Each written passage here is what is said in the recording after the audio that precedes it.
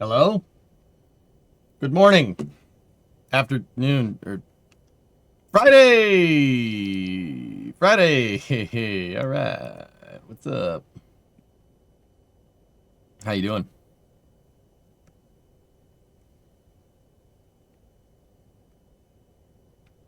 What is a Friday? It's a thing that exists. How's everybody doing today? So we got more Kerbal today. I think we'll rendezvous the capsule with a target vehicle and dock to it today. Pretty sure that's what I want to do. So let's get to it, load up the game, and we'll go from there. Is there a flame trench today? Yeah. Yeah.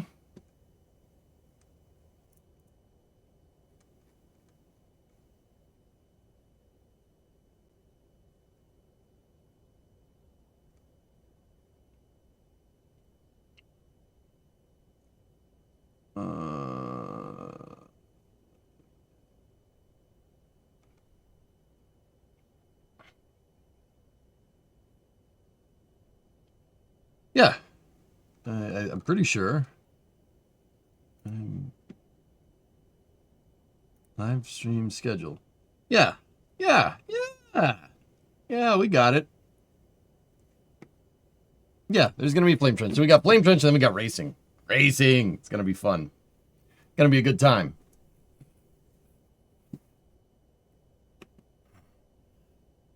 How's everybody doing?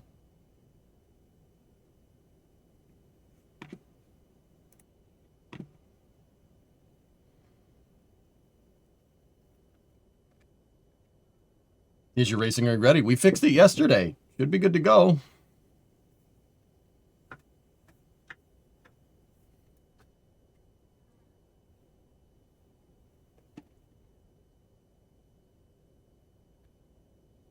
All right. Did you manage to get your racing setup fixed? Yeah, it's good to go. I fixed, well, I didn't really fix the brackets. I kind of reinforced them with a threaded rod and a jam nut, and the thing does not move now. Yeah. It's, yeah, we figured out a way to send it with the impact wrench. We sent it. We added, we just ugga-dugga it back into place. It's fine. It's half inch.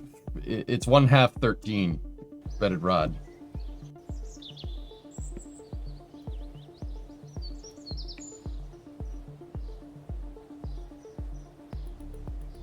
Today I figured out Starship by mass to orbit can throw an empty SLS core stage to orbit.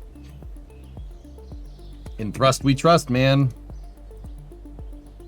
That's, I've often said, Trey, that so Starship being able to move 100 tons is well beyond anything you could fit inside of Starship payload bay volume. That is by design. That is absolutely by design. That means whatever you want to put in there, whatever, you could put whatever you want in there. You could put 100 tons of lead in there and it'd be fine. Like, it would fit. I did the math out once. Actually, lead is close. You could fill up 100 tons of lead is like maybe half of Starship's payload volume.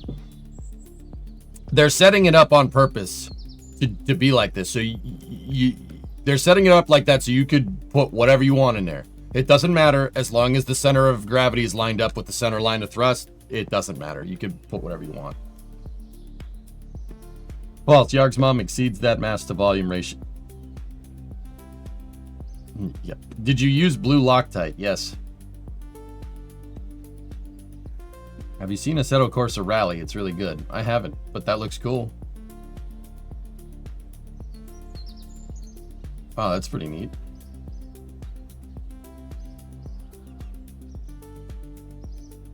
What rally cars do they have in it? Type 37. Stratos, nice. GTA 1300, very nice. Delta HF, my favorite. That's probably my favorite European car. A Bath 131, nice. Mini Cooper, 64 Cooper S, nice. A Peugeot 208, which I don't care about. Hyundai Icon Rally 2, yeah, I don't care about that car. Citroen XR WRC, that's kind of cool. But it ain't no Delta HF. What are those buildings to the right? So these are buildings that I put down with Kerbal constructs. It's to give myself a launch and a landing site. Long story short. This is a landing area. It's just space to land things on flat ground. So there was a time, I'm doing career mode right now. So if I land something out in the ocean, whatever. There was a time where I played the game, and I'm trying to get back into KSP so we can get back to doing this, because I've kind of, over time, lost my dexterity. I went on a 1.5-year hiatus from playing Kerbal. There was a time where I built entire launch complexes for my vehicles. So, we have the Octo 3 vehicle right now. I wouldn't just build Octo 3. I would build the entire integration structure. Cranes, transporter erectors, the whole thing. We'd build the whole damn thing. We'd engineer out the entire pad. I'd have a tank farm that you would have to refill with fueling trucks. And I did that to A, challenge myself, and B, build out the logistics. Build out the logistics for, a space program. It's not, because, hang on, it's getting a little cold in here. Because it's not just about building the rocket. The rocket is one subset of the entire systems engineering construct. I did it to teach myself systems engineering, a hands-on approach to rocket systems engineering. You got to design every little freaking vehicle, everything down to the truck that moves the thing to the pad. And that building out 3 or 4 different architectures. Actually, how many did we do? We did Imahara, and then we did Freedom 7, and then we did Freedom 10, and then we did the small SSTO, and then we did the big SSTO. So, Imahara, Freedom 7, Freedom 10, K33, and then Venture Star. I built out 5 entire operational architectures for this, and I was doing it in a career mode save. So, the thing is that sometimes the launch pads were a lot of parts, right? Sometimes the launch pads were a lot of parts. So, I purposely built flat ground that was out of range of the runway and the original launch pad. What I really would like to do is actually probably make a crawlerway path, like eventually over here. There's a nice piece of flat ground that you could put a hexagonal tile on and build another launch complex over here that's out of render range of the runway. So you don't get any lag when you go into land. Bring that thread. So these were kind of me checking into figuring out what I needed to do to build flat area, to build out a flat plateau, for like building launch complexes. So like I could have one over here and one over here, or a launch and a landing complex. And because, you know, sometimes if you boost back your booster and it comes back down to land, you don't want to land it near the pad, right? Because the game will lag something fierce when you get in range of your pad, because it's rendering all those parts. So I built out this stuff over here, and I did it in another save, I'll admit. I did it in another save, but yeah, Kerbal Constructs keeps the parts no matter what. Like it keeps the constructs throughout, no matter if you start a new save or not. It's just part of the map. So I just have some flat area over here that if and when we bring Octo 3 back, I'll land Octo 3 over here, just so, you know, we don't have to worry about landing and damaging our pad. That is that's a mod, Nick, called Kerbal Constructs. Yeah, Kerbal Constructs is cool. I used it to build runways around the map, and I forgot, dude, I forgot that I did it. I have a paved runway at the desert airfield, and then I have a paved runway at one of my ground tracking stations that we went to place yesterday. I found it by accident. I totally forgot it was there. Postal, 60-month resub. Thanks, man. You got your worm logo. Nice. Playing short story time, I screwed up. I used red Loctite on a pump, and that was not fun getting the bolts back out. Had to heat them up and stand there with your fingers crossed. Yeah. Red Loctite is for if you want something to not move, ever. Chip, I'm doing good. Yeah, doing just fine.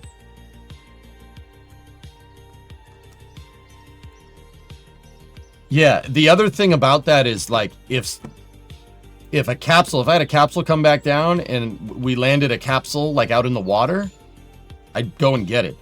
Go get a helicopter and go and get it and bring it back. What I would do with that, so what I would do on a mission, we'd launch a mission up, I would have 2 science containers.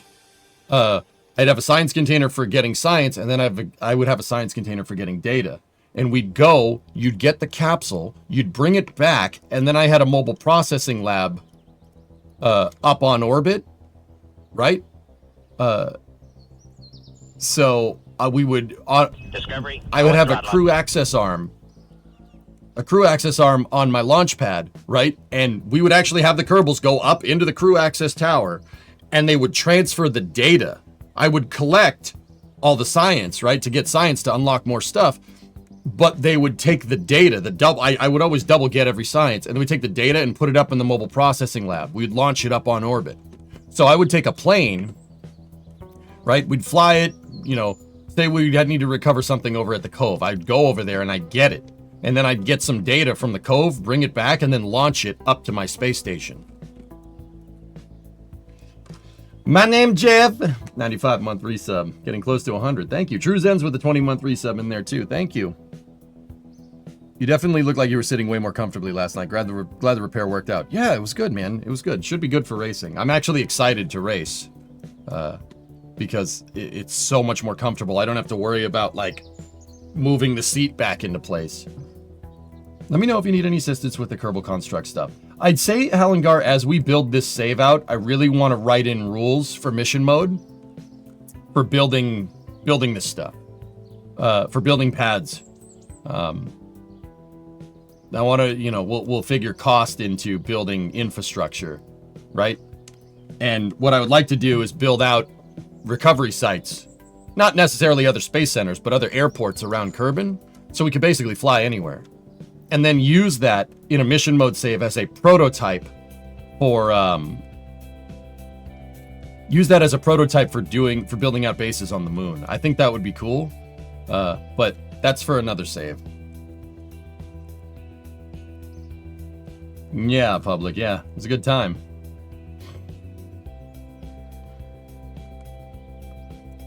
Does processing have to happen on orbit?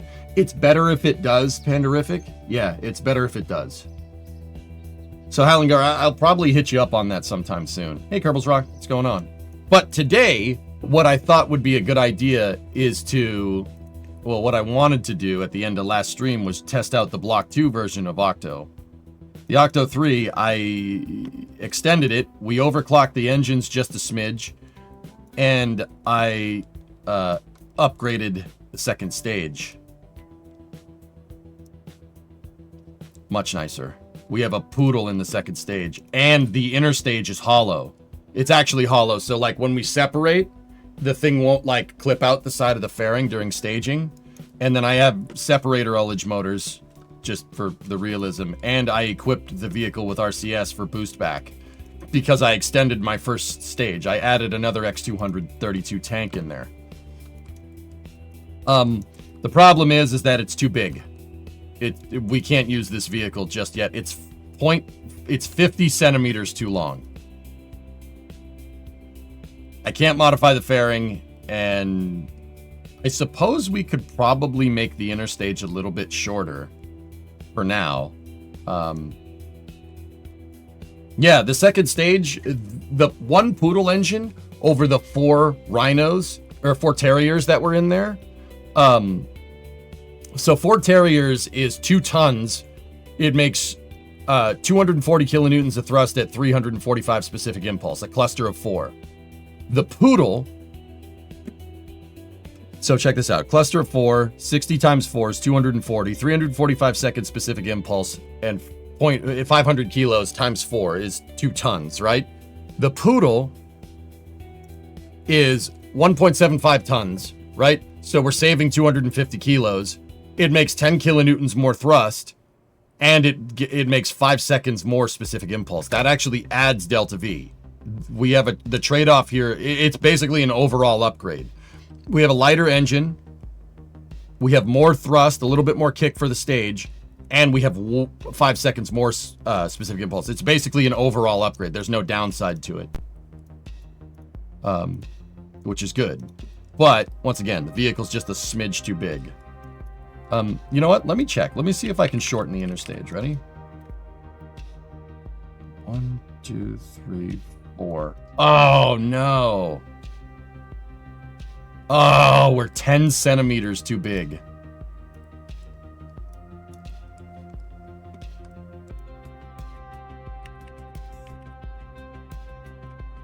If we squish this, that should get us what we want.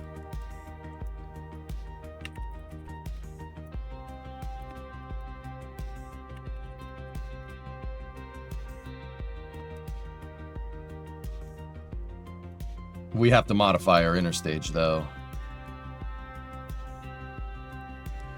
I get that a lot. I didn't want to modify the payload fairing so we can still send out hoppers with the return science packages. Those missions have been very fruitful. But I also would really like to get the full benefit of getting the upper stage back. Suck it in! Alright, so I gotta set this to local, and I gotta move the engine plate right there. We could squish this for now until we upgrade the VAB.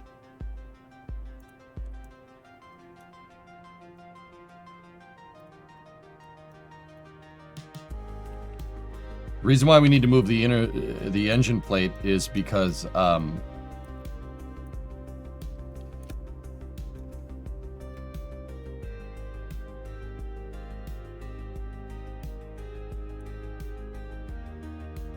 reason why I need to move the plate is because I couldn't remember any other way to get to make hollow fairings in this game. You can make fairings work like a fuselage almost, or in this case, an inner stage, if you know what you're doing. And here's a trick, right? So close the fairing on the engine plate, and then take the engine plate and move it back into position, right there. I have it here so it doesn't Z-fight. Right? And now this thing will be glidable. It'll be glidable, and you'll be able, like, if I had a Kerbal like go up in here and walk around in it, they'll be able to walk around in it like an inner stage or like a fuselage. It's great for making airplane fuselages in KSP.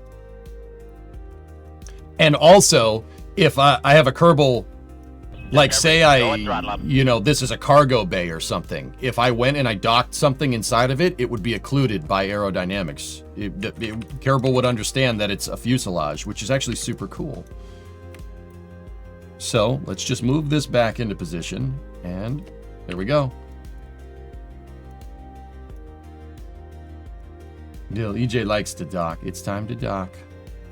Life Invader. Have you been to Starbase? 2 times, dude. Yeah, I was there for Flight 7 and Flight 8. I spent a week down there in January of this year, and then 2 weeks in February. I've been to Starbase. I've seen the stuff up close, man. Dude, look. I try to be very, very unbiased. It's really difficult. I try to be unbiased in my analysis on the space program. After seeing Starbase up close, it is very, very, very, very difficult to not like just want to glaze Starship the whole day, like all the time. Girls Rock, you just got back from a factory tour. It was so cool.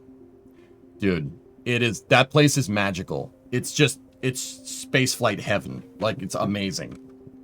You're a certified glazer now. Dude, it is like that. Like, you see Starbase up close, and it's just like, oh boy. I guess you give the rocket Ozempic. No, diet and exercise.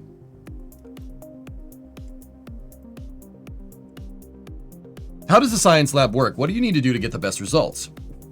So Archie, the science lab is best utilized up in space. You need a scientist there to run it. 2 scientists, preferably.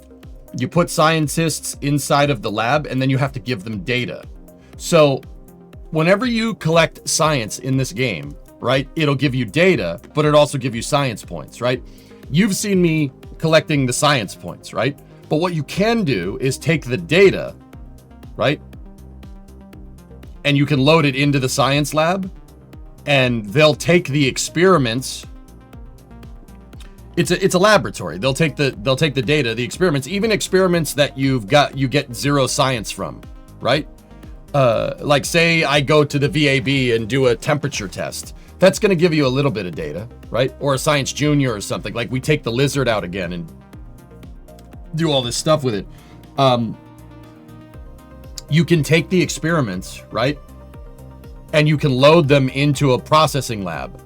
And then if you launch the processing lab and have 2 scientists up there working on it, preferably it should be on orbit or not on Kerbin. Like it'll work on Kerbin. You can do that. That's fine.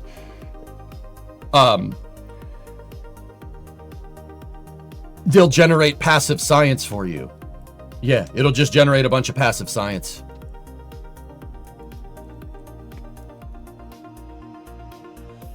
Don't forget that the vehicle just still has some issues that need ironing out. Don't get distracted by shiny things. What?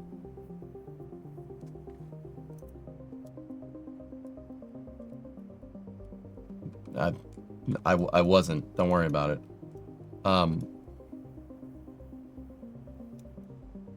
Not going to lie, it looks like a missile. A bunker buster? What? It's like a rocket to me. No, I plan on having this thing come back down and land, not come back down and explode. That's the difference between a rocket and a missile.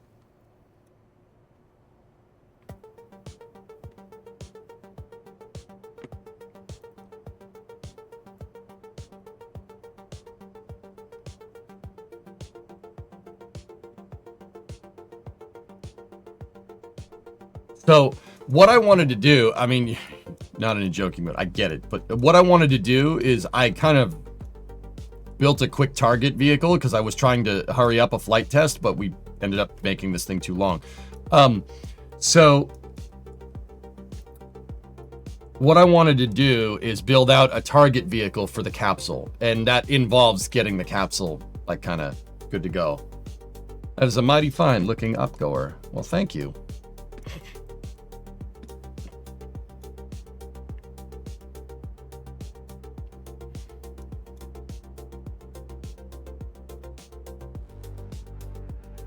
Generally speaking, the further away from Kerbin, the more science they will generate. Yeah, Peace Boy, that's a good point. What's the end goal for this career mode? It's just play the game, dude. It would be cool to just get science from all over the place, but I'm honestly using this career mode as a way to just get back into Kerbal, hone the building skills, get back into the routine of flying missions, and then in preparation for a mission mode save.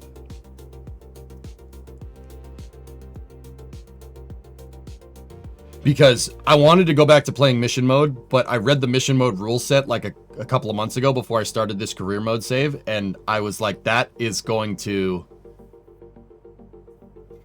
very much, I will very much fail. Like, I am just, dude, look at how many mistakes I made in this career mode save, like in the early part, kind of getting,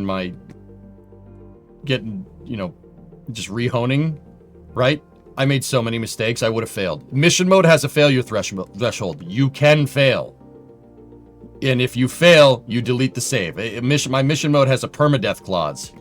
If you go too far in debt, so like, say you launch like 7 Kerbals, right? And you only have a certain amount of money in the bank. Per my self-imposed rule set, if you kill like 7 Kerbals, that's it. You lose.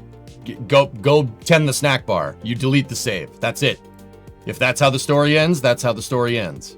Mission mode is hardcore. It's very difficult. They're a very difficult rule set to play by. And I would have failed. Like, it's not even a judgment call. We absolutely would have failed a mission mode save. To the point where it wouldn't have even been good content. I would have failed like after the first or second mission. You know, like in the beginning of a mission mode save, killing Jeb, delete the save. That's it. You lose. And I have my mission mode rule set up that there's a modifier to the amount of money that you lose because you have to pay out the life insurance for killing a Kerbal. It's on a per star basis. So if you kill a 5-star Kerbal, that's it. You lose. That's game over. You're like, maybe you could get away with 1, but if you do it twice, that's it. That's it. You're toast.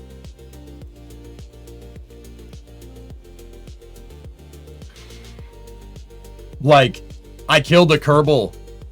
I killed Jeb in my previous mission mode save. In previous MM2 rules mission mode save, and it almost killed my program. Just one Kerbal. Jeb only had 2 stars. I had to rethink my entire architecture. Which is... yeah.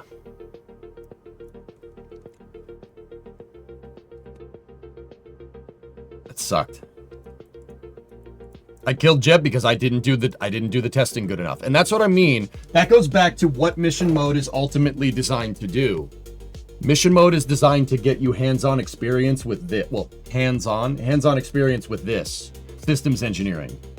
Systems engineering is the backbone to any good space program. It doesn't matter if it's SpaceX, it doesn't matter if it's NASA. Well, NASA, it's funny because this book is written by NASA and they don't seem to really understand their own book. Systems engineering is basically the premise for like how you run your entire program, how you manage costs, how you manage development, etc., etc. Contracting, that's all super important to running a space program. And I wanted to teach myself it, but you know, you can go read the NASA manual, which I assure you is probably about as fun as reading the dictionary. And I quickly figured that out when I read that thing for the first time. I'm like, oh gosh, I feel like I'm in a meeting and my boss is giving a PowerPoint presentation just from reading this stupid book. So I wanted to apply the concepts, and I thought that I wanted to apply the concepts to Kerbal, and I thought that would be a really good idea. That's how I came up with the Mission Mode 2 rules originally. Because I didn't really know too much about systems engineering. Like, I understood why SpaceX was doing what they're doing with Falcon 9, and I understood why they made landing legs and why they made grid fins to get that thing to land. But, you know, back in the day, so like this is about 10 years ago, you know, it's like reuse, but there was always a question like, why are you making this thing reusable? You don't have any market demand. No one, and keep in mind, 10 years ago, this is easy to say now, there was no demand for Falcon 9 to fly like every 2 days. There's not enough payloads to launch to do something like that. So I really wanted to understand why SpaceX would really go all in on reuse. Not just because it makes sense, because I think it's cool, because, you know, 5-year-old me wants to see a spaceship go up and come back down like you see in Star Wars and Star Trek and stuff, right? Like, I wanted to learn, like, really why space programs, like, how do space programs come up with the goals that they do? And that would make me a better teacher for you guys. So yeah, mission mode, it wasn't just about teaching you guys systems engineering, it's about teaching myself systems engineering at the same time. Try the Navist. What? They use manatees in a tank. I think that's what NASA does nowadays, Hellfish. Reference acknowledged, by the way. How do you spend the life insurance? Well, you go in here, you go into the cheats menu, and you minus the funds that way. We were using the debug menu to take away science, or take away rep science. Dude, killing a Kerbal screws your rep. It's so bad. I had a severe penalty. Like, hold on. I'll show you, Raiden. This rule set is like cruel. But I put myself into the crucible to learn. And it made me a better STEM communicator, big time.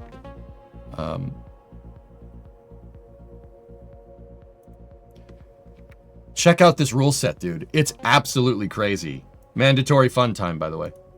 So, no reverts and quick loads. If a game error happens, mission needs to be restarted. Otherwise, no reverts or quick loads allowed. Eligibility for reload is subject to chat vote. So, if chat, like, if we all determine that it's a glitch that we've never encountered before, or we did something weird with the game, we can reload. But it's only after a vote. If people feel like being cruel and don't vote for it, good, Kerbal dies, or good, you lost it. 0 recovery. No recovery.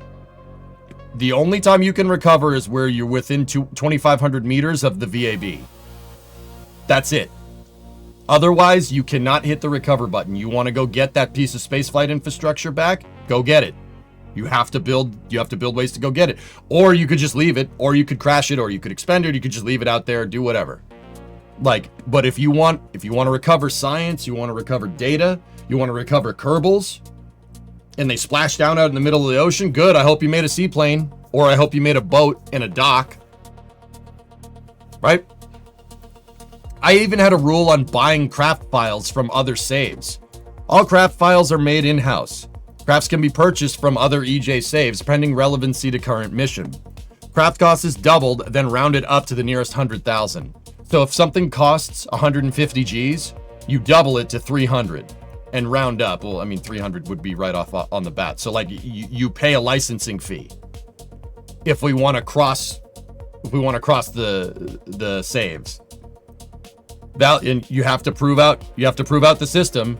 Like, just because my shuttle works in another save doesn't mean it's going to work in this save. So you have to go through a full testing regime to requalify and validate it. GSE must be made for all craft when applicable. You have to build a launch pad. Ground servicing equipment has to be a thing. You have to put the vehicle together outside of the VAB. That is preferable for reuse. So if you reuse, like, guys, when I was reusing, like, there's reusing stuff in Kerbal. Like, I've recovered a bunch of stages in this career mode save. I've done that before, but I just go and recover the stage when it's out in the water. And we reuse it. It's just added right back into our funds, right? In mission mode, I had rocket stages that I would bring back. I actually had a flyback stage for a rocket that's very similar to the Octo 3, and it would land on the runway, and I would get I built an airport tug, and we'd tow it back to the launch pad, fold up its landing gear, put it on an erector, pull it up with the bridge crane, like Atlas V style, and restack it. And I would have a Kerbal go out and use Kerbal inventory to put another hash mark on the stage. Like, I put decals on the stages with numbers and serial numbers and stuff. I would have a Kerbal change the number. So not only did I have stages that were reusable, I had stages that I marked with how many missions. We had stages that flew 5 or 6 missions easily. Like, full reuse. No engineering mode. You have to do the analysis. You have to do the analysis out yourself. It depending the type of engineering construct you have. You're doing waterfall style testing, you're doing iterative. What are you doing? It really depends. Here's the Kerbal penalty. Penalty amount for a casualty is based off of Kerbal experience. Base penalty amount is 250,000. Additional 100K for a 5-star Kerbal. If you kill a 5-star Kerbal, that's 750 Gs down the tube. Kerbals can be hired for a fixed rate of 100K if needed. It's not cheap to train these guys.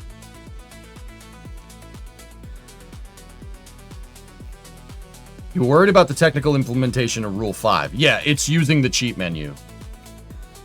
We'd use the cheat menu to do it. And I'd make sure to do it on stream so everybody can see that I'm being very deliberate with it. But yeah, dude, that's mission mode. These rules are nuts. Oh, here's another one. Here's another one that sucks. This, dude, I was like particularly thinking about being particularly cruel to myself this time. Look, time warp.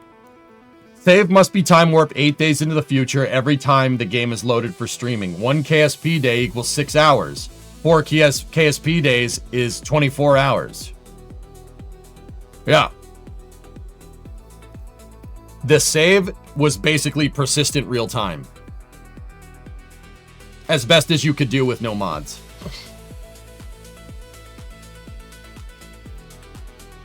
If a burn is planned on a mission during the time warping phase, the time warping will be stopped until the burn has been done. So, yeah, you don't time warp through a burn and miss a burn or whatever. Check this out. No interplanetary time warp. Time warp is unrestricted inside of a local planet's sphere of influence. So if you send something to Duna, it's going to take time. It's going to take a week to get there in real time. If you're on a 20-day transfer window, right? If you're in a 20-day transfer or even a 100-day transfer, it's going to take weeks to get to Duna. That was on purpose. This mission's hard. It's hard, dude. This is supposed to be tough.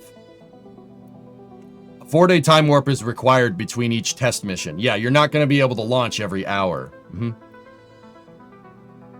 Yep, it applies to RUDs as well. Stopping between time warps to check for commercial contracts is allowed. Yeah, here's a big one. You go below 1 million, you go 1 million into debt, save's done. Delete the save.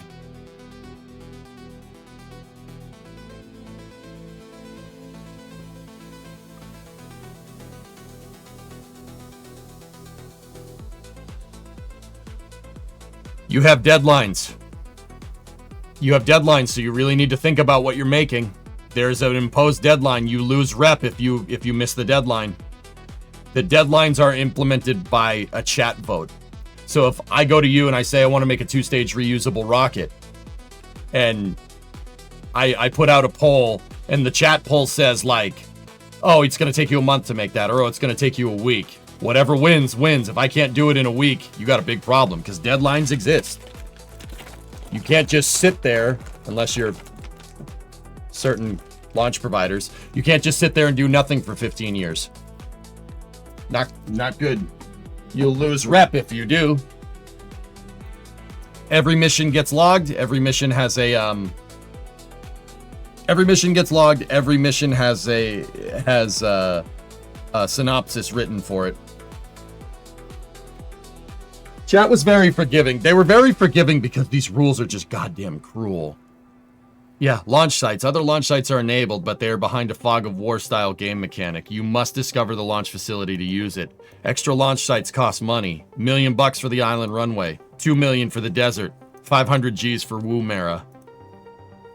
Liquid fuel and oxygen must be generated on site, except for KSC. The idea is that KSC only has the facilities to make fuel. The desert doesn't. It's in the middle of the desert. So if you want to make liquid fuel there for airplanes, good. Set up an ASU, SpaceX style. All nuclear payloads need to be launched from a properly equipped facility, so KSC is the only facility to handle nuclear equipment. We can change the rules. 75% chat vote with streamer approval. So I have to say I want to change this rule and I need 75% of the vote. 11.2. This rule cannot be amended. And you can't change that.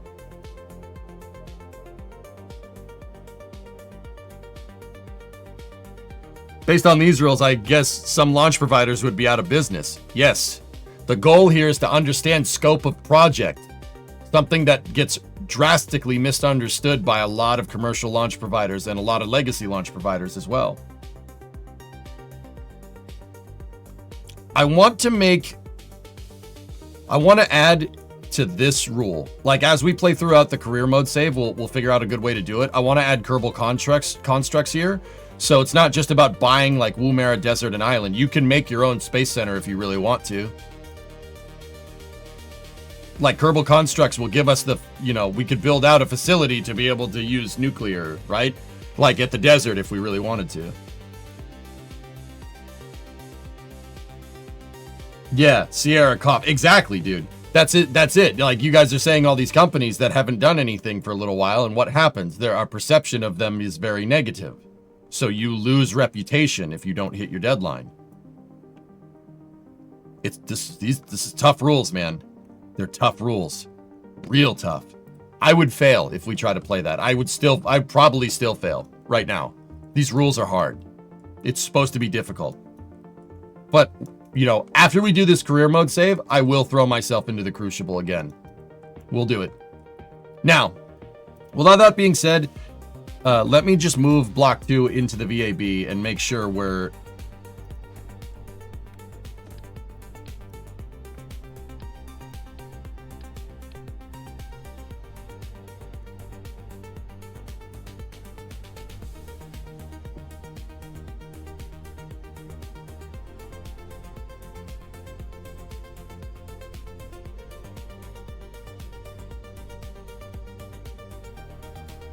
Not much more I can squeeze out of this.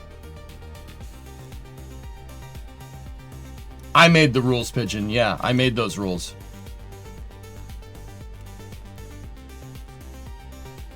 We are 2 centimeters too big.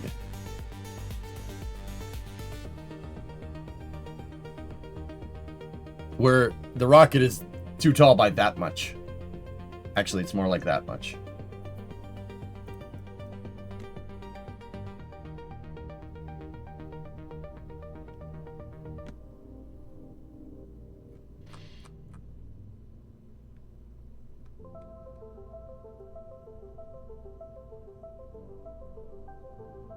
All right, well.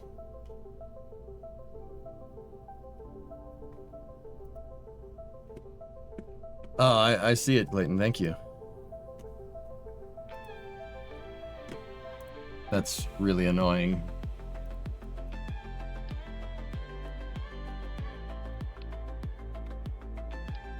Get down here. So, we're gonna need money to, to upgrade the VAB. Adjust the nose cone. I really don't like adjusting fairings, guys. This thing is basically... It's designed to move the hopper payloads around. I don't like adjusting fairings, because adjusting fairings means that there's no guarantees that the vehicle will aerodynamically act the same. I'd prefer to shorten the interstage and stuff, like what I did, but... I can't believe we're like 0.2 too short. I mean...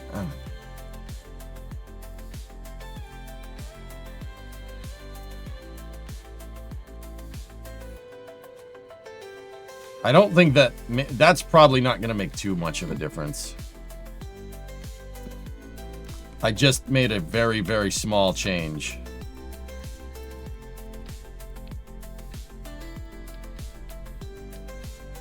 That should be okay. The clamps don't matter. It's not the clamps. I checked that yesterday.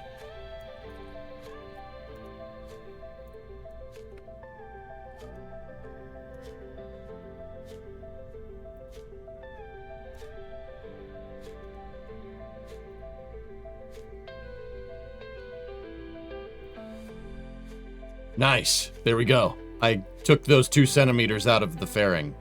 All right, I'm not going to launch this right now. What I want to do is build out a target vehicle for it.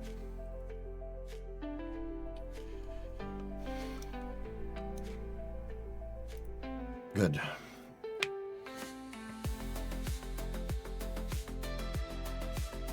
Could you measure the rocket at nighttime when it's cooler out? Well, wouldn't that be... No, you can't do that.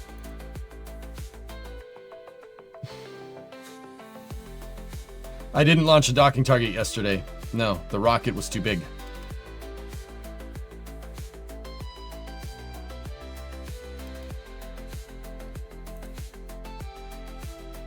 All right, now I'm gonna take the version that's in here.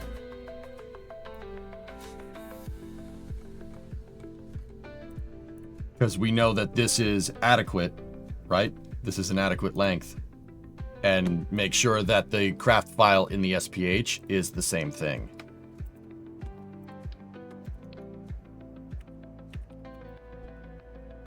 Get down here. Hate it when it does that.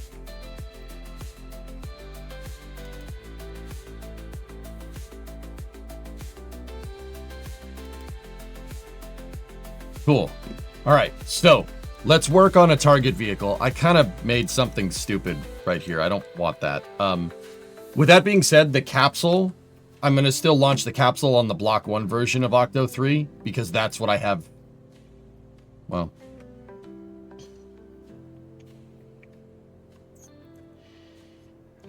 Yeah, that would probably be a good idea to do that.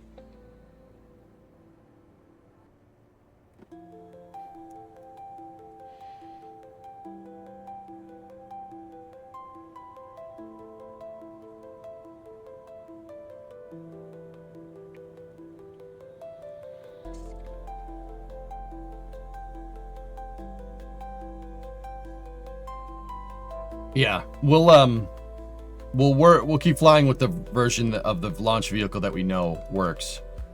Which block variant is cheaper? Here, let me get rid of my crappy target vehicle. We'll make a new one.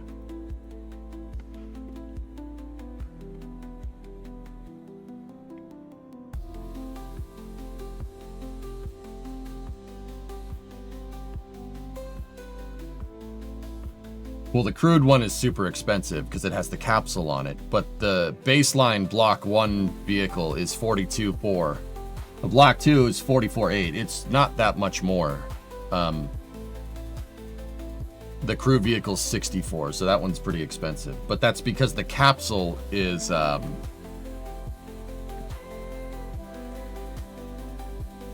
capsule's 23 Gs. But it is a good capsule. I really like it a lot. I'm pretty dang happy with this thing's design. With that being said, I do need to do some modifications to this thing.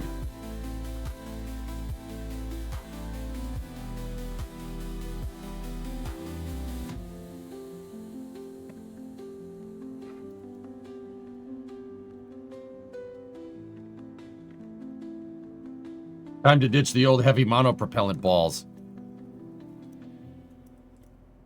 Yeah, you know, that's actually a super good idea. Let's start here with modifying this 17. All right.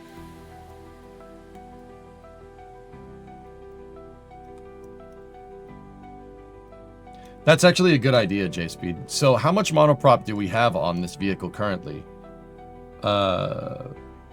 We have 80 monopropellant in the service module.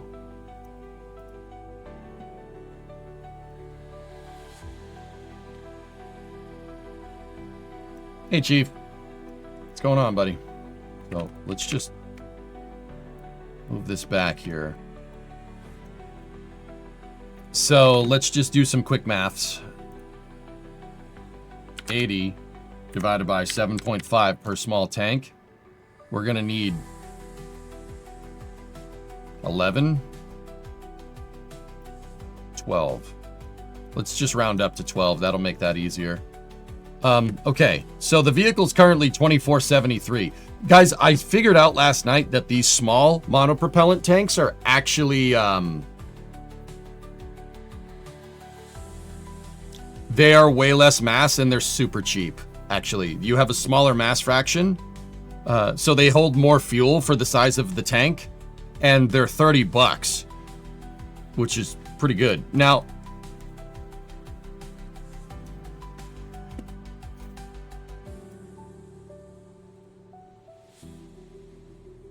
Oh, good, my friend. How about you? I can't complain, man. Everything's A-okay. Now, what we could do is we could put the balls right there. But here's the thing. I mean, the downside is you are increasing part count, right? That's the downside. You are increasing the part count by 12. And the other thing is that disabling these tanks... Well, I suppose, yeah, they don't really... There's no action group for shutting out tanks, and monopropellant will crossfeed no matter what. It doesn't obey crossfeed rules, which I think is still goofy. Yeah, exactly, King. Look, so we had 4 of these tanks totaling 80 monopropellant. So 200, 400, 600, 800, right? 12 of these tanks holds just a little bit more monopropellant. And you save money. A lot of money, actually. The downside is that if I need to disable this, so like say the capsule is still attached to the upper stage, or say it's attached to a much larger vehicle, like a big transfer vehicle or something. If I don't want the capsule's RCS tanks to drain, we have to manually lock out the tanks, which... There's no way to action group that. But I suppose we could turn the tanks on and off on an on-need basis. I don't really have an issue with that.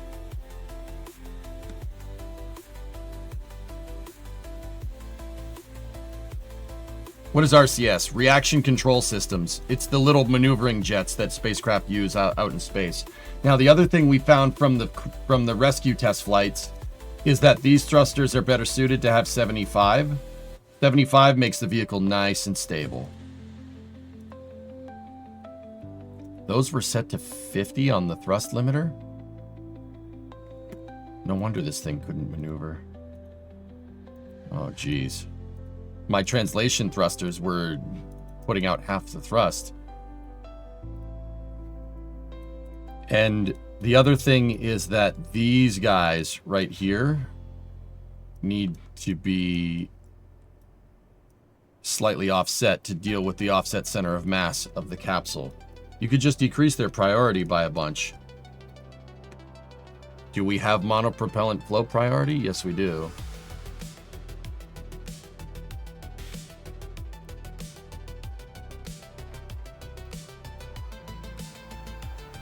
Yeah, demo, I like that idea. That'll work. That's a good passive way of getting this working.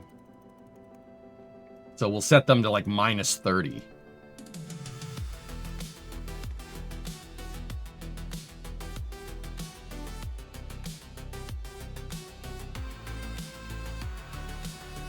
They do have fuel priority RT. Yeah, Twitch chat was telling me that.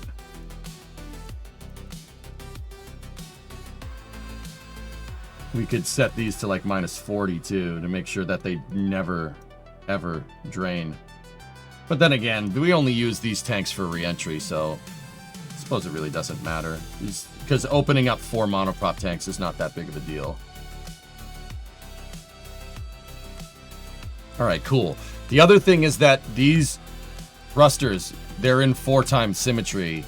And yeah, they really shouldn't be. Hey, Ethereal, $5 super chat. Thank you. In regards to mission mode rules, you didn't tag money to them, but could you unlock the smaller sites? Cove, yeah. Cove, Mahi Mahi, Glacier Lake, and Crater. I didn't assign those rules to them because when I made the mission mode rules, those places didn't exist. That's why, Ethereal. But yes, so like that's what I mean. The mission mode rules not only will I don't want to play them right now because I'd fail. They need to be updated, but I need to understand what I need to update before we do any of that. And the only way we're going to do that is by playing. But yeah, good call. Mission mode, guys, MM2 is from 2019, 2020. I played it through the pandemic. Actually, no, those sites would have been in the game.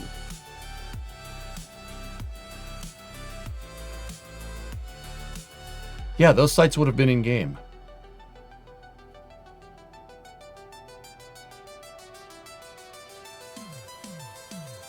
I guess I just forgot.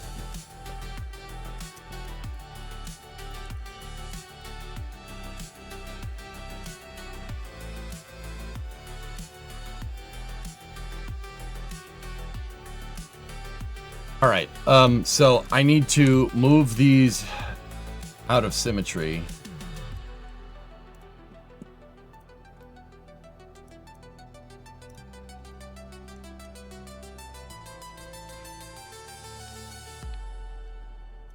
And these thrusters need a mirror symmetry node. What were my thruster blocks attached to? I believe they're attached to the rear fairing. Now, the reason why I want to do this, guys, in mirror sim,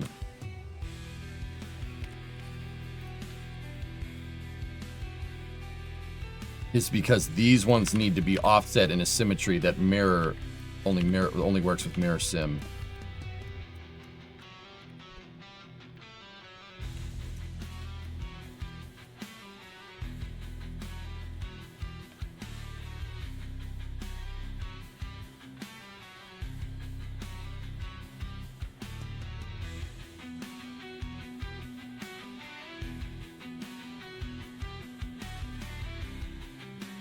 What I'm going to do is I'm going to bring this back here, and I'm going to look at it comparatively to this here. I'm just going to make a slight movement down like that. That is what is needed.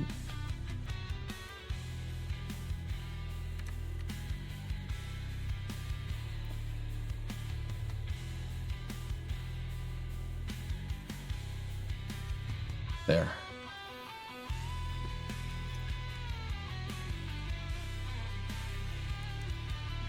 This is super cool. Oh, Space Engineer post. What's he up to? Dude, Space Engineer has been hanging out with us during Space News. Yeah, dude, really, really cool dude. I like Space Engineer a lot. That guy's cool. I reconstructed the descent of Starship 38 during Flight 11 to get a glimpse of what future RTLS catches might look like. Full breakdown in 4K in real time on YouTube.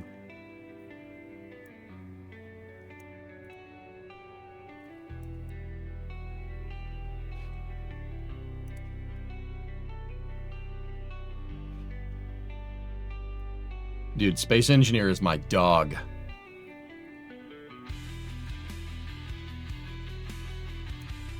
Holy crap. Yeah, Demo, I apparently missed that too.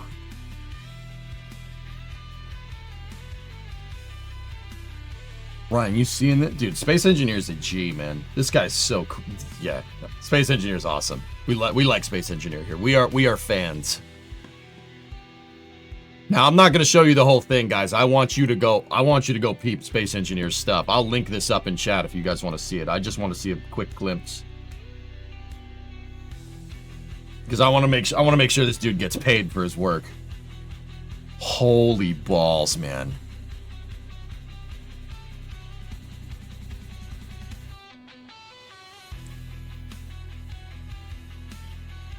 Oh.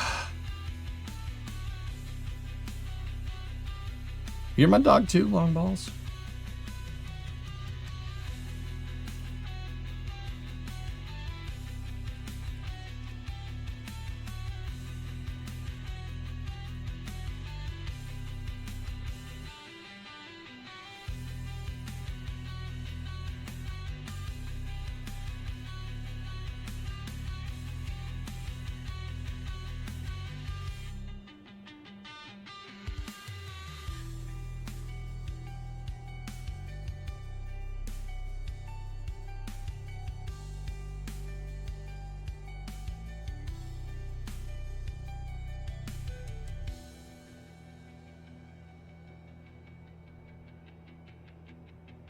Oh my word.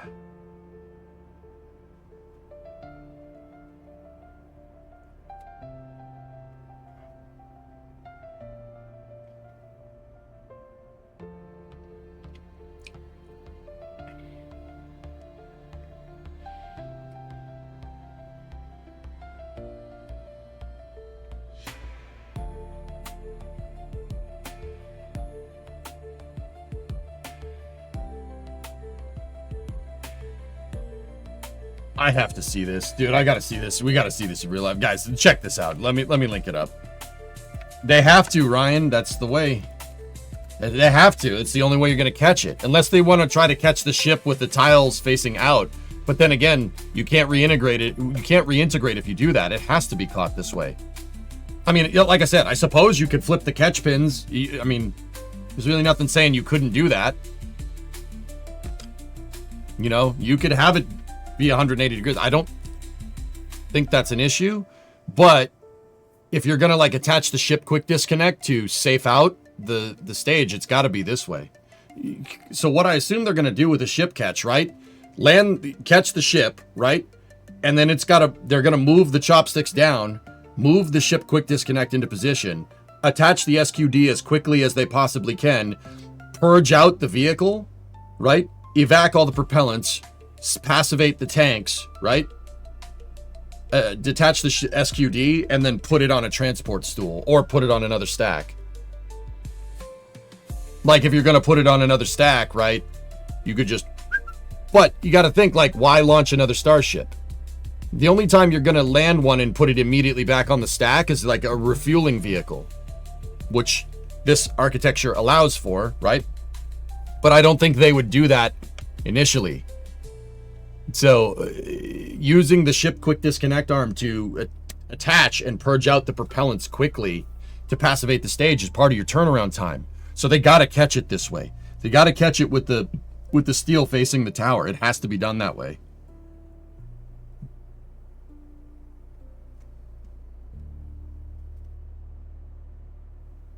There's really no other good way to do this.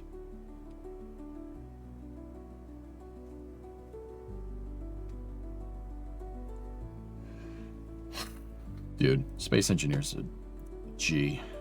This guy's awesome. Love this dude. Last, what's up, Tessa?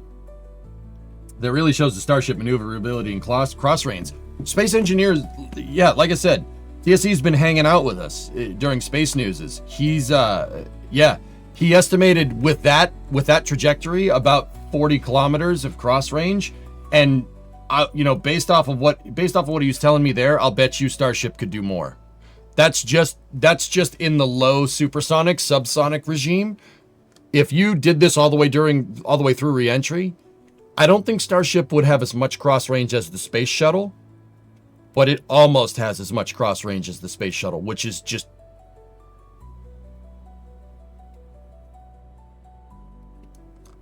My question is, how are they going to load and unload people?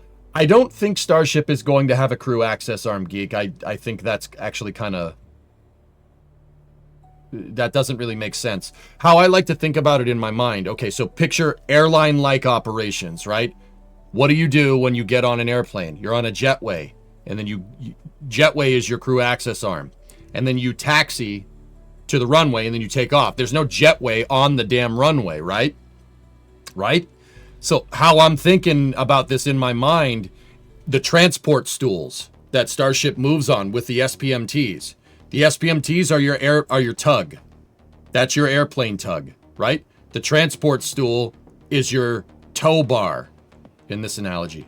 So in the future, the stage 0 and super heavy is your runway, so to speak. So you're going to load people on this thing. They're going to do load and go, right? They're going to do load and go just like what they do with Dragon and Falcon. You get in the vehicle. The vehicle taxis to the launch site. You get on it like on a jetway or in a payload changeout thing, right? Starship taxis to the runway.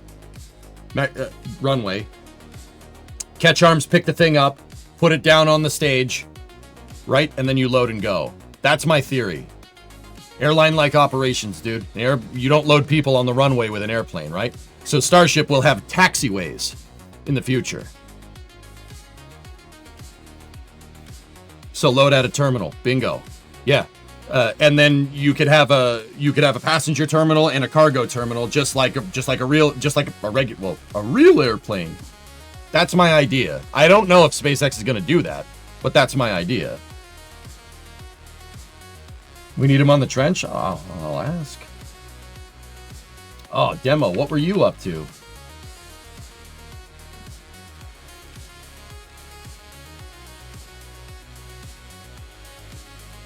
Beautiful.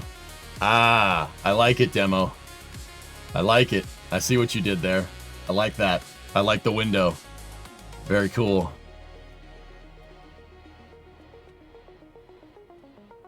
Doesn't that defeat the purpose of just landing it and refueling it?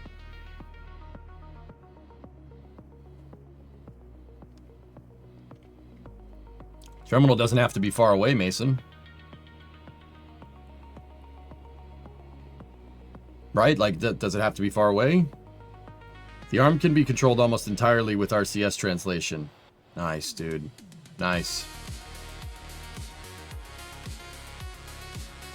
What about something like passenger cassettes that get slotted in? Maybe if you wanted to, if they wanted to opt for that type of architecture, sure. Demo, what'd you make your ohms pods out of? Are those flags? Because they look really good, man. Nice ohms pod. And you have your stingers and RCS configuration is all in the correct spots, dude. Looks great. Yeah, flags. Good call. The front of the orbiter, too, looks fantastic.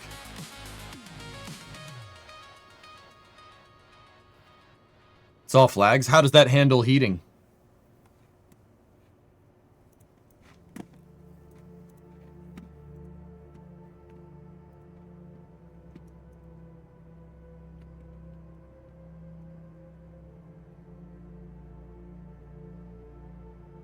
It's all flags. Always has been.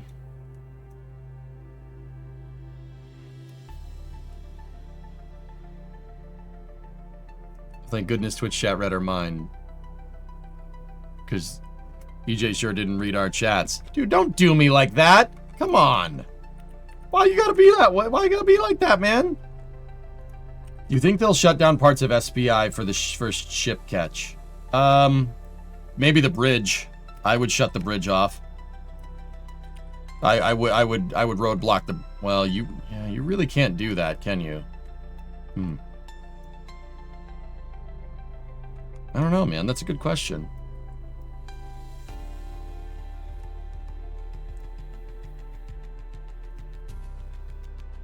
What would happen in a scrub if you did your idea?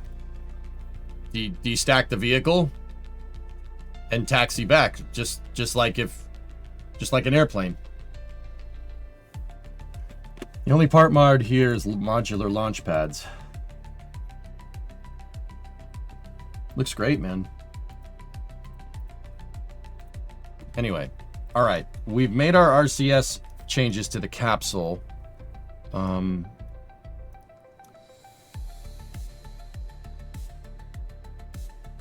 Unlike Space Shuttle, Starship has the ability to relight its engines. I bet on it having more cross range than the shuttle if there's enough in the tanks. Thoughts? Now, Tessa, you really only have...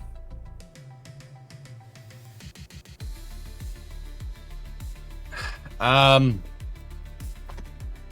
don't think so. You only have the header tanks.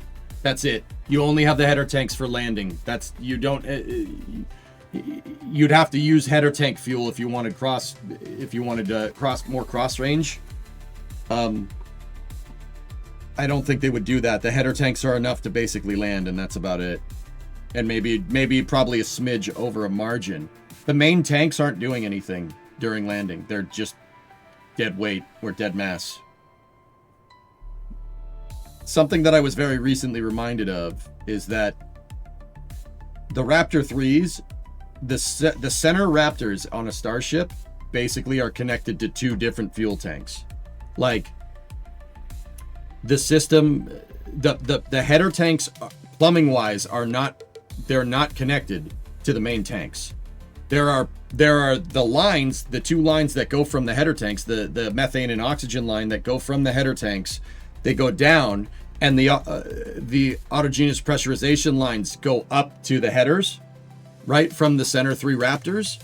But dude, the only time those things really meet is right at the impeller inlets for the Raptor 3. So like, you might as well consider the header tanks like its own separate system.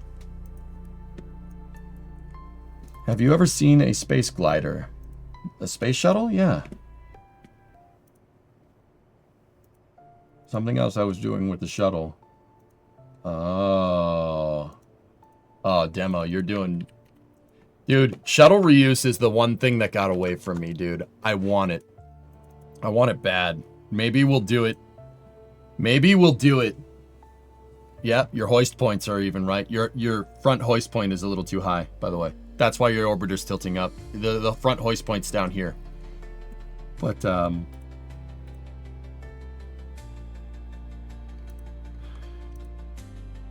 yep.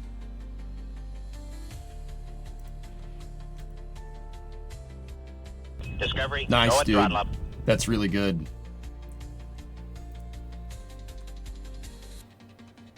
That's impressive. A verticating device. Why make a... So, demo question. Why make your own fixture for it? Why make a separated fixture? Oh, you're not using a mobile launcher. That's right. Your mobile launcher can't move.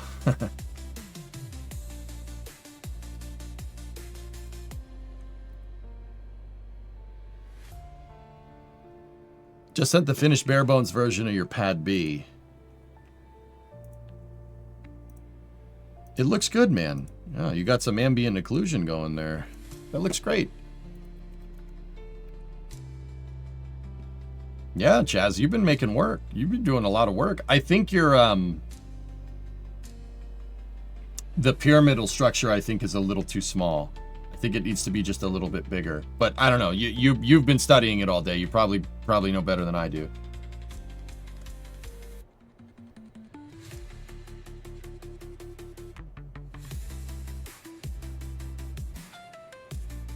That's great, man. It looks fantastic. And demo, this is great, dude. It looks really good. You did a good job. All right, anyway, back to the capsule. So we made our changes with the thrusters. Was there anything else? Oh, yeah. Capsule, there was capsule maneuverability. So let me think about this for a second. Capsule maneuverability during, after service module separation. We were not able to get the capsule aligned. That was a big one after the first shakedown. So when the capsule is flying here, the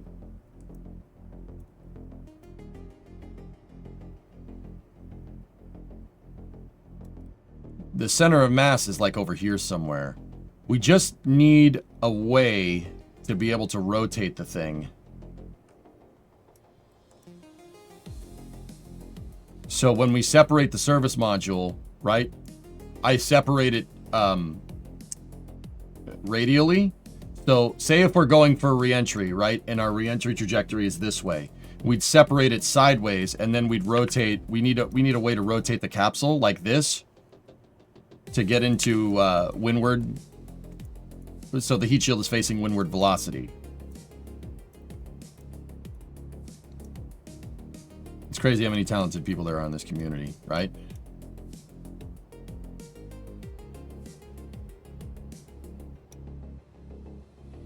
How would we do that?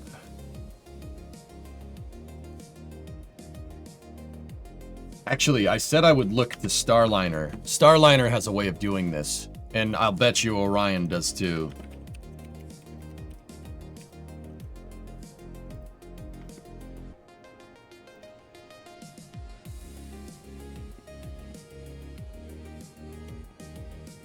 Dragon, you don't need to worry about doing this because...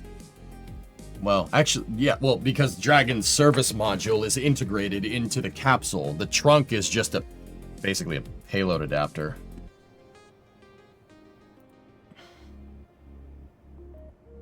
Yeah, I see it. These thrusters here, those guys, that cluster is how you do it.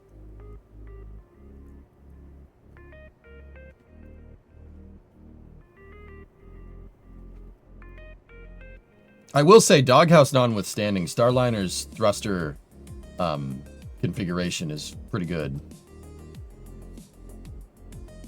Discovery, go at throttle up. See Orion rolled to the VAB last night? Yes, I did.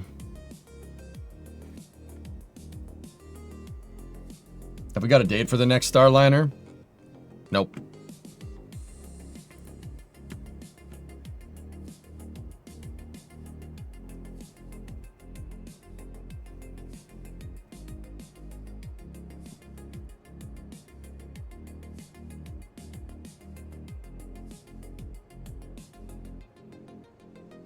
Hey, Bob. 24-month resub. Merry Subiversary. Been really enjoying playing through the playthrough of only Kerbal that's been... The only playthrough of Kerbal that's been released ever! Thank you for all the streams, laugh, and Lamborghini knowledge. Lamborghini knowledge? Yeah, it's fine. Yeah, it's good. I got you.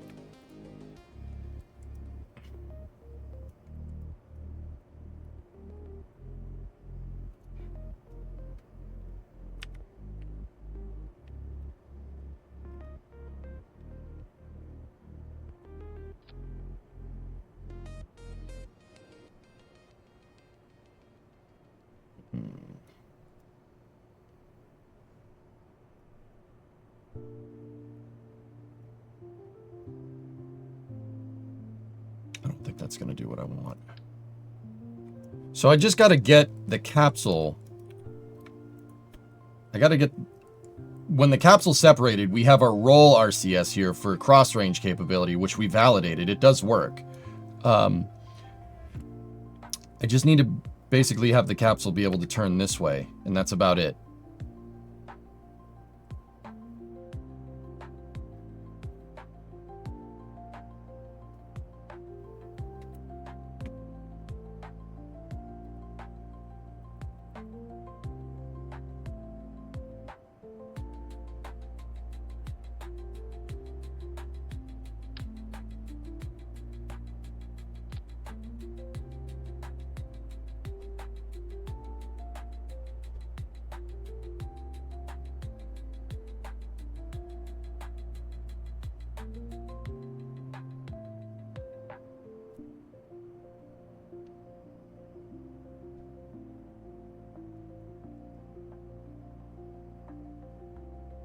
I think that'll do it.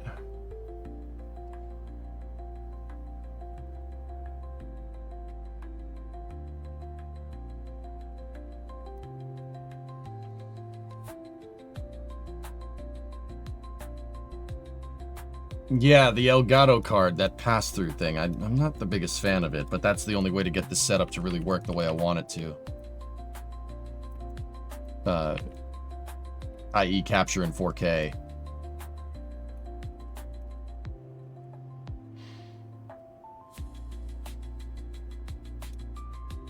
Alright, that'll work. Those thrusters I want for yaw control, and that's it. And I only need yaw control from them post service module separation.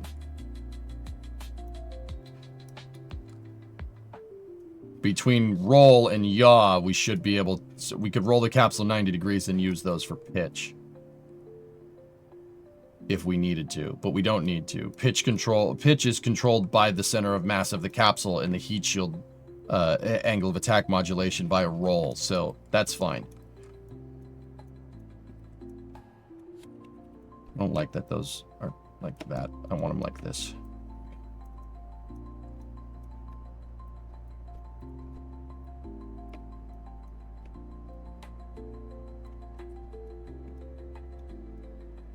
Good.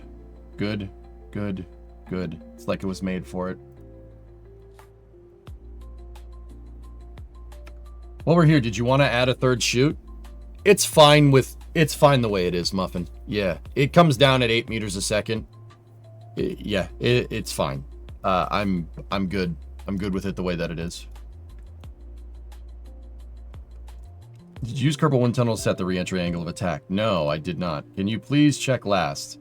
Starship empty, 85 to 120 metric tons. Starship fueled is 1,300 to 1,600 metric tons. The shuttle orbiter is 78 to 80 metric tons. Shuttle fueled is 99 to 110 metric tons. Yeah, cool. Yeah.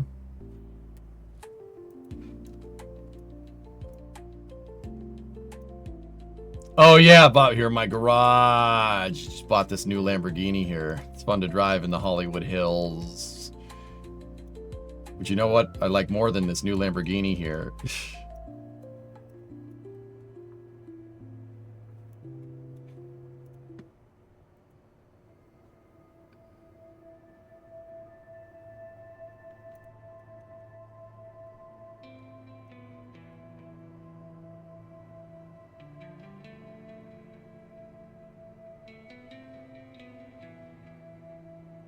You know what I like more than this new Lamborghini here is knowledge.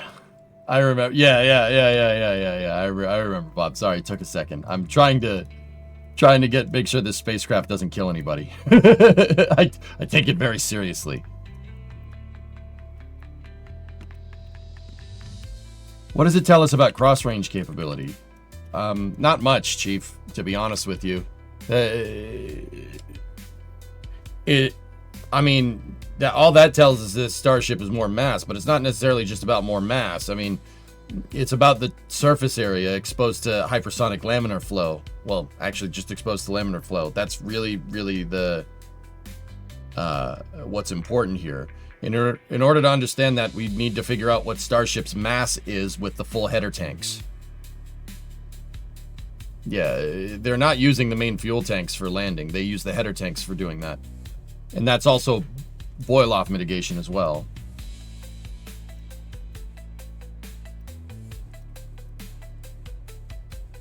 You understand?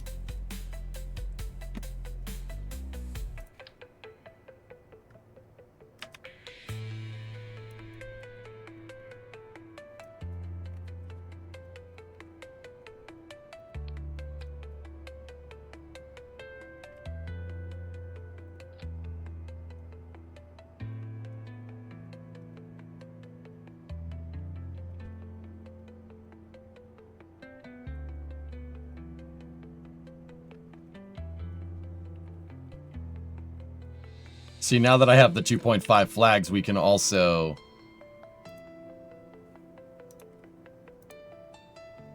put the decals on, make this thing look awesome.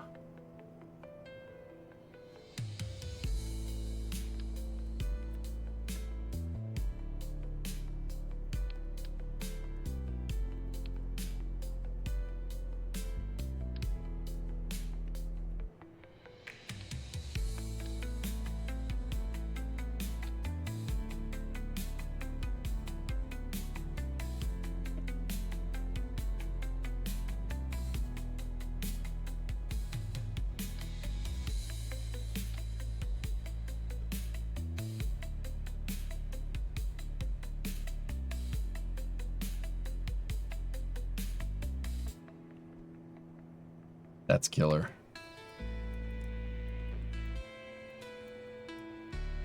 What the heck is VSR3? Does the capsule have a serial number on it? No, but we could serialize it if we wanted to. We could also name it too, but yeah, that's I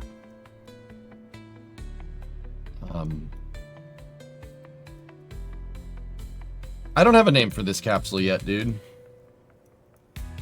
No. I didn't want to get too hung up on the name. I just wanted to build it, you know?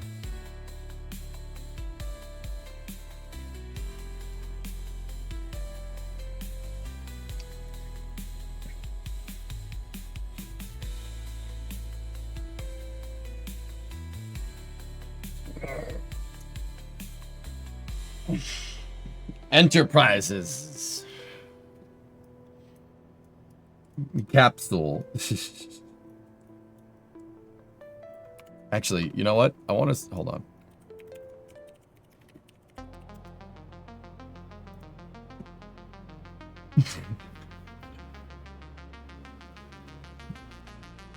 It's actually a pretty good infographic. That shows... Orion, like I said, Orion's beefy. The big capsule. Comparatively to Apollo.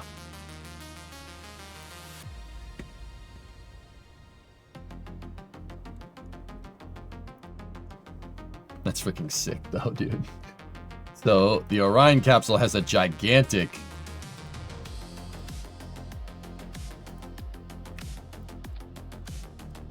BSR3 logo on the side.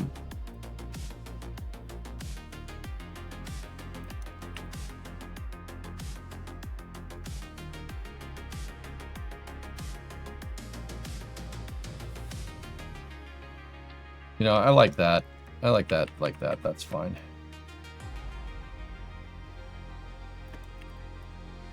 We'll save the backside of it for the name and whatnot. The Taurus?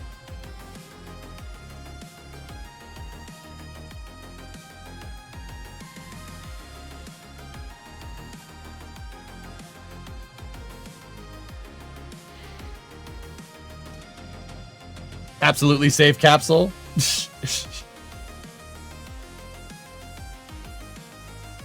I like Taurus, Panta. I actually like that. Yeah. They should put Mercury and Gemini in for the size. Yeah. Call it Jeff. Yeah. Call it Jeff.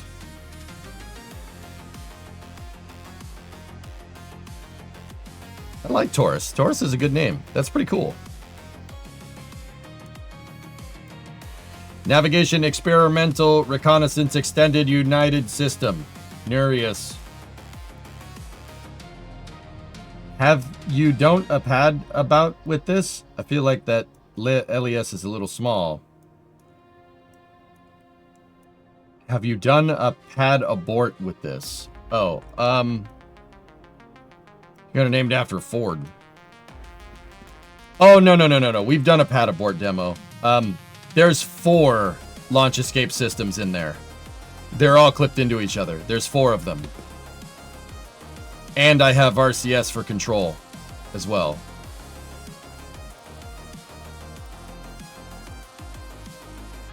Yeah, this thing scoots. Yeah, I have 4 of these with 26% thrust. These separatrons right here are for module separation. Oh, that reminds me. We need to put the entire launch escape system into the group there, because last time we went to launch this thing, the 2 separatrons were not enough TWR for it to get away. So we're going to fire the entire system for separation. So yeah, we never have to worry about that. Yeah, demo. There's 4 of them in there at 25% thrust. That gives us about a 9-to-1 TWR and puts the thing about 1,500 meters up in the air. It is, because there's 4 of them clipped inside of each other, that makes it like one of the gnarliest launch escape systems I've ever made. It's between 8 and 9 shy. I don't remember. All I know is that it works. It works pretty well. And then just what this thing does is it uses the RCS to flip. I have thrusters up here and an RCS tank, and it uses the thrusters up top to flip it over and eject the capsule out. It works similar to Orion's. My launch abort system is very similar to Orion. Guys, like, this isn't Orion. It's but it's kind of Orion. It's like it's Orion with a way better service module. I've been trying, what I thought would be a good idea is to practice what I preach. Orion needs a better service module, and I'm going to show you why it needs a better service module. That was my whole idea. That was my entire stakeholder expectation behind the Delta V for this thing. Also, from testing, I didn't have my tanks filled up. It's more crew exploration vehicle than the multi-purpose crew vehicle. Yeah. And once I give it the once we give it the circular panels, then there will be no stopping us.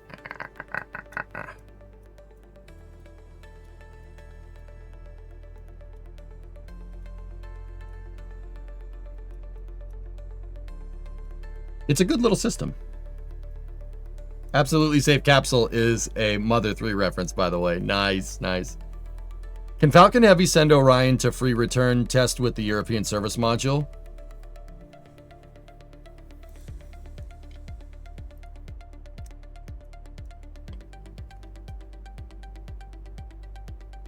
I would be worried about mass with Falcon Heavy. Not mass like Falcon Heavy wouldn't be able to put the payload into space. I'd be worried structurally about that second stage. Having 3 Falcon 9 boosters behind you and a 26-ton capsule, probably 30 tons with the abort system, and I'd say probably maybe even 40 with the service adapter and the fairing and everything that you need. I'd be worried that would put a little bit of a strain on Falcon Heavy's second stage. However, with that being said, if it could do that, yeah, Falcon Heavy would be excellent for lunar architecture. Yeah.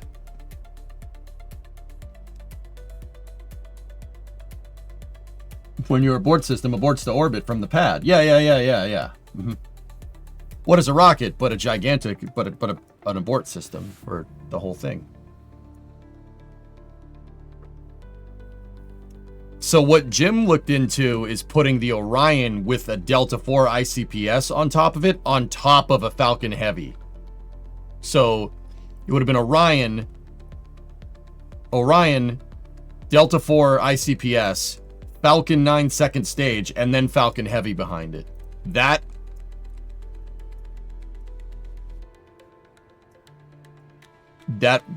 would have been something.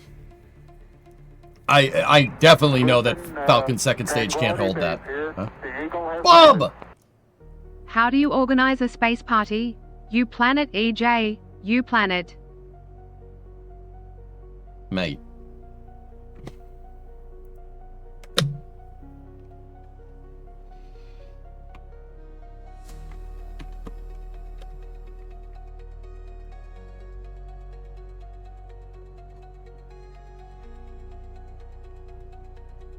All right.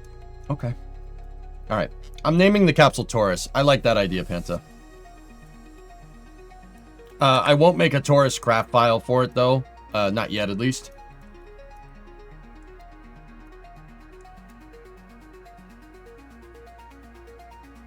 Yeah, not yet, at least. Because I still want to do the probe and docking thing. Taurus SHO. The 1995 Ford Taurus is going to space. Taurus is a good name. The Raging Bull, man. I like it. That's a good name. You know what? I changed my mind. Let's put the decals on. Screw it.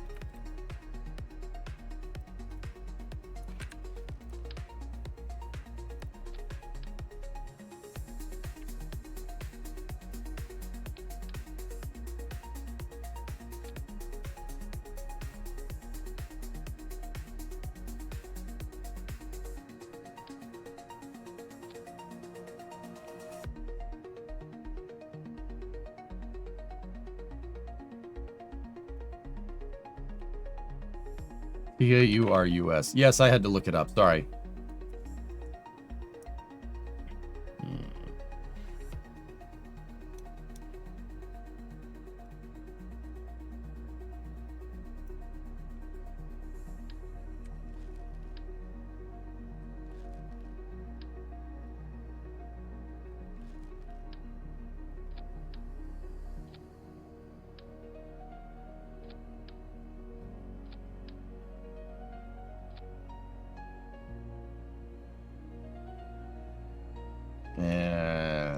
The name's gonna be off-centered. It's gonna be off-centered.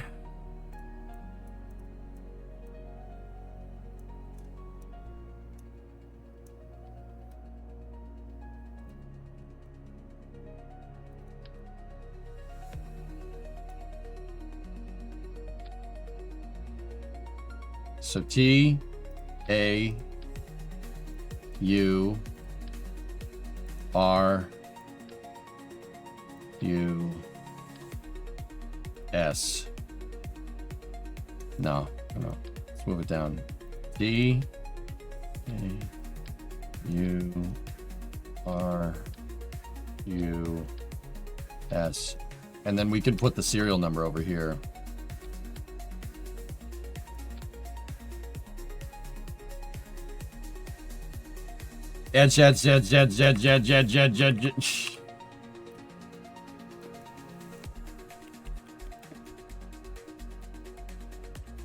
So now this will get my spacing correct. Just gotta rotate it.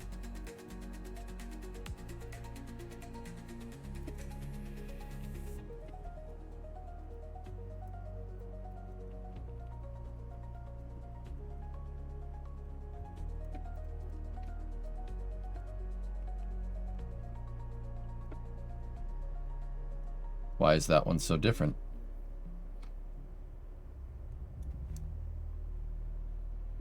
Yeah, I suppose that doesn't really matter.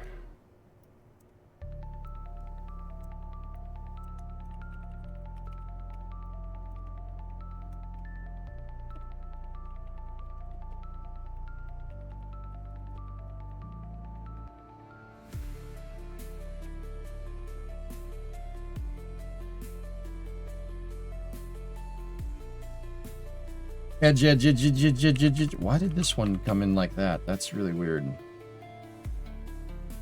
It doesn't matter as long as it's spaced left to right correctly. I don't really care. All right, so set to transparent, set flag, T. Oh, T is going to be over the black line.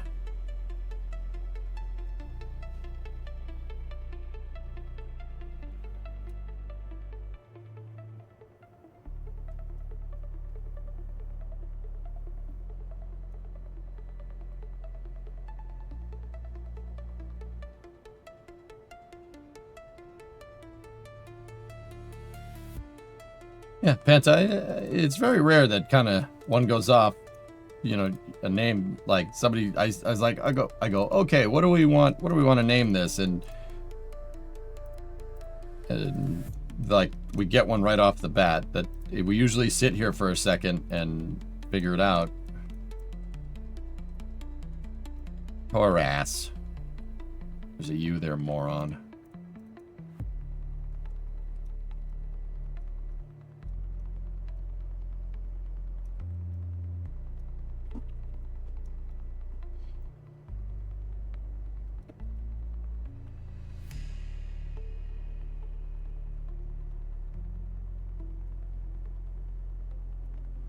You know what? Something is funky with these decals. I don't like them. Hang on one second, guys. We'll, I'll do this after we kind of commission this thing, okay?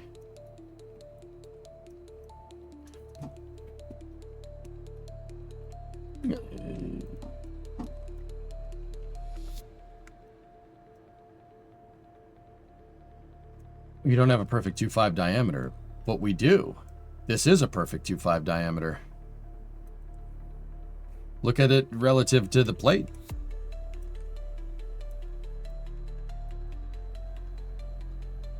See? Yeah. So have you driven a Ford lately? Yeah, it's this ring diameter around the heat shield that's the weird one, J-Speed. That's like, I think that's 2.7. Well, it's saying 3.2.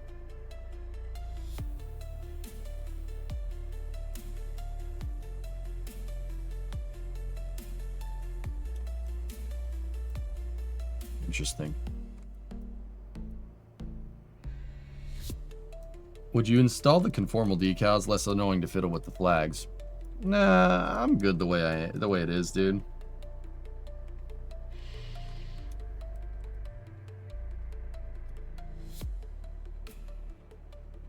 Oh, the black stripe isn't lined up. That's what it is. Look. Same exact fairing texture, same exact amount of sides. Look, see, it's shifted to the left on this fairing, which is backwards, and shifted to the right on this fairing, which is forwards. That's the problem. Whatever. It's fine. We fly this way. So, capsule is looking good. What time is it? It's 10 till 2. Okay. I'm happy with this here. I do probably want to make a payload attachment fitting for this thing. And in order to do that, I'm going to have to redesign the second stage a little bit on the vehicle.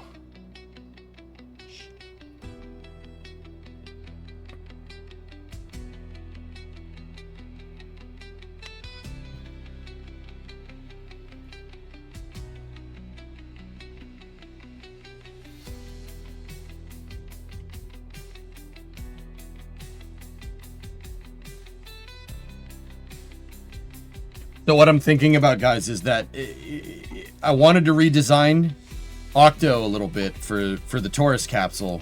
I like that. It sounds good. I wanted to redesign it a little bit, but the thing is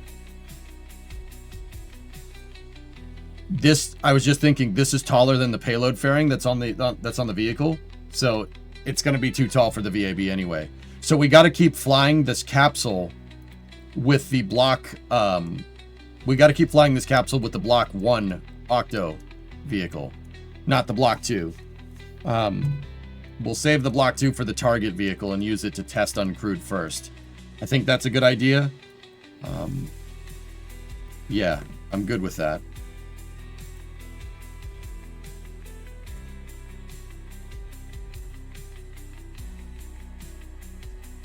Cool.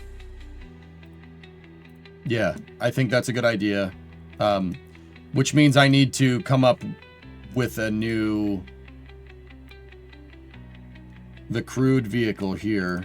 Crude LV, the one with the weird bent fairing that I hate. We need to update this so it...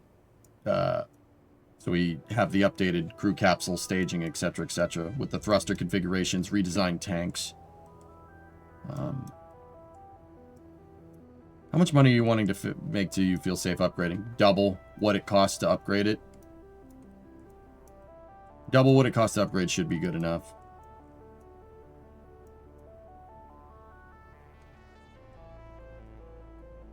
Get that damn magnetometer off of there. It shouldn't be there.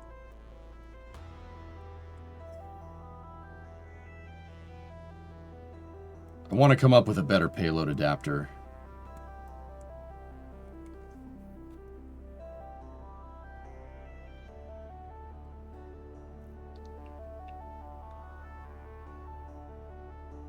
What's the part count at? 234. The capsule is about 100 parts with the service module. But once again, Raiden, if it was my other computer, I would. If it was rusty, I'd be worried about this. But it's not. It's Canard. I'm not too worried about that. I prefer the capsule to be high fidelity for Kerbal safety, you know?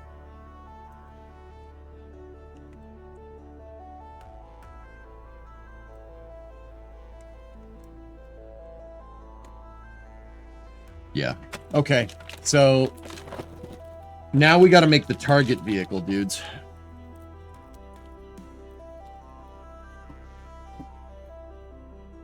We'll make the Taurus target vehicle. Hang on.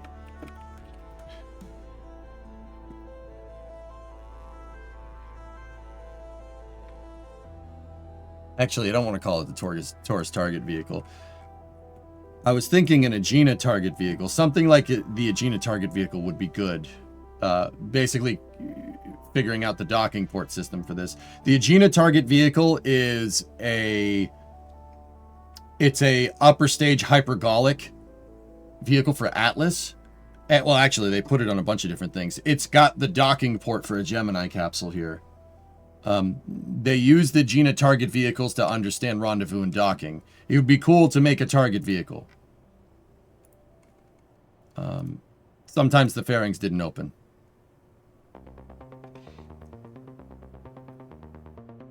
Yeah, sometimes the fairings didn't open, by the way.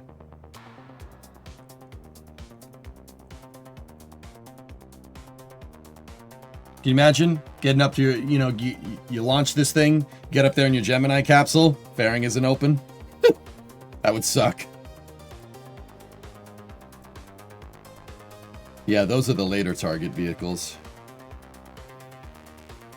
So, what the Gemini program did with the Agena target vehicles is they rendezvoused with these in low Earth orbit, and then they controlled the target vehicle remotely from the capsule and fired it to boost into a higher orbit. Pretty cool. Yeah, that was one of the later Gemini missions. These missions are absolutely cool. They're absolutely nuts. Yeah, see, Gemini 10 boosted to 763 kilometer. Gemini 11 boosted to 1369. And then Gemini 12 did the tether experiment. The tether experiment. So the tether experiment, they docked the Gemini to it and then attached a tether to the Agena target vehicle and the capsule, undocked, pulled the tether tight, and then started flipping it end over end just to see what would happen. It's pretty awesome. It's a pretty freaking cool mission. But I want something like the Agena target vehicle. But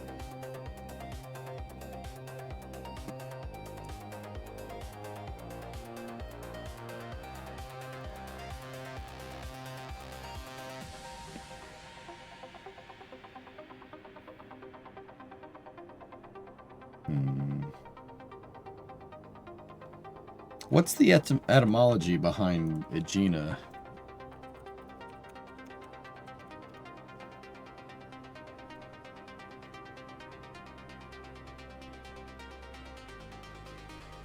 No. Because they didn't have spy satellites working yet, and they thought we might need a spy satellite station on orbit. That's right, Radium. Yeah, Gemini and the Aegina eventually would evolve into the Gemini MOL project, the Manned Orbiting Laboratory, which is just a space station spy satellite. They didn't have a way to get the film back down, so they said, "Oh, have guys up there, actually like just taking pictures, right? And then they collect the film, and then they go, they come back down, and then the satellite deorbits." The Soviets also did something very similar with the Salyut program and the Almaz space station. I don't think Aegina is supposed to be named after anything. It's just a funny name. It is named after a star. Oh, okay. I got it. Oh, it's named after a constellation. I'm stupid. I should have known that.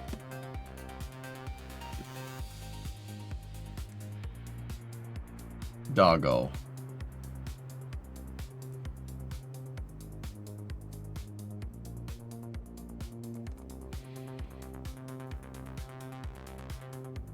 Star and Beta Centaurus. Yep.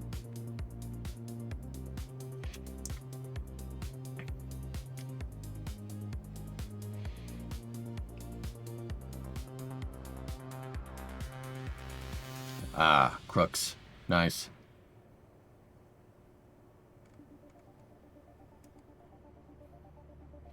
We should call the target vehicle Canis Major. We should call the target vehicle Canis Major target vehicle. Because it's our best friend. Obviously. They're best friend. They're gonna hug. Or kiss. Maybe we shouldn't call it that.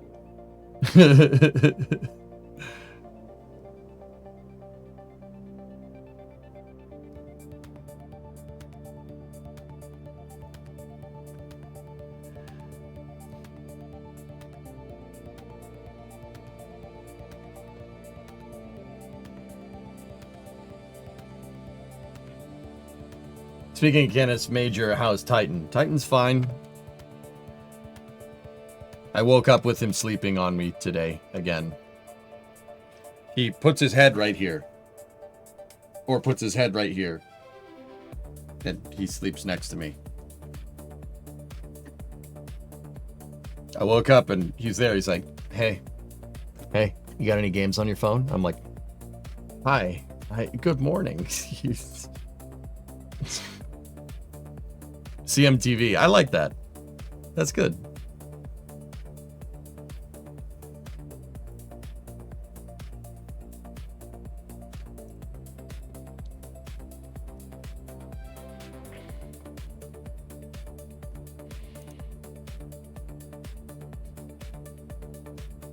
There's so many cool names out there.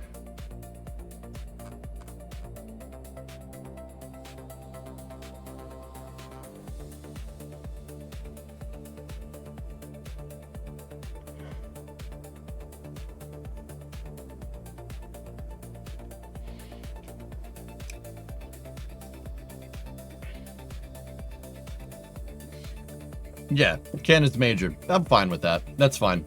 All right. So, let's design the target vehicle. Let's go back up to our capsule prototype.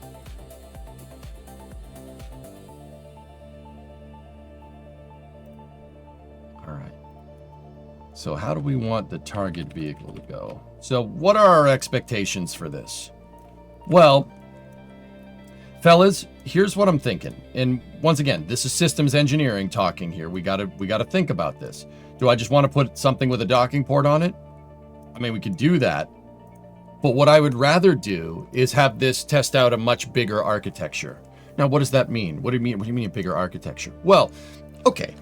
I designed that capsule. We designed Taurus to be able to loiter for long duration missions, meaning it should be able to stay up in space for a pretty long time. I mean, it's Kerbal. It can stay up indefinitely. It doesn't really matter.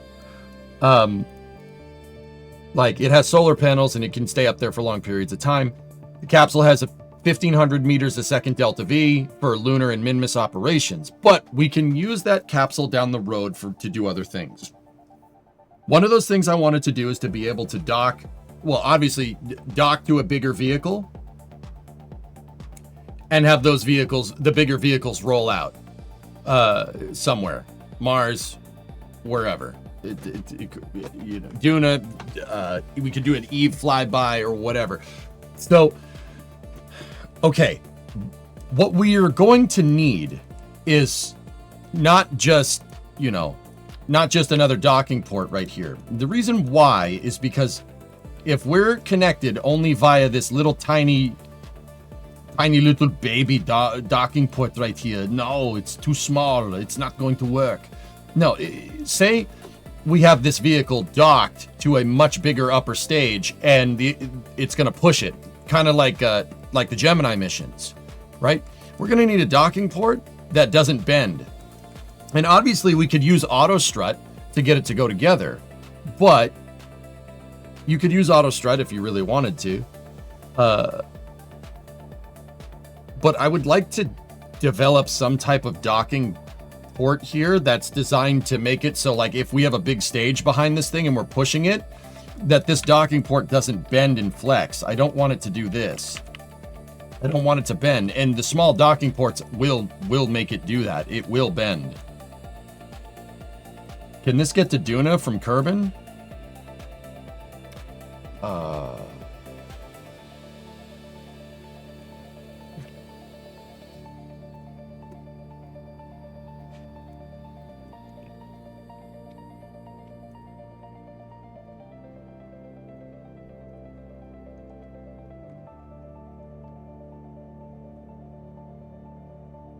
Yeah, you could get a Duna transfer with just the capsule. I really designed it to, by itself, not really go too much further than here.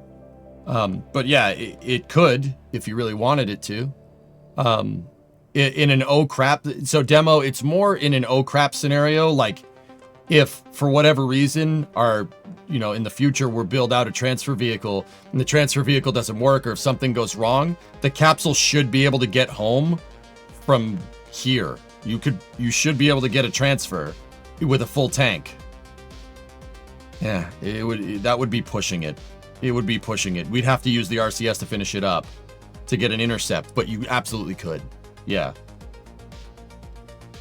You missed the joke. You said it could get to Mars. And then I corrected myself.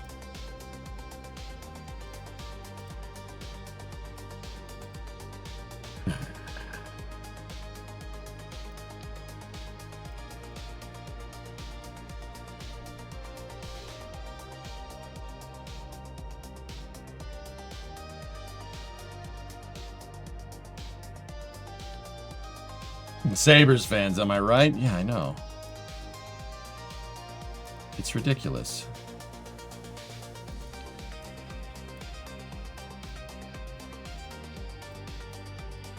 Hey, Bauer, what's going on, man? So, I don't want to get rid of my launch escape system here. I don't want to detach it, so...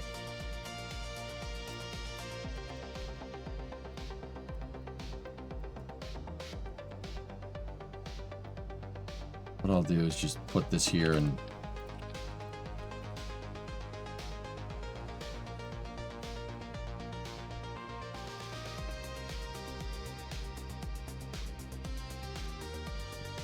now is not a good time to talk about New England and Buffalo sports. I didn't. Chat did. Just saying. Okay. So... how are we going to design a better docking port?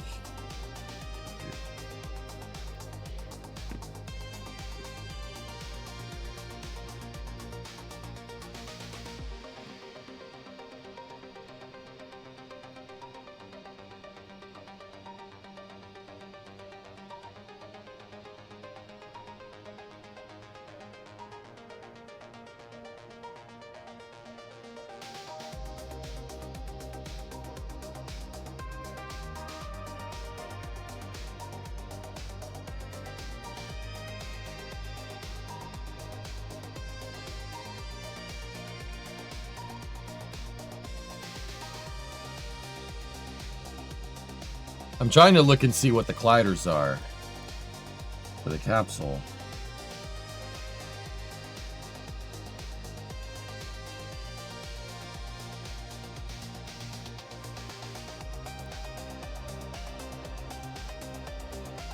The rim of the capsule, so the collider is not relative to the model. The collider starts out in front of it. Okay, we can use that to our advantage here. How are we going to do this?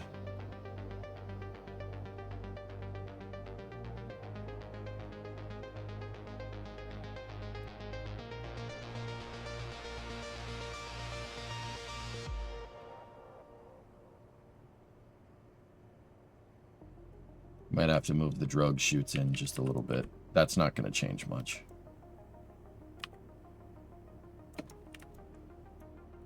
And now my RCS ports that I just placed there, we might have to change.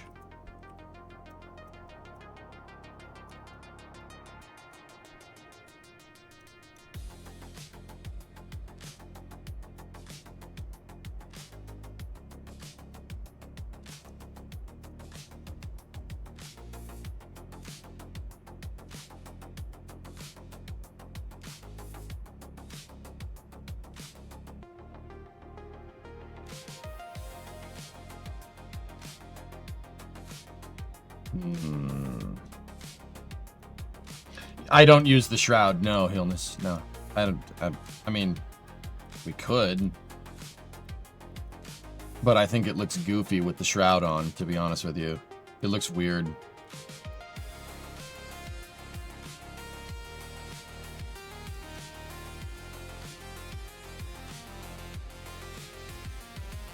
I mean, I don't need the shroud. We're already inside the fairing. There's no need for it.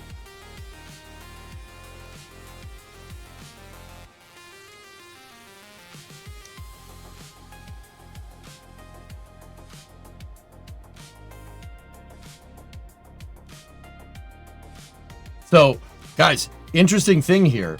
The shroud, because I clipped it, right? See how right there I can select the shroud individually? If we had a cup fairing, right?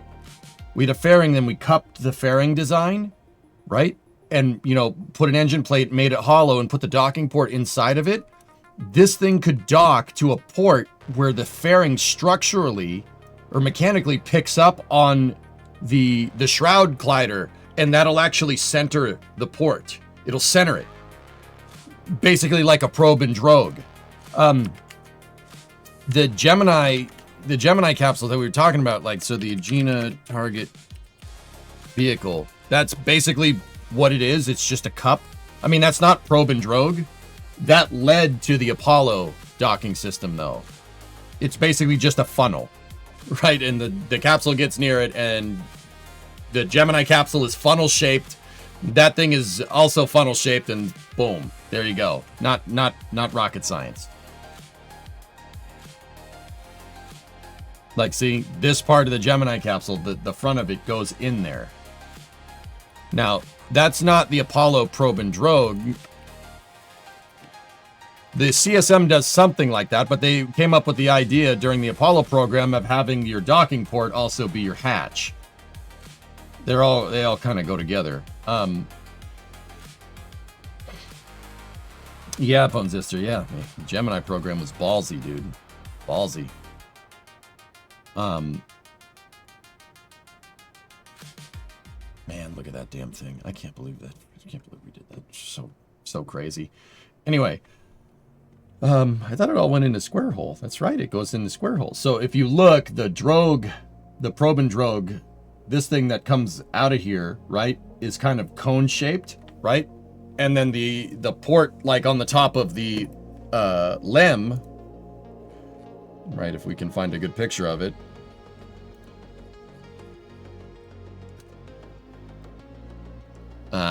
That doesn't have the... We're looking at the front of the LEM with the hatch and everything. The docking port's actually up there.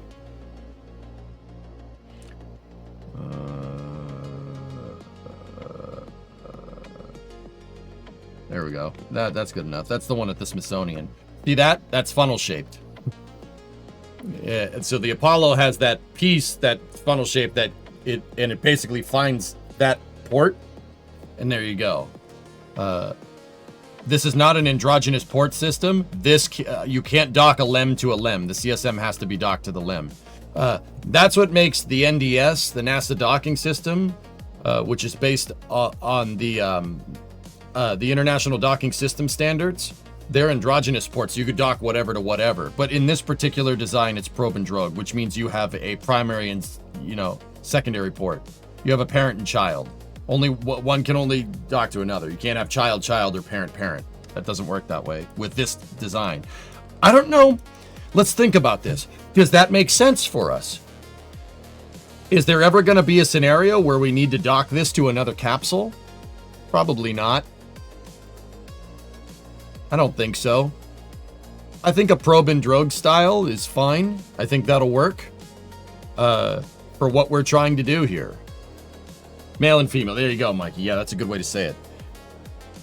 APAS is an androgynous system as well, Yogven. That's right. So the Russian APAS system. Knowing you, yes, you'll need it.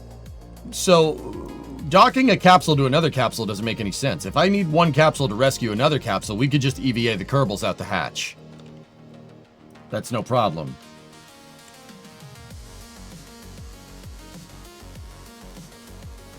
This capsule has fine enough control that I could get it close. The thing is, guys, making an androgynous system is going to be a little bit... It's going to be a little bit more involved. What about tourist Kerbals? They can't EVA. Why would we be EVAing a tourist Kerbal?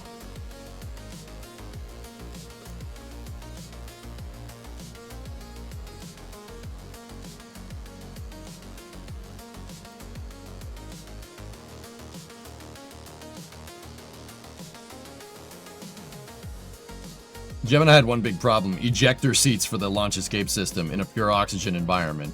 Yeah, that's not the smartest thing to do.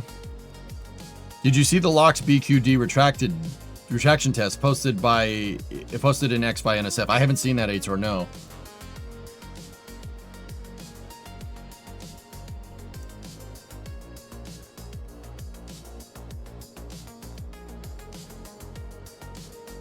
I thought you said tourist Kerbal. No, tourist. Don't do that to me, Gibber. Don't do that to me. Why would you do that? Okay. Don't do that. So, all right, if we're going for an androgynous attachment system, so i.e. you can dock whatever to whatever,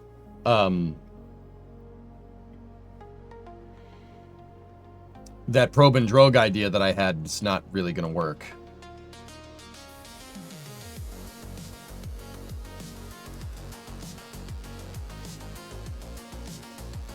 Do you ever have a mission where you have to rescue tourists? I don't think so.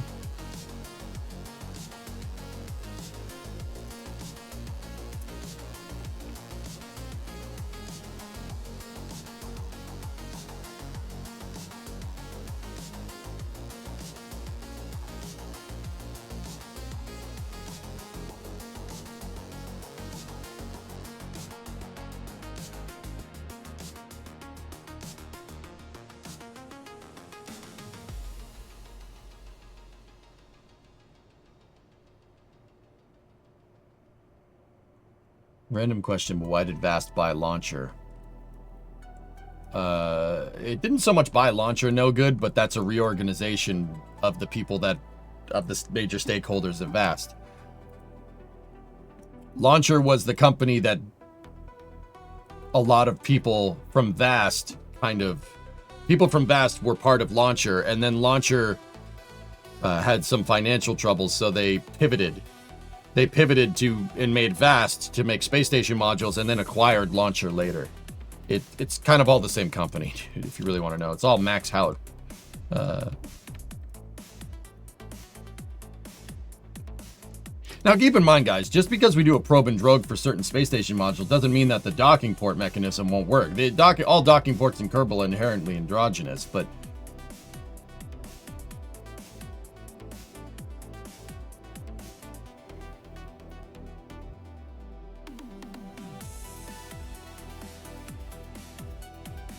yeah, cheeseburger. I think in low thrust applications for like rescuing, when we just need to get something to dock together, this should be fine. And then I'll make a specialized version of this with the probe and drogue, and we'll test that on the target vehicle.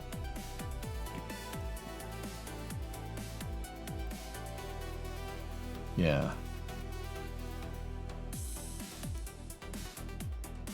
Why limit capability and increase complexity? Well, Muffin, what I'm thinking is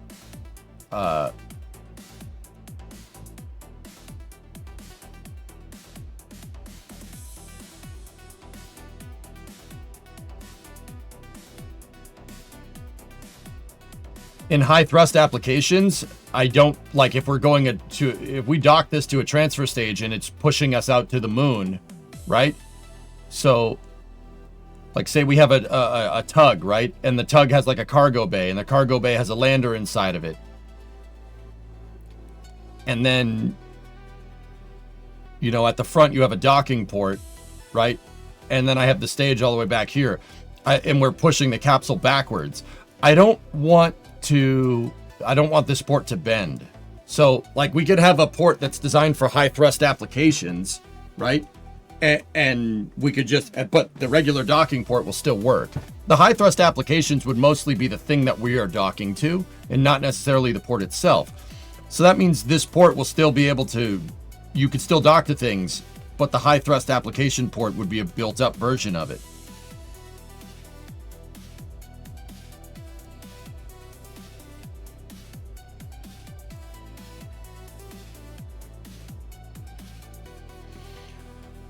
I'll show you what I'm thinking, Muffin. Here, look.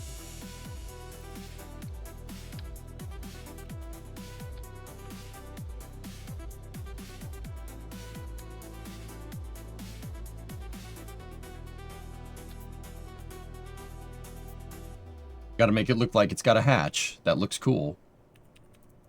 Right? And this can go wherever. Now, what we can do is go here like this. Give me, let's find a 12 engine. Let me find a 12 engine plate, singular. Right? We attach it here to the back of this thing, and then give me a nose cone on its decoupler. Take away the shroud, disable staging, just put that there for a moment. Now, go here, interstage nodes, truss section off, attach it to the first node on the fairing, interstage off.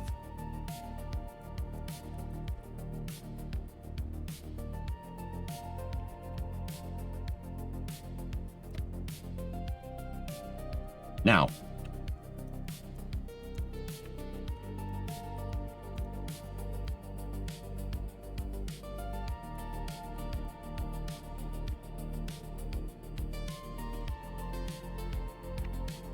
hatch doesn't need to be made out of big flags. All right.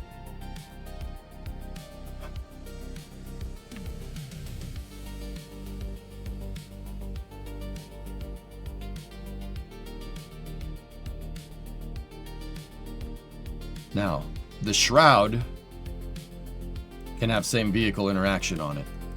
I don't think that's going to conflict with anything else. So the shroud has SVI on it, but look. So, I need my rulers again.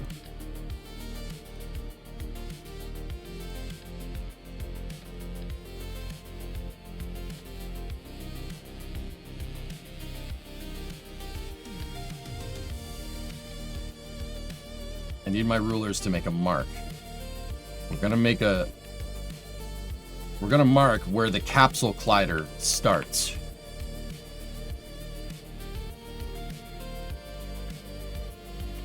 So let's look here.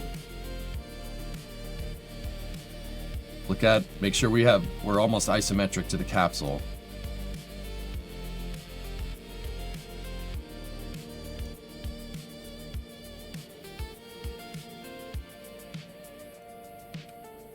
Nope, too much.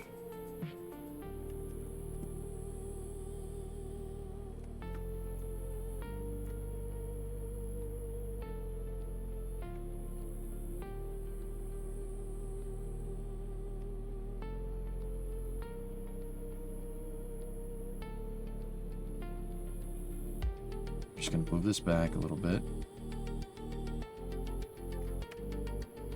Move it back a little bit more. Make sure it has a little bit of play. There we go. All right, cool. That's where I want this. So now I'm gonna take the engine plate and we're gonna make another hollow fairing, okay? And I want the plate to go right there. Now, we take this whole mechanism and we move it away, right? Then we build out a fairing.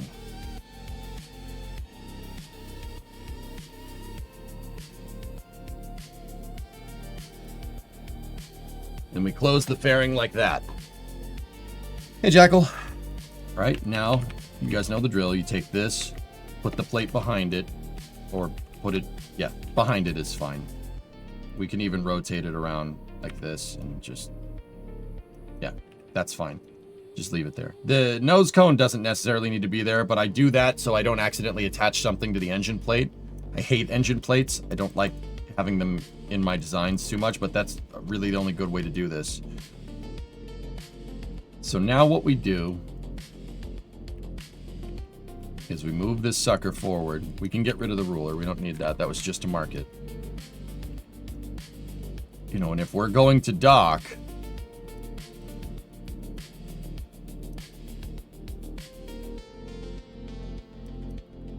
we need to make sure that this has the clearance.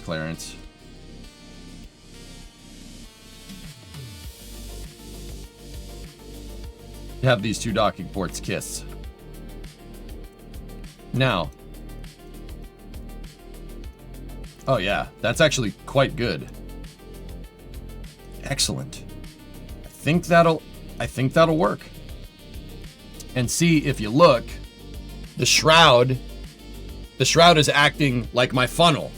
See that shroud piece right here? See how I can select it individually of the capsule? That's gonna act like our probe and drogue, and that should get this thing to dock. Hey, King Kitten. So if we have same vessel collision on this and same vessel collision on the shroud, the cup of the fairing will basically pilot this thing, and it will, yeah, we can get perfect alignment.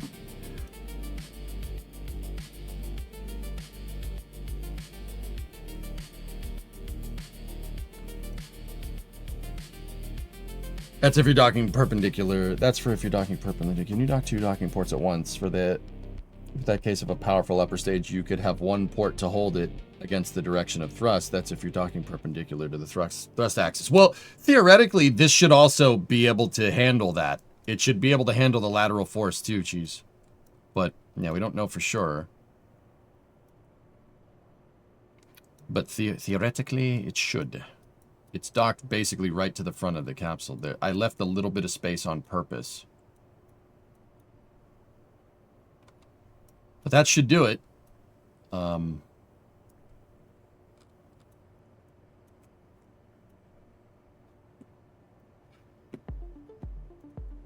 We got an answer from the teachers about that thing.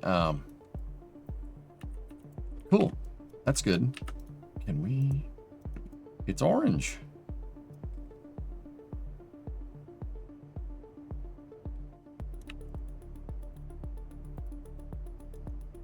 I like that.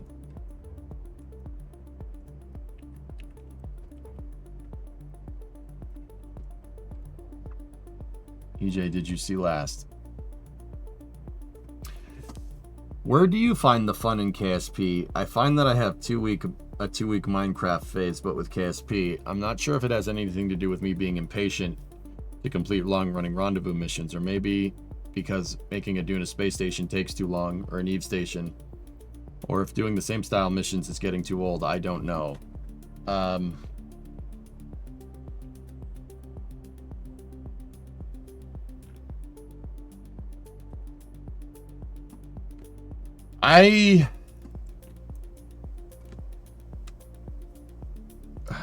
don't know, man. Space is just something I do. Like,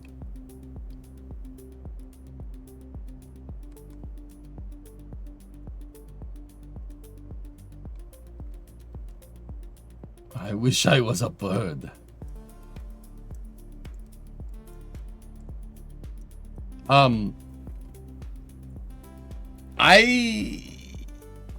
Guys, okay. This is sometimes to the detriment of streaming content. In this regard, I'm not the best streamer, to be honest with you. I play the long game, Jackal. I'm patient. I'm ultra patient. I'll sit here and take as long as I need to, as long as it takes to get something to work. It's very rare that I give up. I don't. I'm patient. I know that spaceflight is about playing the long game, because it is. It's also your job. Well, I mean, I'd be doing this either way. I don't really change the way I play KSP just because people are watching. And once again, that is to the detriment. That's why we went on a 6-month, in 2018, we went on a 6-month kind of deep dive into building helicopters in KSP and turbine technology. I did nothing but fly helicopters for like 6 months straight. If people like the content, they like it. If people don't, they don't. You know, it is what it is. We did a deep dive with cranes, launch pads. I did that not necessarily because I knew it was the best content around at the time. I did that because I know it would make me a better STEM educator. It would make me better at explaining stuff to you guys. It would make me better at teaching and understanding systems engineering. It would make me a better science communicator. That's why I do it. That's why I did it. But I would be doing that anyway because I love this stuff, man. I don't know what it is. Like, Jackal, I don't know what to tell you, man. This is my... Space isn't even like something that I like. It's just something I do. It's like, it is elevated past like a hobby, a passion. It is just part of me. Like, space is a part of me as much as my freaking right hand. You know what I mean? Like, that's just, I don't know why. I don't even know really why I like. I mean, I kind of told you guys a little bit about what makes why I like it so much, but it's yeah, space is just something that I do. I don't even think about it. I'll sit here. It's not even a thing. Like, you know, I know I get the sentiment with like other projects, like with other things. Like, you're like, oh, this is gonna take so long. I don't feel like doing it. I want to do it, but the reward for doing it's gonna be a big pain in the butt. Like, I get it. That happens to me with other things. It doesn't happen with space for some reason, and that's something I really don't understand. Why? It just, dude, I'm not like some crazy. Okay, I'm a little crazy, but like, it's not like I can apply this to other things. You know what I mean? I can't. Like, I can't do it with shooting games. Like, with shooting games, if I get shot, I'm like, oh, that's stupid. That's dumb. That guy's an idiot and probably a coward and a weakling. Like, if my rocket blows up, I'm just like, all right, whatever. I'll fix it. We'll build another one. It's no big deal. Like, the mentality is only there with space, and I have no idea why that is that way. I don't understand. Like, it's something I've been trying to rationalize for a really long time. I just like, what I've defaulted to is that I just like space. That's just really it. I love manned space flight. It's like, it's just me. Like, it's you in politics. Oh, dear God, I'm so sad. King, that's... Yeah. Yeah. Make good use of your time, dude. That's the only thing I'm gonna say, man. Make good use of your time. Politicians are not a good use of your time and energy. Honest advice. That doesn't mean you should be politically agnostic. But, dude, go learn to weld or something, man. Like, that is a waste of time and energy. Unless you want to get into political science, like, by all means, dude. I have some viewers that are poli-sci guys, but I don't... Yeah, that's not really... What's the most accurate trajectory planning tools online? For what? For KSP? KSP has a mission planner in it. Politics sucks, but it's important. Sure, Demo. The point that I'm trying to get at, dude, is... Hold on, let me collect my thoughts, because whenever I speak about this, people get bent out of shape. Look, I love space. Space is what I'm about. That's me. Like, but space is not my personality, dude. It's not. It's not. Even something that I love, something that is as real to me as like my hand, in terms of like being a part of me. I don't let it define me as a person. You know what I mean? That's like saying, oh, I'm right-handed. All righties are the best. Screw lefties. Like, that's like left-handed people, not, you know what I mean? That's weird to me. I don't, that doesn't make sense. Dude, if you saw me walking down the street, you wouldn't know I like space. I don't need to go around telling people that. Like, I don't need to go around and argue with people about it all the time. I just like space. Leave me alone. Like, I don't let it define me as a person. I guess that's what I'm trying to say. Like, I see people get very wrapped up in politics and they start letting it define them as a person, no matter how you view things. And I don't think that's, I think that's very counterintuitive. And I think it's, to an extent, stealing your soul. I don't like that. I don't like it. It doesn't sit right in my brain. I don't go around preaching the gospel of spaceflight to everybody I know. But I see people do that with politics all the time, which is very interesting. I don't know, it's just human sociological behavior is interesting to me. Man just said, screw lefties. Oh, yep. I'm just the poster child for, you know, right-wing things because, you know, I want NASA, a social program, to have more money. Yep, there you go. There you go. You figured me out. You figured me out, dude. I'm having a hard time building a jet that can do suborbital hops. The balancing of fuels are killing me. Everything you do, I generally learn new improved things. I appreciate you. Thanks, industry. Right on, man.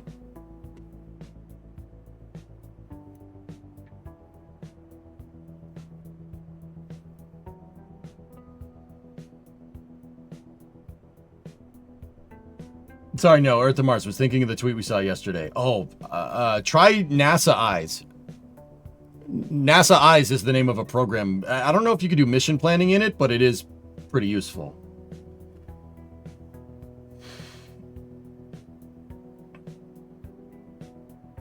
Yeah, there you go, Element. For real.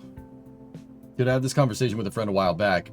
You could, for the life of him, not understand why I would do what I do. The long hours, being away from home for long periods, sleeping on buses, and the pay is sometimes not the greatest. But it all boils down to this: I can't help it. I have to do it. Yeah, King. Exactly. You just, King. I wouldn't even call it. Nice, God. I wouldn't even call it like my passion anymore. It's just something I do. Like, that's just part of me. I don't know how to say it any better. Like, do you get much into astronomy? No, not really.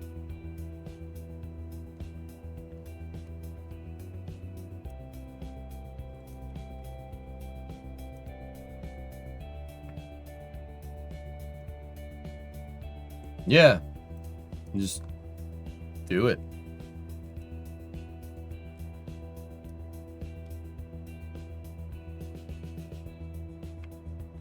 He meant left-handed people, not left. Yeah, Ethereal. I know that was it was a joke that I made. Somebody was being coy. Don't worry about it, dude. You'll never hear my political opinions about things, guys. I'll never get to it. Only with space. Let me put it that way. Only with space. How I feel about other things is not your problem. And nor should I be sitting here telling you about it. That happens enough on the internet. You're never going to know. I will never say.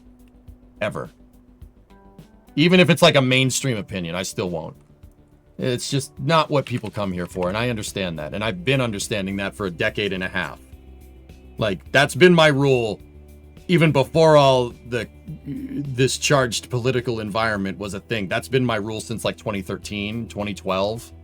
It's been one of my original founding rules, dude. Nobody wants to hear that.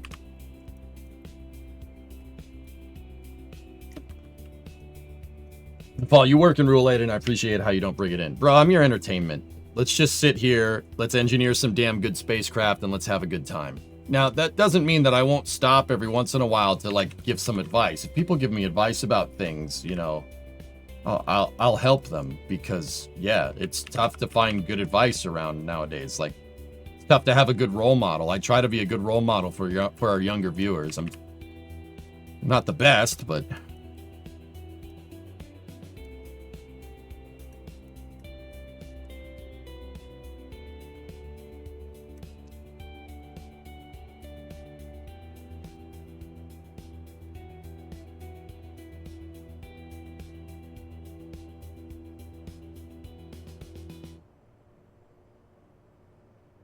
Clayton, who are you talking to? I don't know. What are you talking about, man? I know you said you're against politics, but pineapples and pizza, what's your opinion? As an American, I don't care. As an American of Italian heritage, that's sacrilege. I would never do it, but I don't judge people that do it either. I just kind of do a very Italian thing where you just kind of go,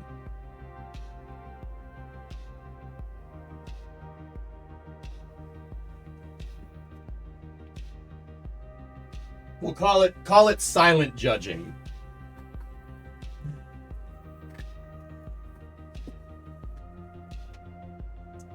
Apparently that's a Canadian invention. Yeah, it would be. As a Red Sox fan, what do you think of the Mets? Indifferent. The Mets are a New York team, so but they also hate the Yankees, and I too hate the Yankees, so all right. Kind of pushes in my mind.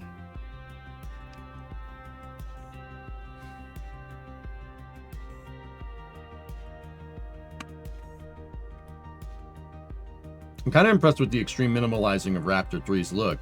What stopped industry or anybody else from doing that? No need. There's no need. Why even bother? You're launching it once. Just make it easy to put together.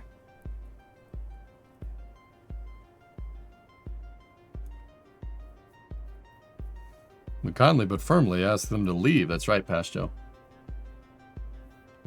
The enemy of my enemy is my friend. Yeah. Hey, Willian, what's up, man? But yeah, anyway. We'd have to do a test to make sure that this thing can dock and undock. And that might involve just putting the capsule on wheels. Just having it, you know. We'll have to make a new craft file just to test it. But that I'm worried about the inner collider on the fairings. It might be a little bit troublesome, especially with like the chutes. And it's definitely going to be a problem with the RCS. So I think what we'll do is I'll move the chutes forward. Oh, no, not that much. Move the chutes like that, and then I'll take the thruster for pitch control, and we'll put it right there. Put the thruster collider inside of the fairing. That should do it. Once again, we're gonna have to test this. We're gonna have to test this heavy-duty docking port for our target vehicle, but it should work. Now, for the rest of the docking vehicle here,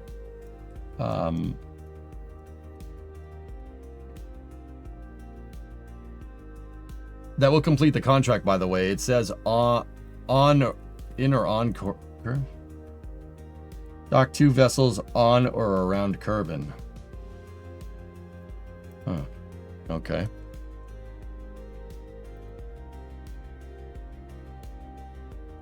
That's weird.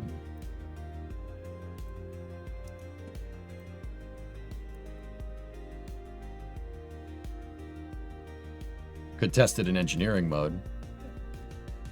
Nah.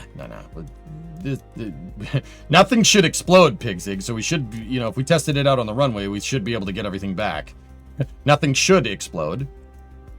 I'll just make a separate craft file without the service module, with just the capsule and the docking vehicle. We'll make a separate craft file for the docking vehicle when I finish its design.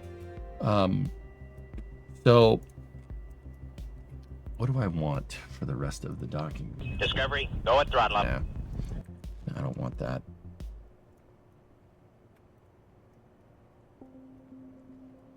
Hey, Taco, 72 month resub. Eat more tacos, nerd. Why? Burritos are better.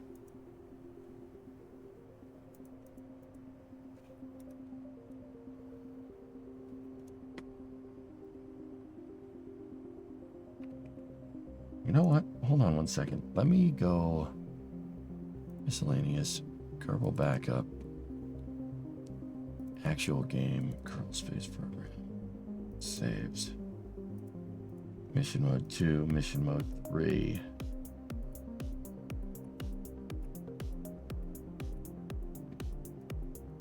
Mission mode 2 right there.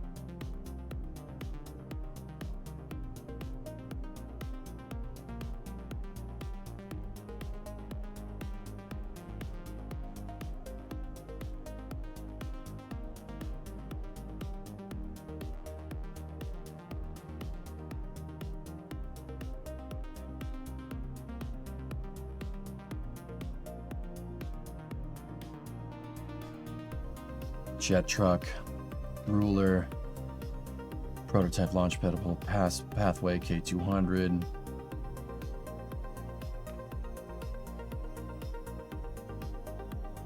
Route 1 satellite buff JezNet. Okay, no, it's nothing like that.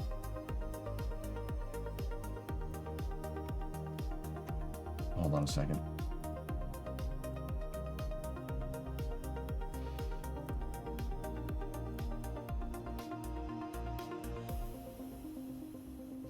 Trying to see if we can find my career mode save from 5 years ago. Give me 1 second. I'll see if I can find it. I have a space station module that we used on... actually, that would have been on Freedom 7, wouldn't it have? So it should be in that mission mode save. Hang on a moment. Mission mode 2, ships. I'm trying to see if I can get one of my older space station modules here, and we could just use that, because that was a pretty good design. Or at least retrofit it for what we're looking for. Constitution 2 module. Let's copy that. And get a new file explorer. Let's go this PC. Steam apps, common. Purple. Saves. Remote 25, ships, SPH. Paste that in here. Constitution 2. And then we had the Liberty module. There it is. Liberty module. Liberty Space Lab. Yeah, copy those. Put those in here. Save this the way it is. And then let's go in here. Constitution module.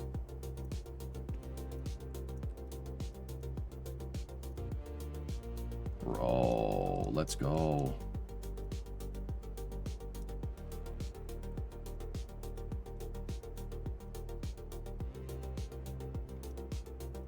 File Explorer has tabs. Why doesn't everybody use the... Oh, yeah, I guess it does.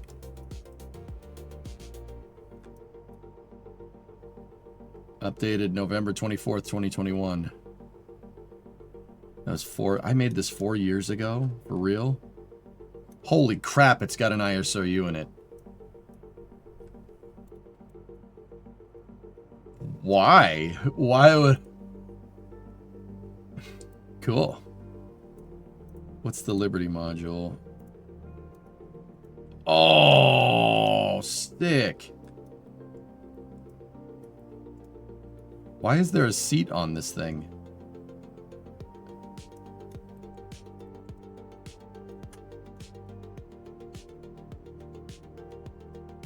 Dude, these modules are pretty damn good. I like them. That's the lab module. I'm probably going to use this, dudes. It's a good design.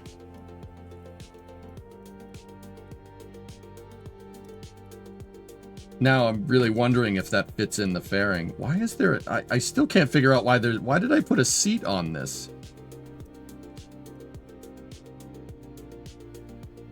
Okay.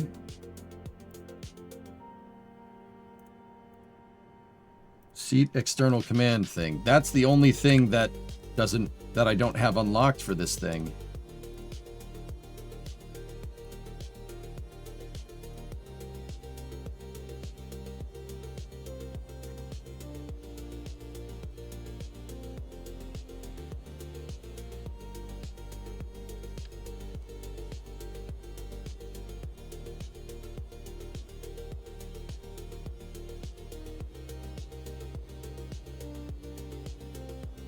I think it was a mission mode requirement to move modules in space.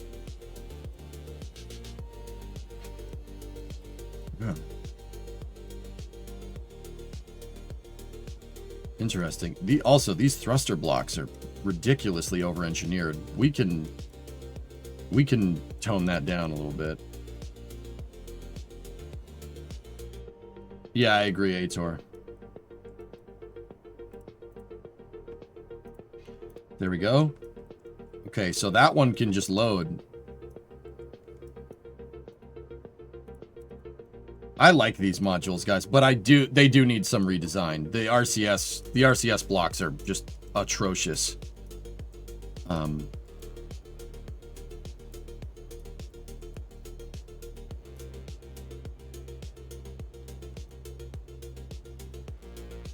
Yeah, Rarest, I do remember that.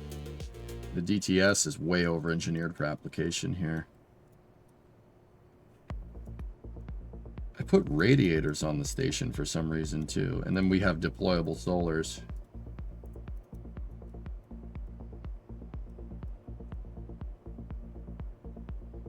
Huh. Okay. All right, we can work with this. We'll, yeah, I had 6 of them. I had 6 of them? Where did the other 5 go? Doesn't matter. What about the Liberty Space Lab module?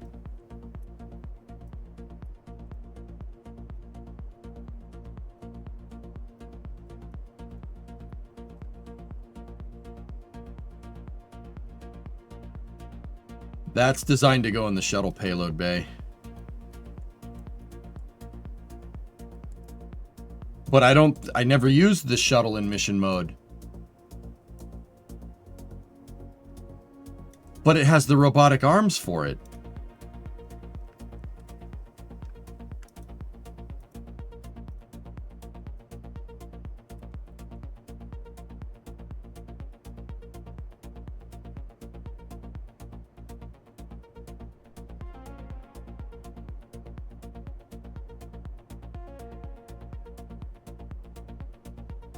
I don't understand what the Liberty module is. Should be good.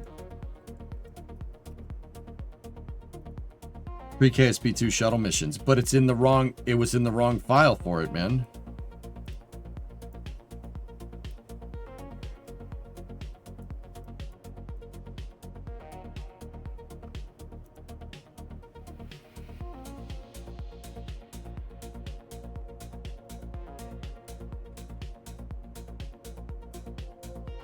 I had just a straight crew module here.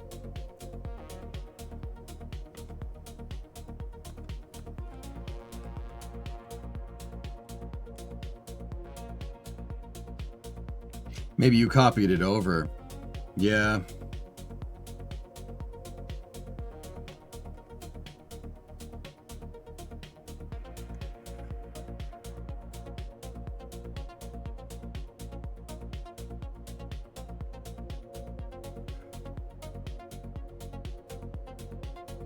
Station prototype. What is this one?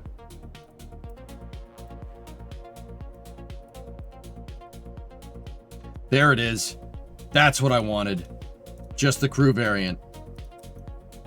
Excellent. I never really... What did I name this? I must have been a name. There must have been a name.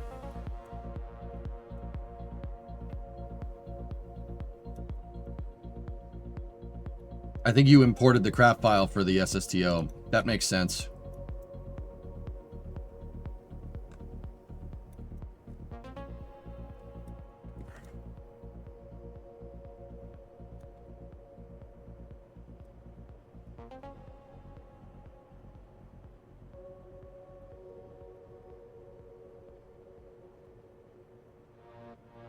I could have sworn I named it the Liberty module, but whatever. Let's delete the Liberty lab. We don't need that.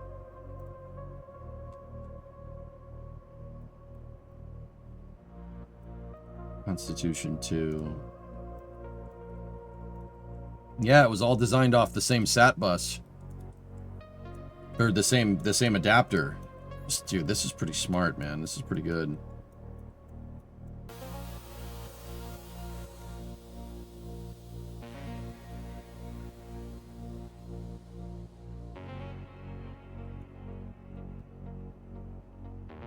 Functional block module for a Liberty style station.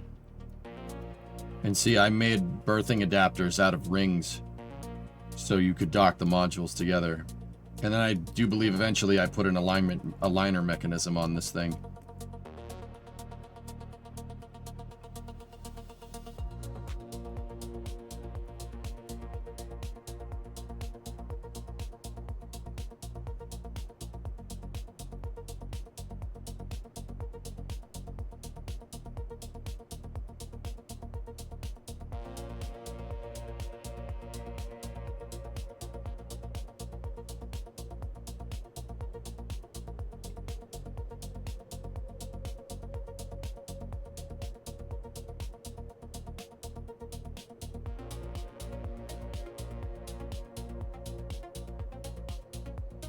It looks like a mirror component. Yeah.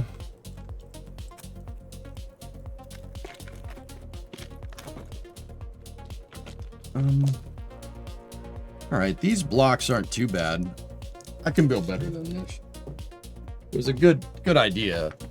But yeah, guys, I might bring these from mission mode. They're or at least copy something similar to this. It's not gonna be too bad. Repost. Capricorn Station or Pisces? I might just keep the Liberty name, dude, because it's pretty cool.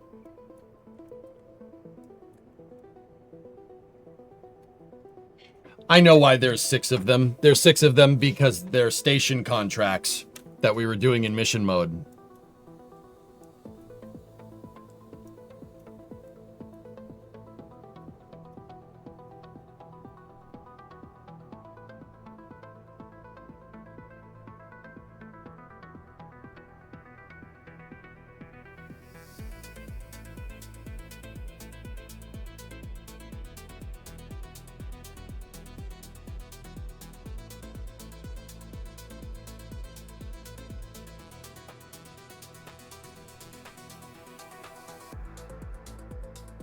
Yeah, we do this with just some redesigned monoprop. We should be good to go.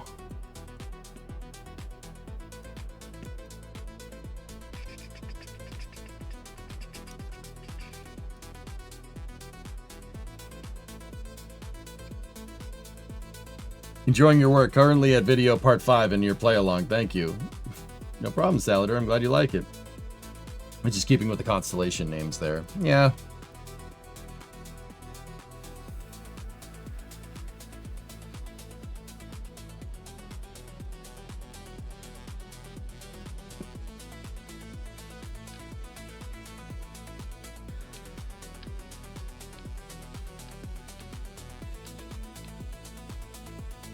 Yeah, okay, we're gonna have to redo this just a little bit. I like the idea of the service module, the SM18 service module, like actually doing servicing. That's pretty good.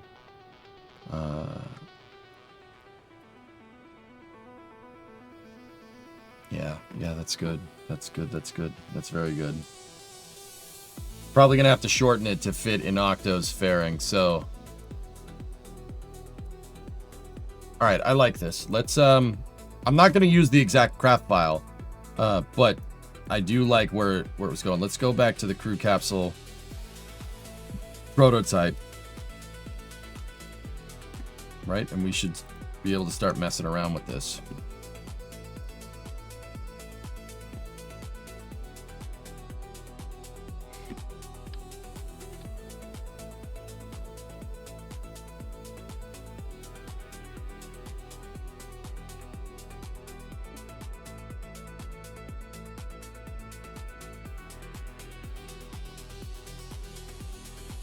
Ooh, I like that. That's pretty cool. But maybe not that far forward. Yeah, Aitor, this is where a shut all fairing would be very useful.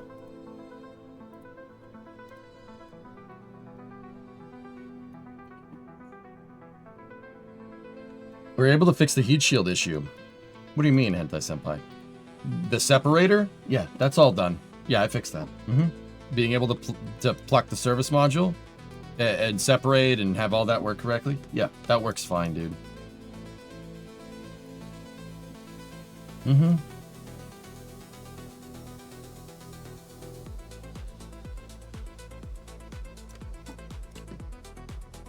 So the other thing that I liked from this is that you had a crew tank in there. That's what I did with that design.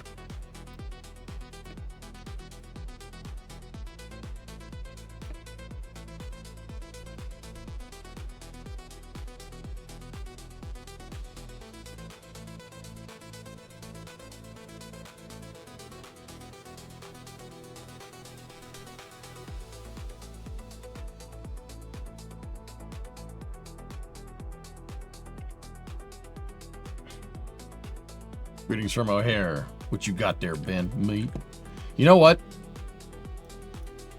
Dudes, I'm gonna go with the original plan. So I like those modules, and we're probably gonna do those later. For this docking, here's what I want. We'll have the probe, and I mean, that's fine. Here's what I wanted to do. You can just take this thing and just move it over here for a second. I wanted to make... So the Minmus lander, right? The lander that we've been using. I don't know if I ever...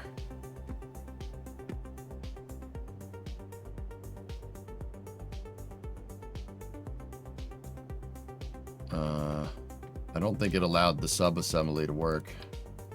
Nope. Nope. Alright, so let's do this way. Save and continue, that's fine. Give me... Where is it? There it is. There's the lander. So instead of the decoupler...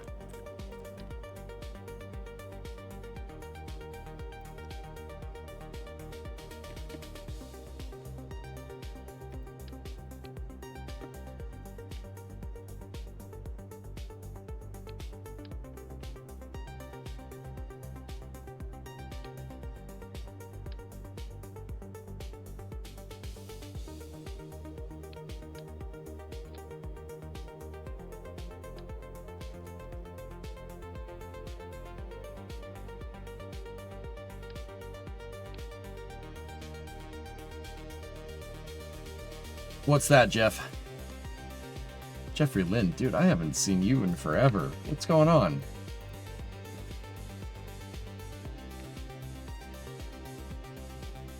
Unless I'm thinking of another Jeff. Super heavy hot staging and boost backburn. Dude. Dude. The ship.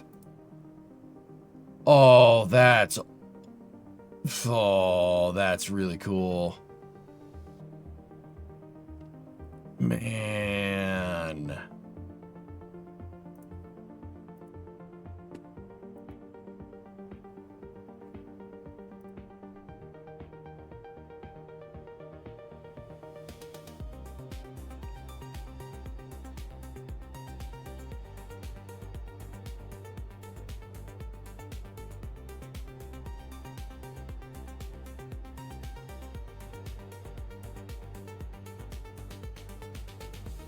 Wild, dude. You did some research in AI at the University of Tennessee for a few years since I last watched. Now working on your company, going well. Okay, that was you. All right, cool. Dude, I recognize your name. I'm like, wait. You haven't been in here in a long time. I love getting told systems architecture is a worthless thing by a professor. Wait, what, Trey? Systems architecture is a worthless thing by a professor, then being told that a team going to conferences to present architectures for Lunar and Mars would be a worthless endeavor.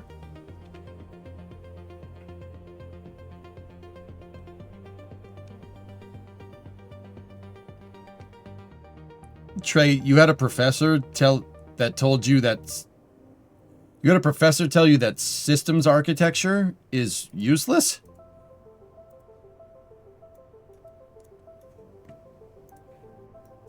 That is that.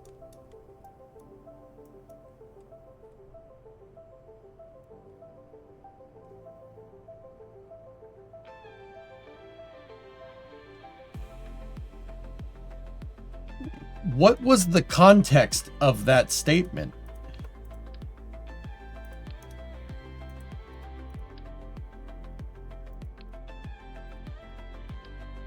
There had to have been some context.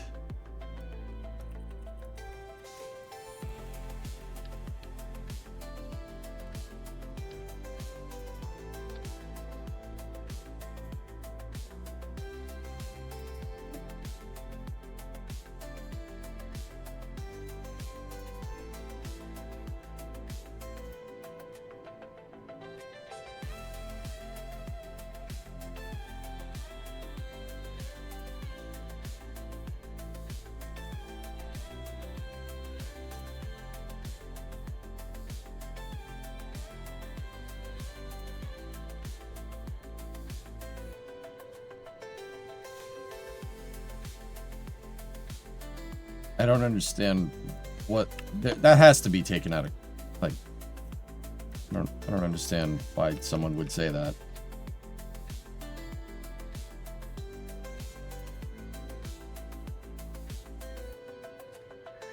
We were debating on if we should get a team going to conferences to do that, to expose people to that, since everyone needs them from public to private. We were debating on if we should have a team go to conferences to explain systems architecture to expose people to that, since everybody needs systems architecture.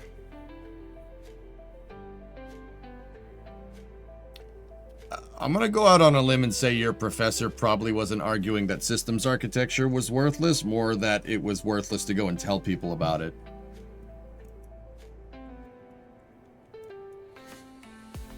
Demo, doing an undergrad in systems architecture is kind of useless since so much of it requires some other fundamental understanding of a field first. Systems is stuff you do for a master's after a few years in the field, from what I understand. That makes more sense. Interesting. All right, let's go. Let's keep going.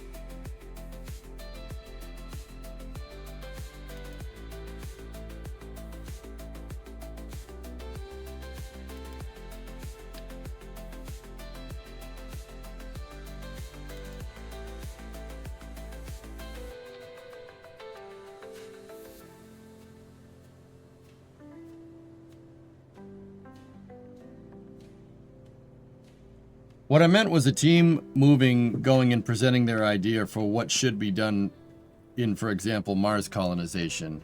Oh. Interesting.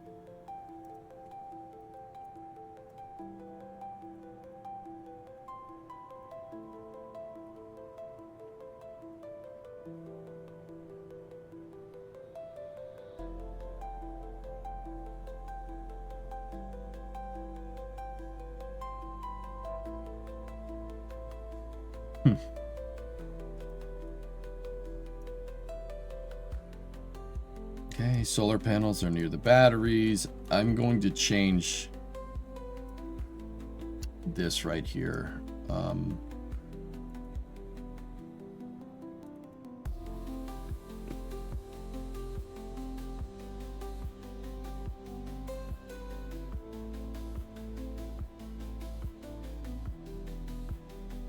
How much propellant do we have? 20? So we have 40.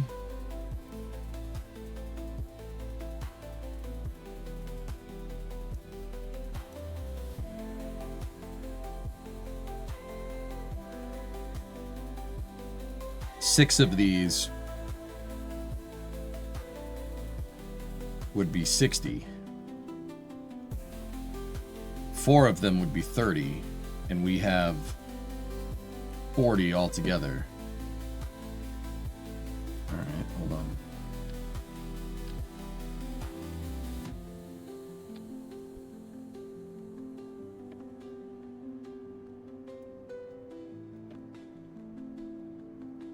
Yeah, I don't mind that. Hey, CosmoQuest, thanks for the raid.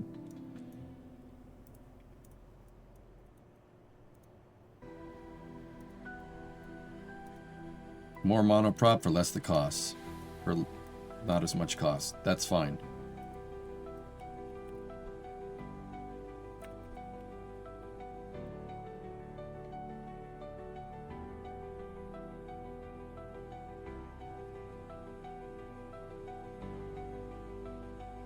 All right, cool.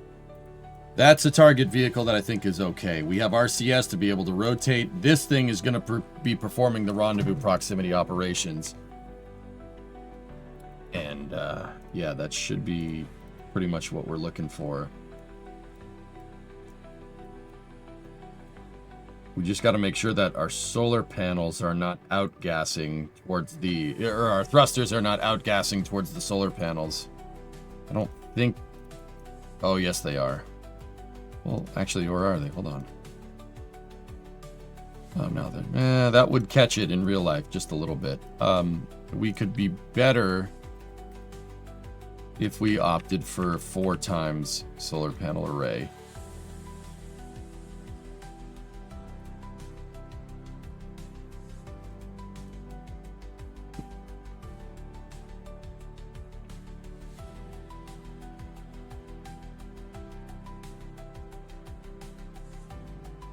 This thing doesn't need that many solar panels. 2 times symmetry offset like that should be fine. And what I'll do, because we put the fairing on there, I'm going to take my structural quote-unquote antennas and get rid of them.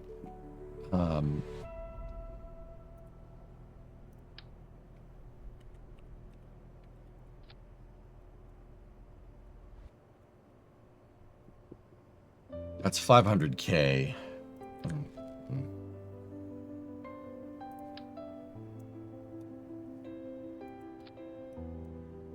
2 antennas like that should be... Actually, you know what we can do? Put these in 4 times sim and then rotate. Here, rotate the whole dang thing. Hold on.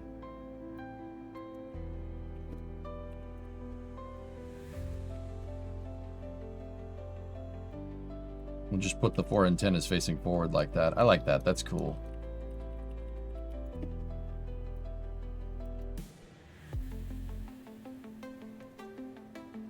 Cool. So once again, I took our hopper and we made a target vehicle derived from that. The Octo 2 upper stage is just being used to make everything. Landers, hoppers, target vehicles, whatever. Anyway, Cosmo Quest, thank you for the raid. I appreciate it. Today I learned chemical composition of atmosphere according to altitude.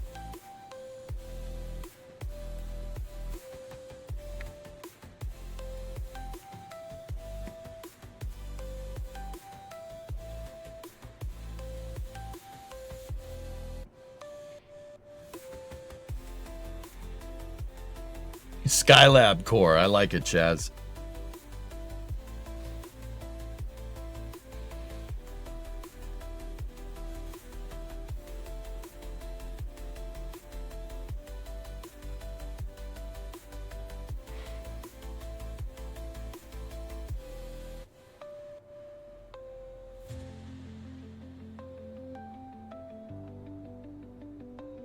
Interesting.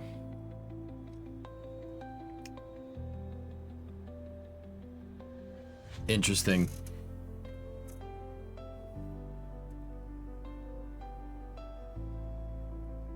Discovery, go at throttle up. That's cool, man. I just got to be sure that that thing actually fits inside of the fairing. I'm not sure it does.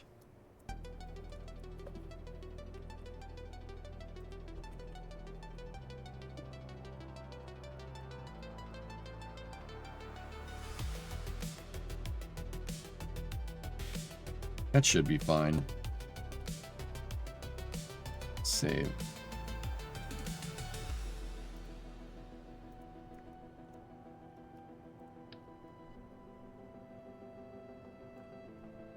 Nope. So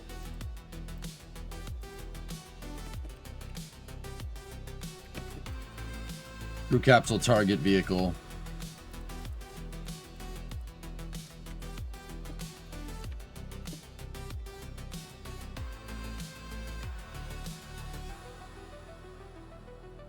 Save it as its own craft file. We're going to reroute to the docking port. Make sure we're in our own craft file. Get rid of that. Get rid of that.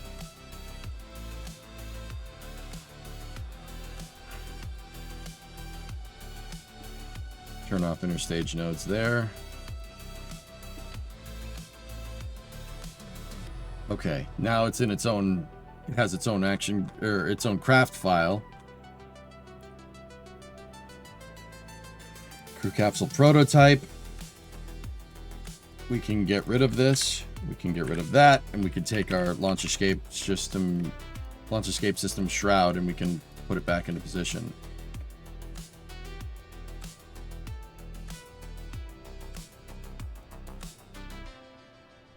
Save.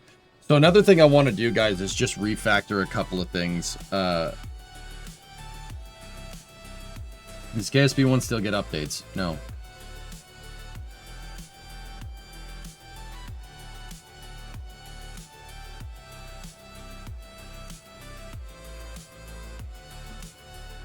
No Kerbal gets any updates, Apollo. Kerbal is abandonware. Except for the modding community. Okay, so the capsule's good to go. Target vehicle, I'm wondering about it being able to fit in the,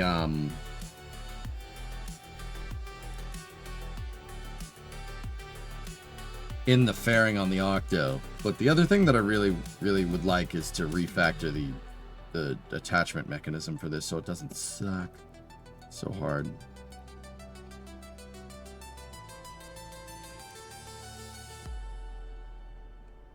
We might have to save that for next week. But either way, this is good stuff. I'm really happy with what we have here.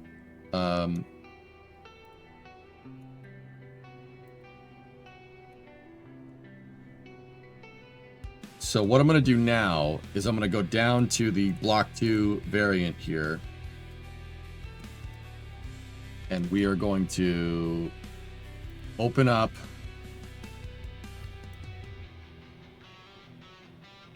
the crew capsule target vehicle, merge it, delete that. I didn't want that. It picked up on a 4x symmetry node. Don't want that. It can break the game doing that.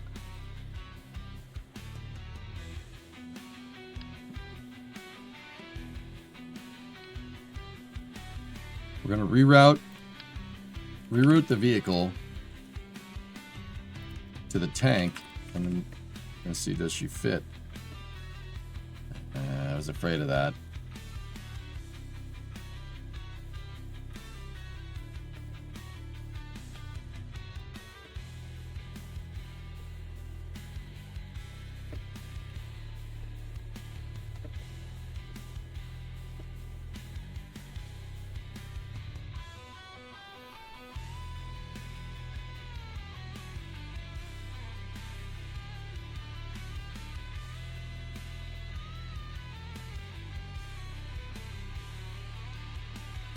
Okay, shortening that up made it work.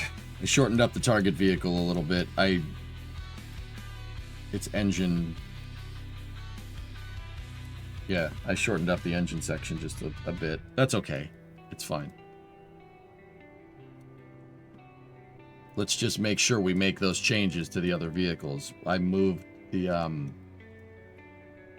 engine section forward 2 clicks. But guys, this should give us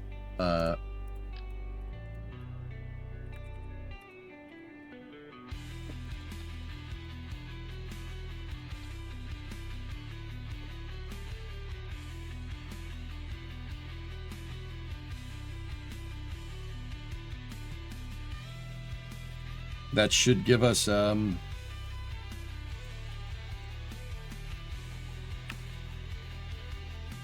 a good prototype test for this vehicle. I want to check how much mass is the target vehicle. 6.5 tons. Perfect. That's right in line with what I'm looking for. Let's go back down to the Octo block 2. Bikes! Staging check. Yep. Well, that fairing should not be staged.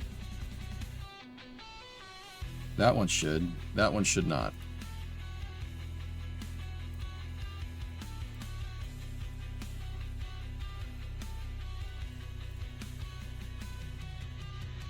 So, this is all fine and dandy, but we still need to test this.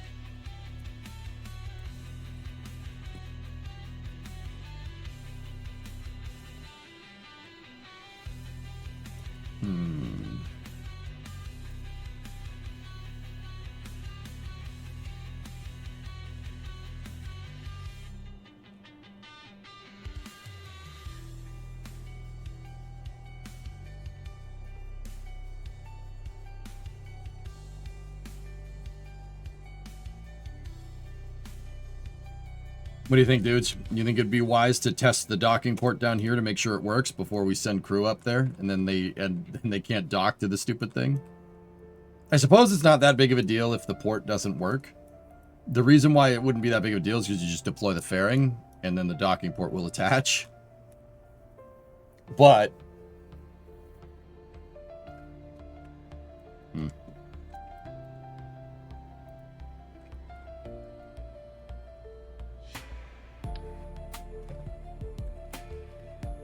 you could just make them kiss on land.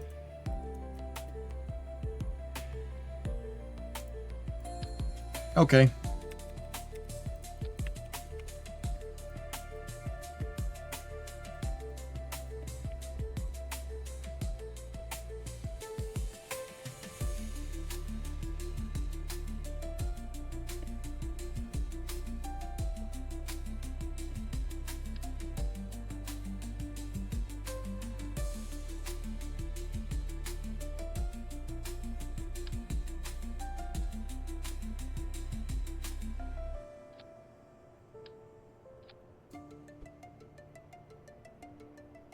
We'll make an apparatus for moving this.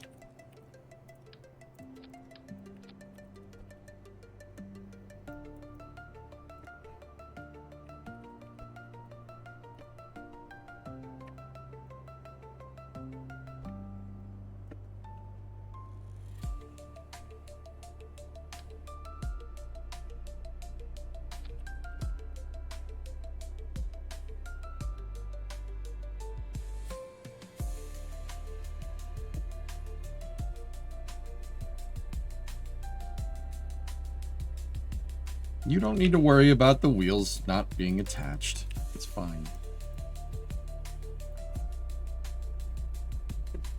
Did you get a new accountant yet? That problem has been solved.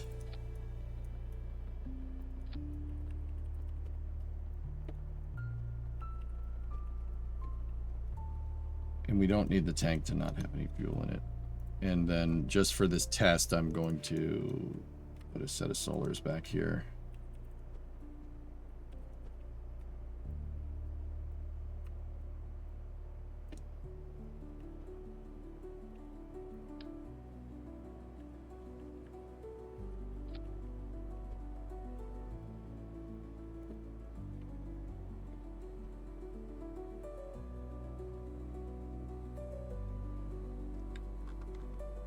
Okay, now merge the crew capsule prototype here, and we can take that off.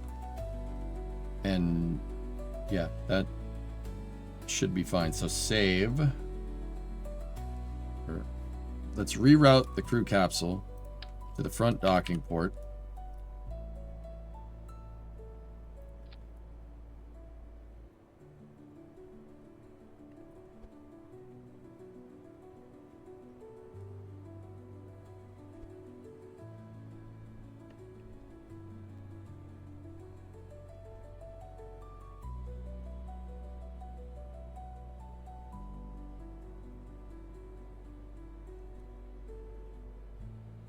Don't need the center of mass here.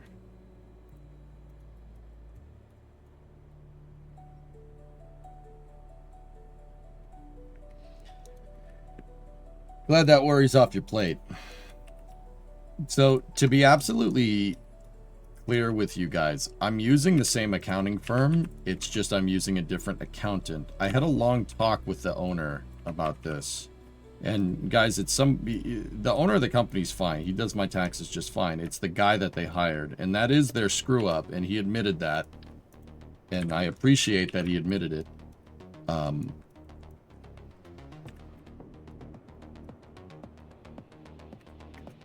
But yeah, this accounting firm has been otherwise had a flawless track record, dudes, with me. Discovery, and go and throttle up. We've had this accounting firm for a very long time. A very long time.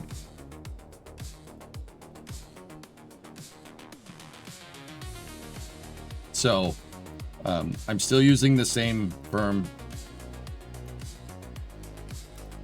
And I didn't really pay for any accounting this year. That was the deal.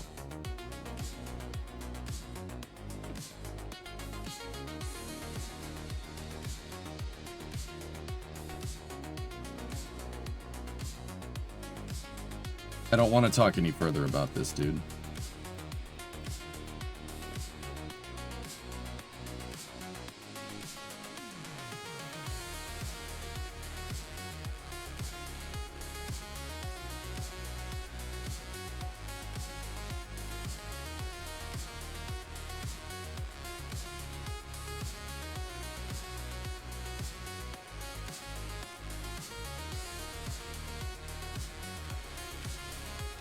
Paganel, 81-month resub. Thank you.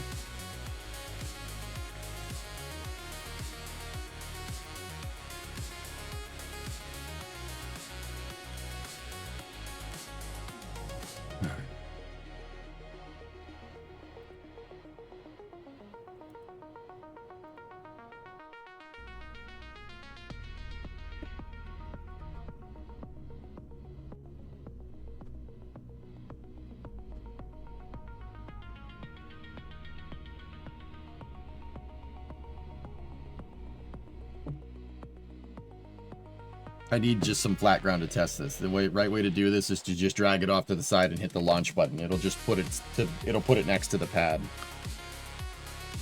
You gonna be on Flame Trench tonight? Yep. All that means is that you made a great adaptable, expendable system.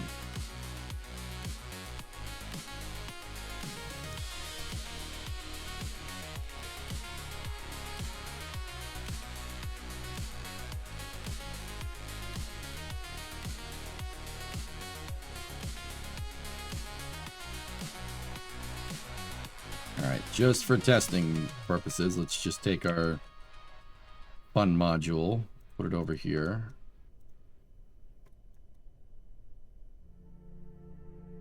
Switch back to the capsule. Just drive our capsule over there.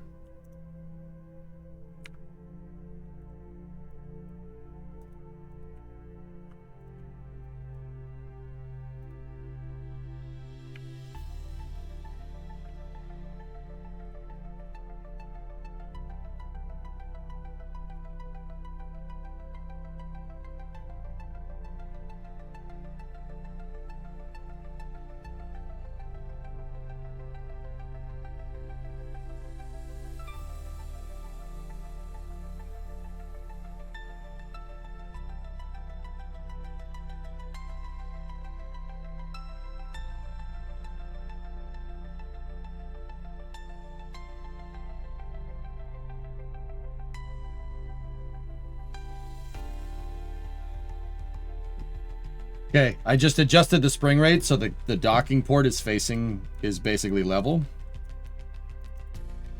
Set as target. Okay, docking test. Here we go.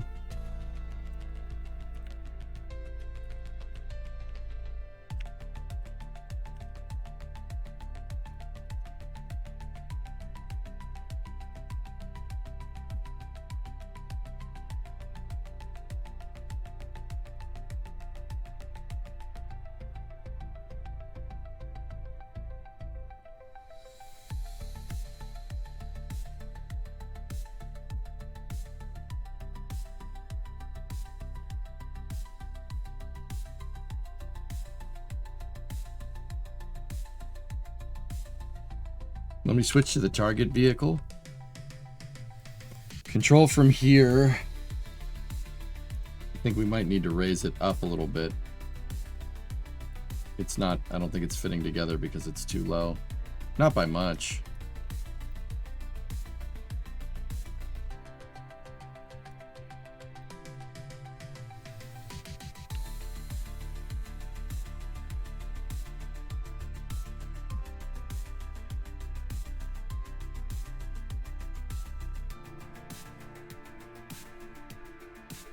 Discovery, go at throttle up.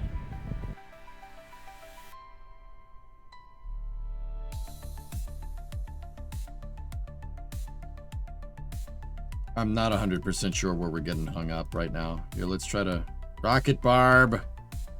Rocket! Slower, Barb, slower!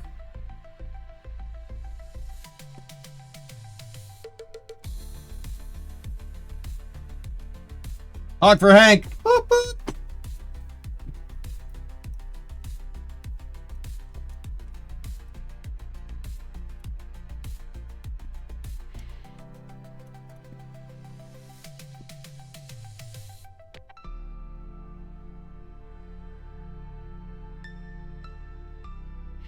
The other thing is, what the heck is getting hung up here?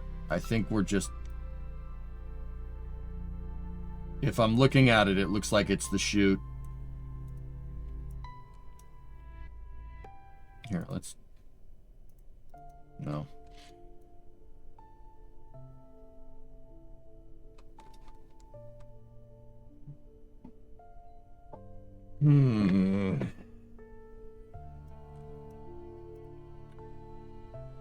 Yeah, this would have sucked to, wait, what doesn't have electrical charge? The capsule?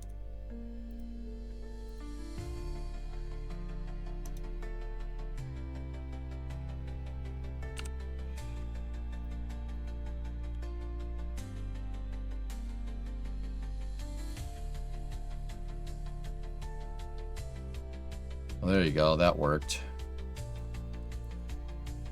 That's what I was afraid we would have to end up doing in space. Yeah, it was definitely the chutes. Look at it from this angle. The fairing is basically right here. Yeah, okay.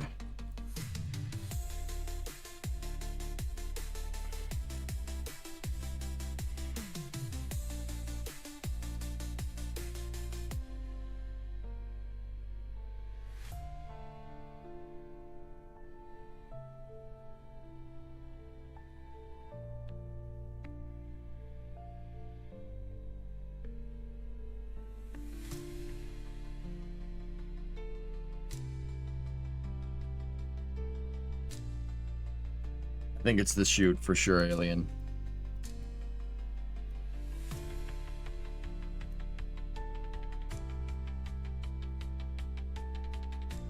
Yeah.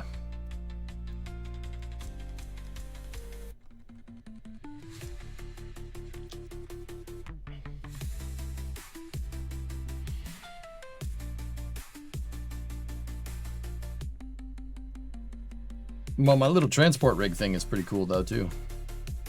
Yay!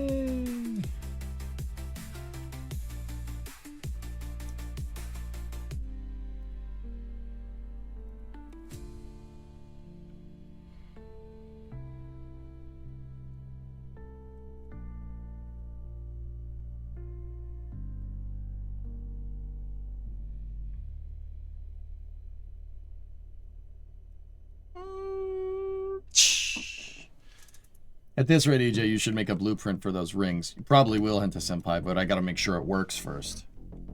Putting it on the target vehicle was my idea of, we'll test it down here and then we'll test it up there, make sure it works up there. And the reason why I didn't want to make this a space station module and why I made it a target vehicle instead is because we can push, like the Gemini missions, we can push this further.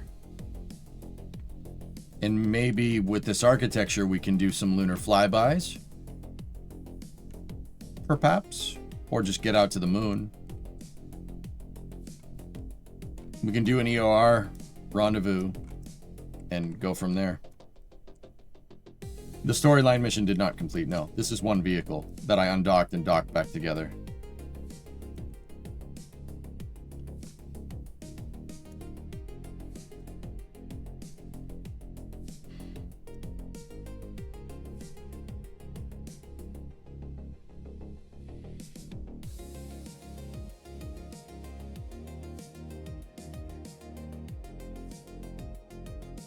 And you could set it up for later when you do landing, so you already got the capsule. Bingo, Hentai-senpai. Won't take much modification to turn that thing into a lander after we make it into a target vehicle, now will it?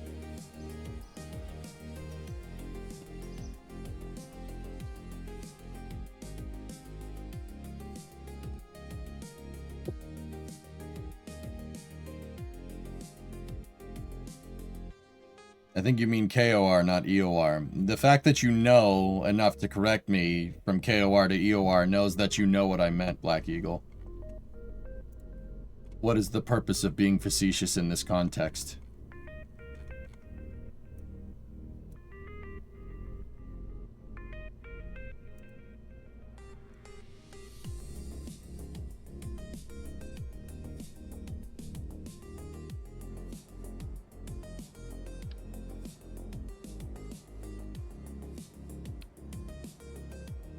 Huh? Let's, It had to be said. No, it didn't, man!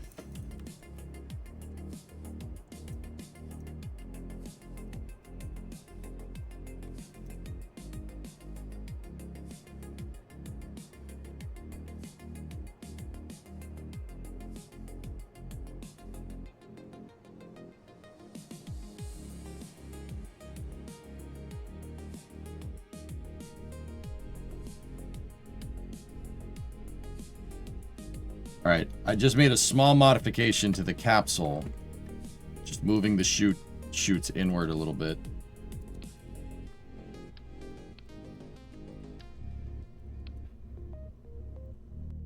Oh crap, there might be Kerbals on board. Ah, whatever. It gives me an excuse to test another thing.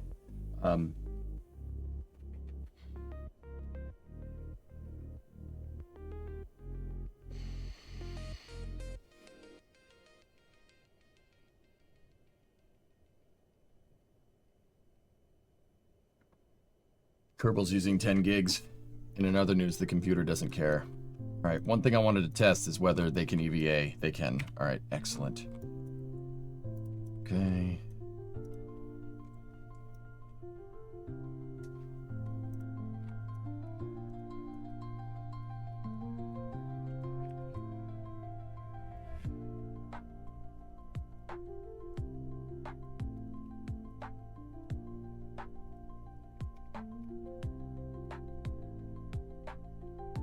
Ugh.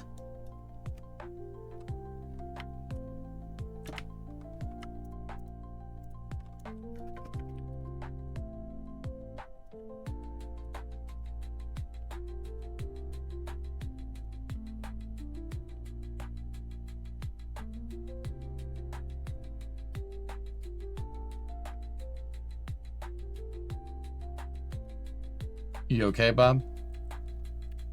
He's fine.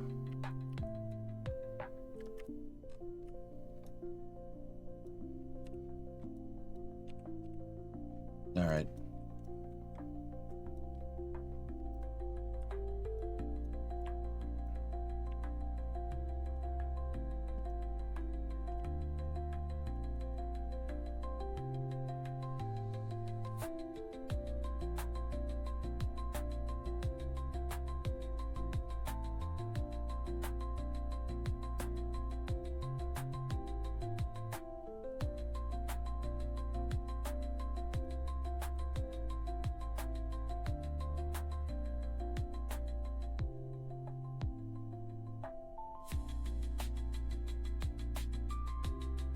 It's the shroud.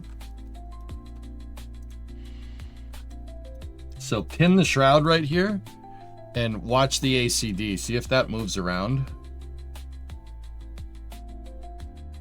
Yeah, it definitely does.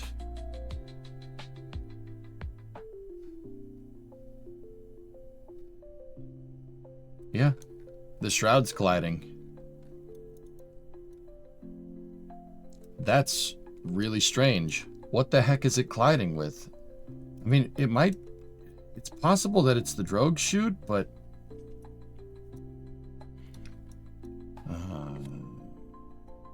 yeah, reaching in the Pringles can.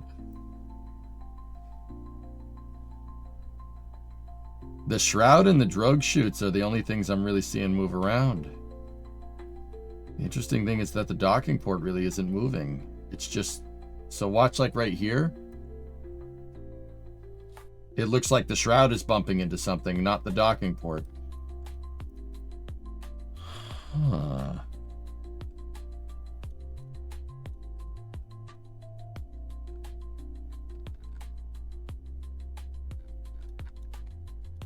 Okay, I saw what I wanted to see.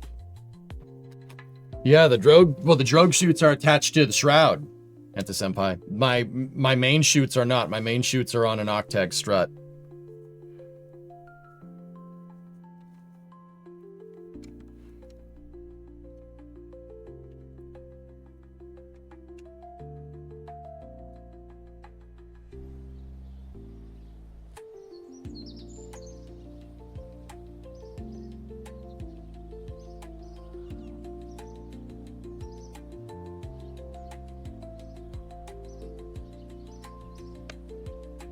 Interesting.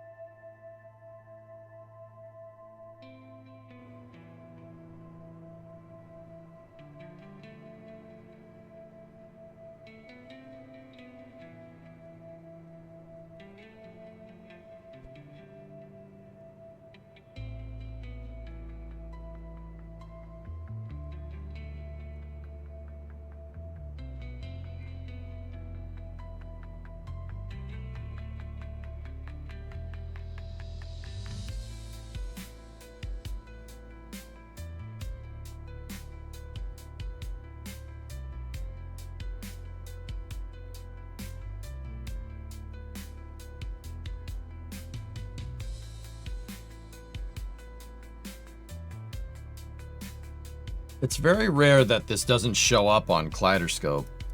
Or with the Collider. That leads me to believe it's not the shroud, it's the fairing.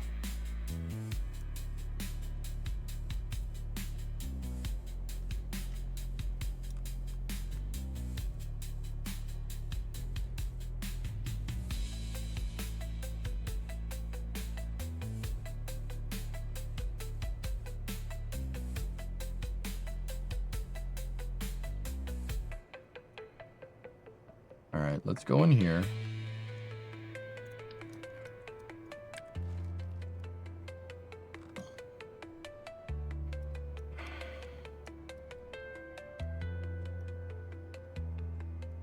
Maybe there's another way.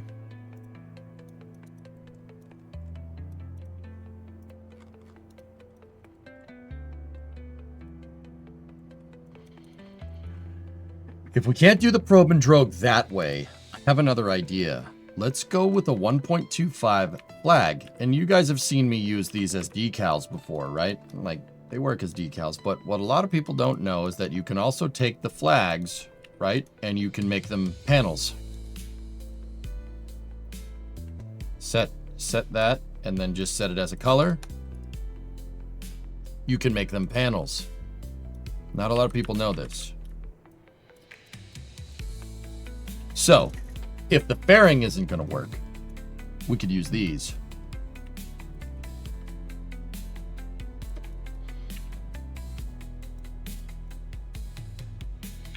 So, let's take the flags, right?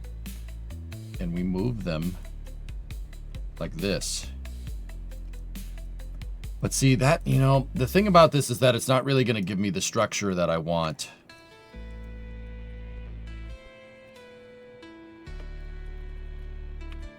Well, it's not going to give me the structure of the fairing, but it still will give us some structure, because now we, yeah. If you could ask Elon what question, what would it be?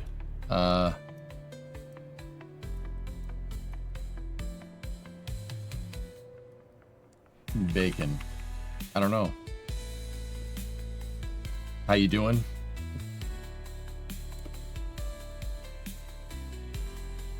Yeah, you doing?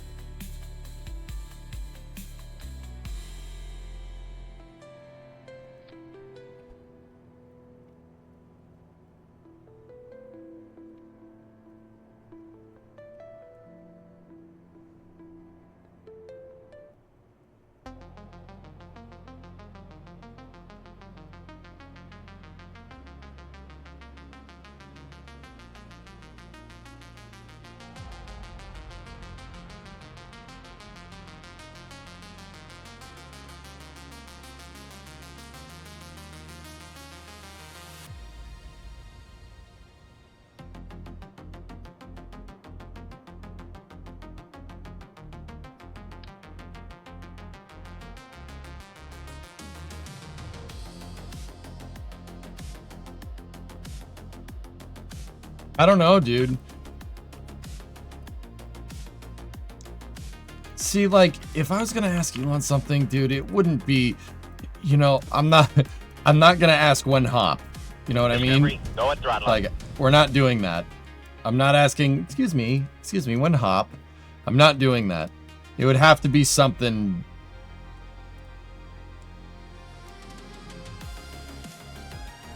It would have to be something useful, you know?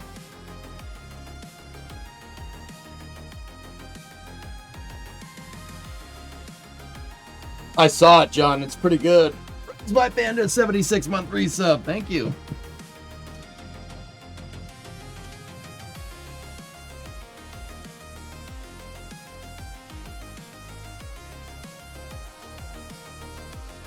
Yeah, I don't know. I wouldn't want to ask a seemingly obvious question because, you know, you're going to shoot your shot, you know.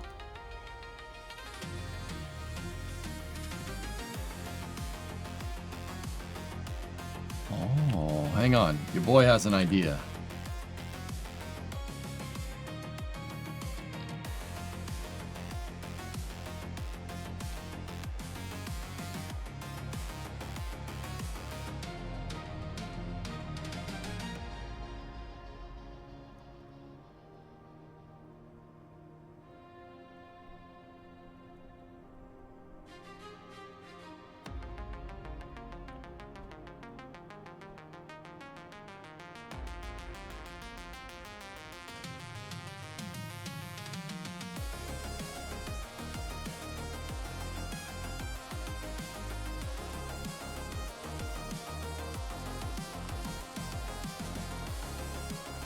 So, look, we can still pick up on the shroud, right?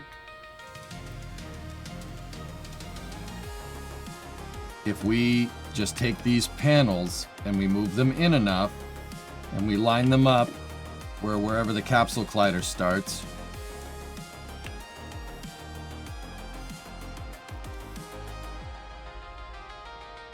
and we can still use the same vessel interaction here from the shroud to hold us in place. Also, the shroud has no auto strut.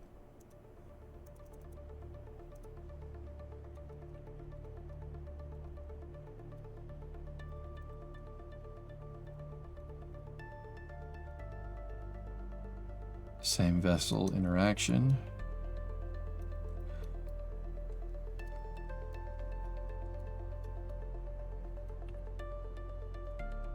And that makes it so we can do the struts, like for structure, right? Obviously the flags aren't going to be very structural under high thrust, but we could strut them.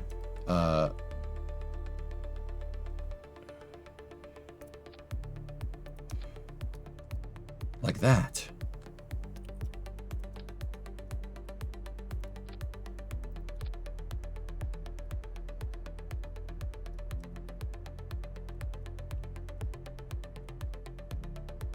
Actually, you know what? We'll try it without the struts. Save, flip it. I'm asking what kind of society you would want. You'd ask what kind of society you want on Mars, yeah?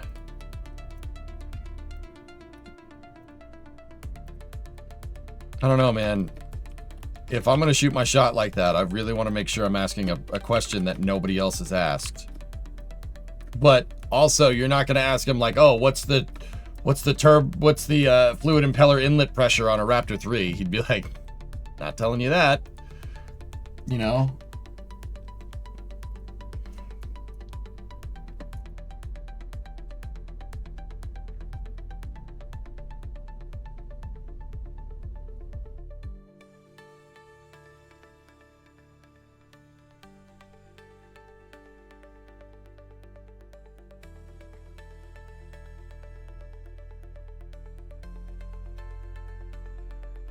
With the preface that he would answer anything technical. Will Starship be used like a space shuttle? Will Starship have... Oops, sorry, my mic moved. Will Starship have shuttle-style payload bay doors? So you could do satellite servicing and stuff with it.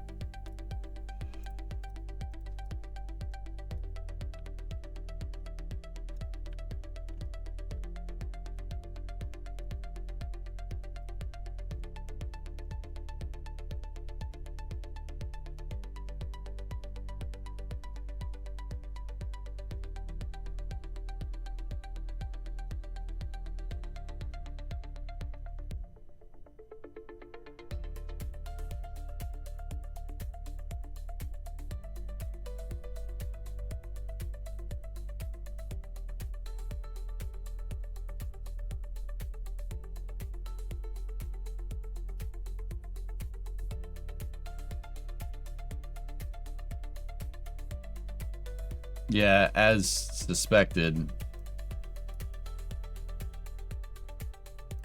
Those are freaking out a little bit.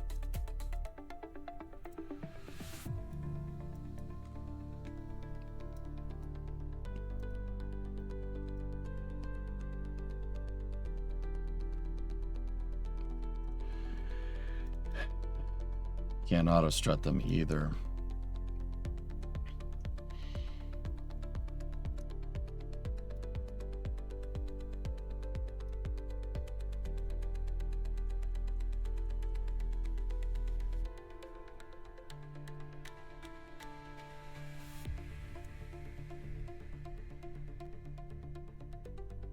Dude.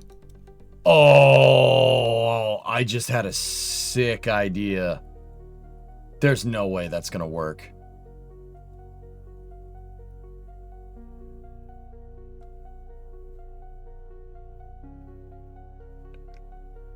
It might. So you guys know in the past, if I want docking ports to align, people that are watching the stream, I want docking ports to align. I usually put like a probe, like a thermometer bearing and like an RCS ball, like a probe and drogue to get it to dock together. Is there anything saying that we couldn't do that with flags? Make an alignment mechanism. 3 flags on one docking port that are solid with struts. 3 flags on the other, right, that are flipped, right? And shh.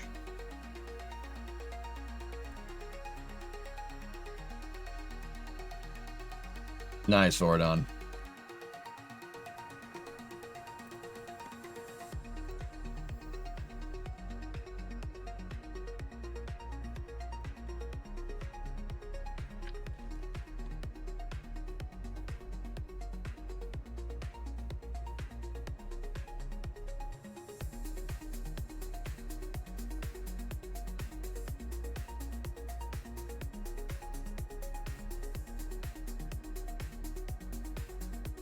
Look. Take the smallest one. 625 flags, like this. Attach them to the docking port. We need it in 3x symmetry. We need a bigger flag, and we need it in landscape. Like that. And 3 times sim. Right? So take this. Right? We set it to, not transparent, we set it to a panel, and set it to a dark panel, it doesn't matter. And then just put the right color swatch on it so it looks right. There we go.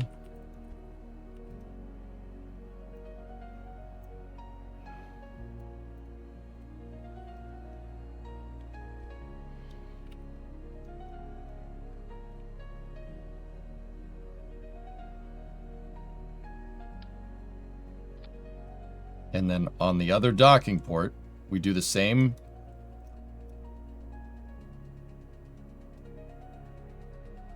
The same 3x symmetry.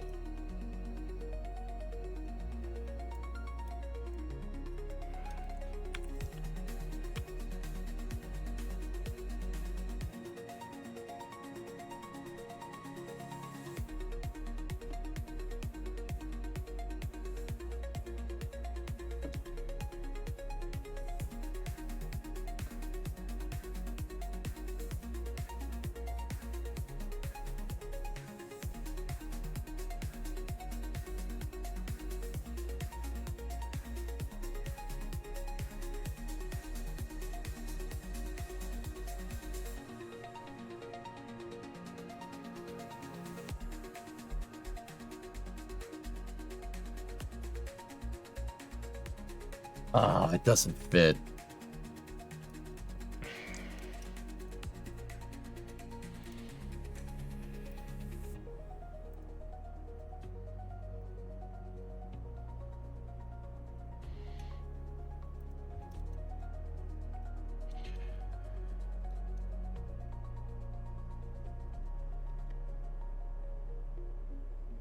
Unless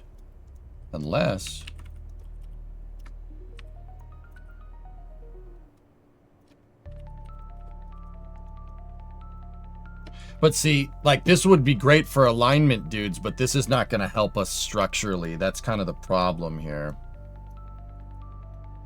Will the alignment system get in the way of the launch escape system? No. Not with the way I have this kind of thought up.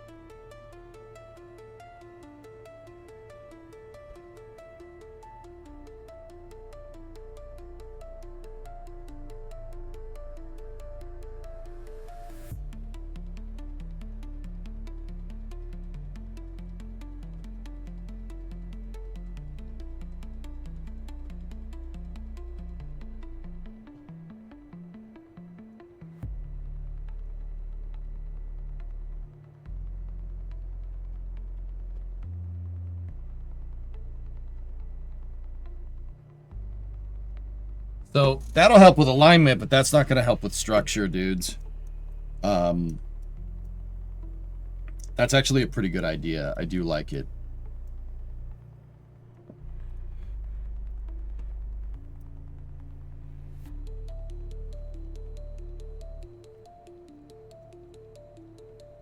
Dude, we could...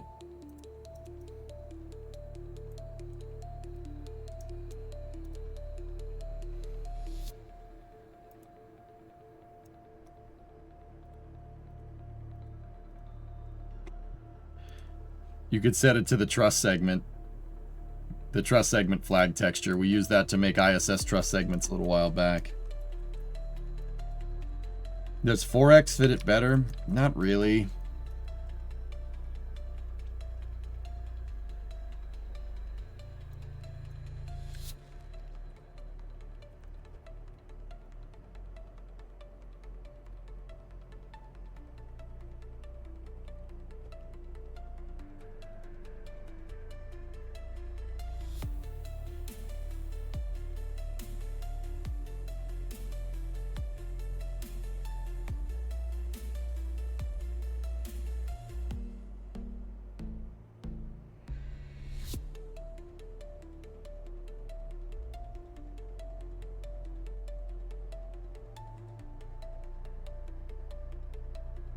Do these add-ons make docking slightly easier? No, it gets you better alignment, dude. This will not help us too much on the structural side of things.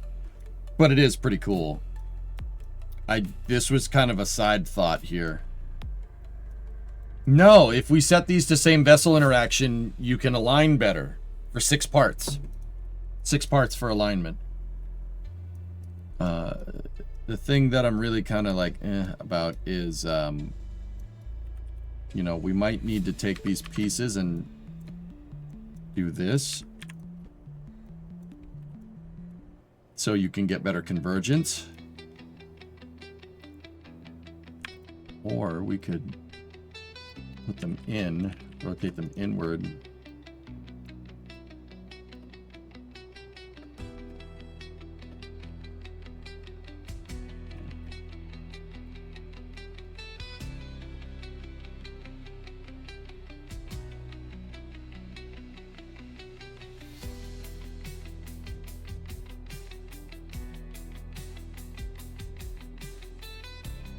I want to test this just to see how well it works. Let's set that to same vehicle interaction, set that to same vehicle interaction, and then the shroud segment, get rid of it.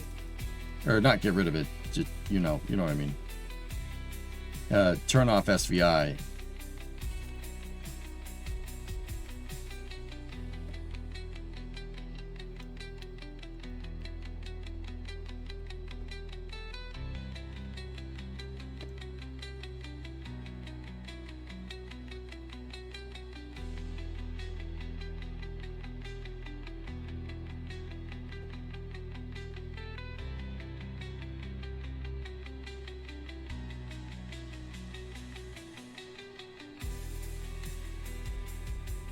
I just want to see how well this thing actually aligns, because these things with same vehicle interaction should help us with positioning. Now, if we take a set of struts like that, I'm not sure I'm going to be able to do this on the capsule itself, right? But that should help hold this thing in place because they're attached to the flag. And these might be able to move around a little bit, but maybe we want that kind of play here. So let's swap, go over here, switch editors, make sure there's no Kerbals in it. I don't need a crack and strike and an explosion killing a Kerbal. That would be a really dumb way to do that. Dumb way for that to happen. Move these over here, move them onto the ground, send it. But if you want, you can go into the save file and edit the part module settings and make those docking ports closed. Make the docking ports clocked ports. I don't understand what you mean by clocked ports. Like they only attach in one orientation?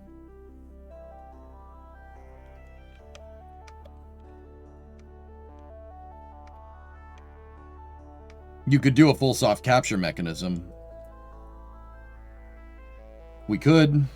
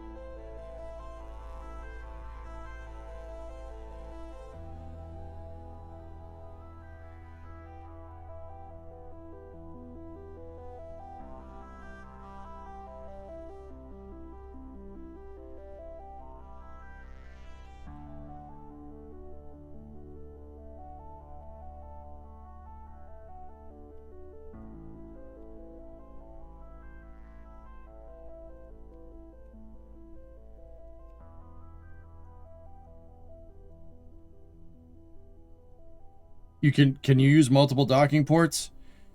Multiple docking ports kind of work.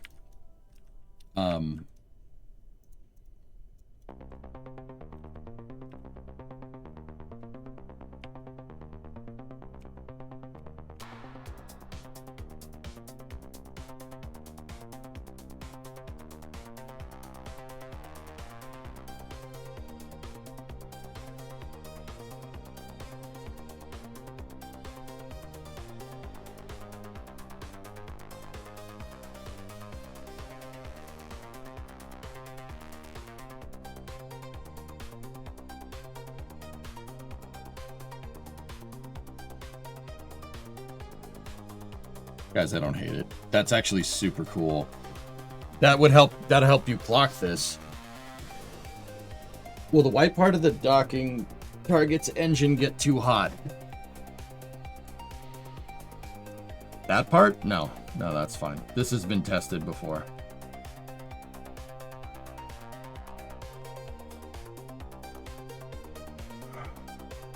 Now, how would we... So, Shadow Mask, the thing is that the docking ports have magnets, and the magnetization system is essentially your soft capture.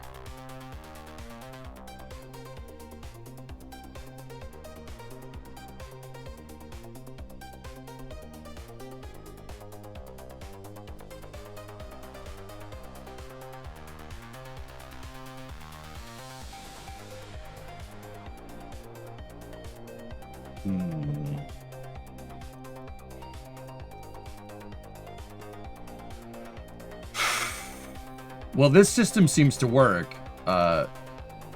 It's definitely letting them do their thing, which is pretty cool. Oh, we can auto-strut them. Can we auto-strut the ones on the capsule? Nice. I mean, how would we do a soft capture mechanism here, though? Like, what happens if it's at an angle? What does it do?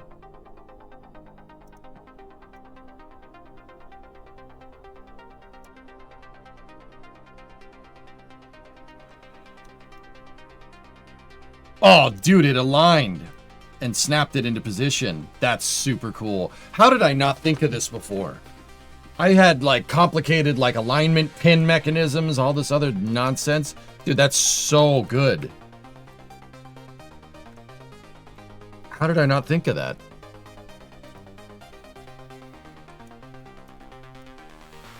Who is this VSR3? I don't know who that is. Like, see, if we come at this thing at an angle, right? The magnetization is our soft capture. And look, it won't allow the two ports to dock until the flags pop into position.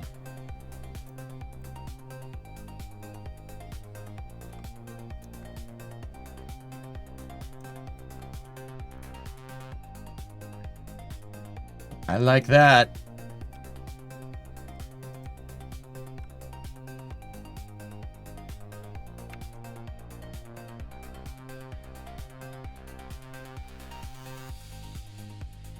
Dude, that mechanism right there, guys, with these grandparents strutted, with SVI plus the docking port, that might be strong enough.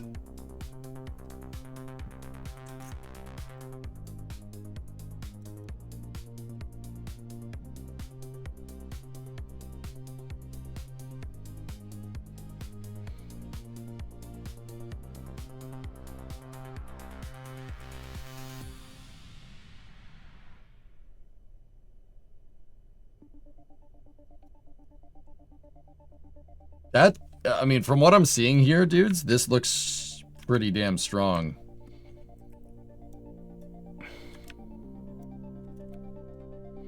Okay, what time is it? 4:08. Crap, I don't have enough time to freaking test this. I like this. I like this a lot. This is a great capture system. And it's 4 parts, including the docking port. I bet you we don't even need the strut, but the strut would make it a lot stronger.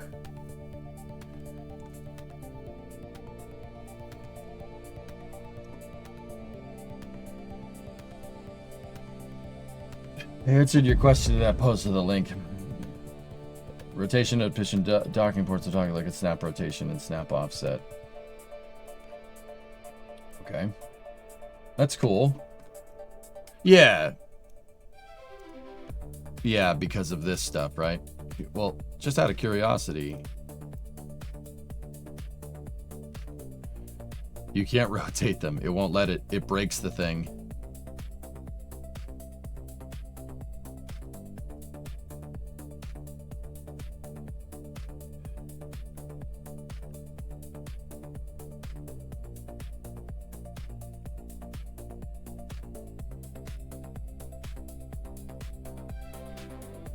You missed the old space lab.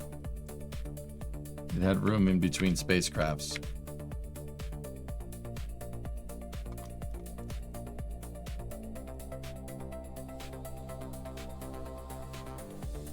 Guys, that actually might be strong enough, fellas. That might be good enough for what we're trying to do.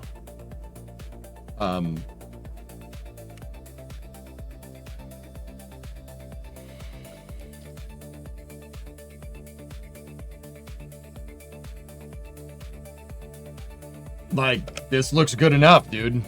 I don't know why I never thought of this. This is an excellent idea. Hey, Logan. Glad I can catch you before Flame Trench. What are you working on? Target vehicle for a crewed mission. So, launch it. We could probably put the target vehicle up there today. Give me one moment.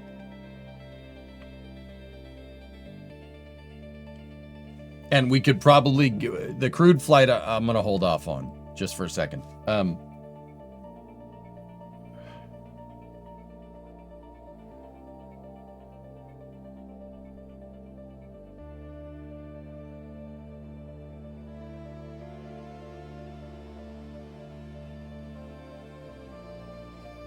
don't know how, Eric, I don't know how I never thought of this, dude. Seriously. I don't know how we didn't get it.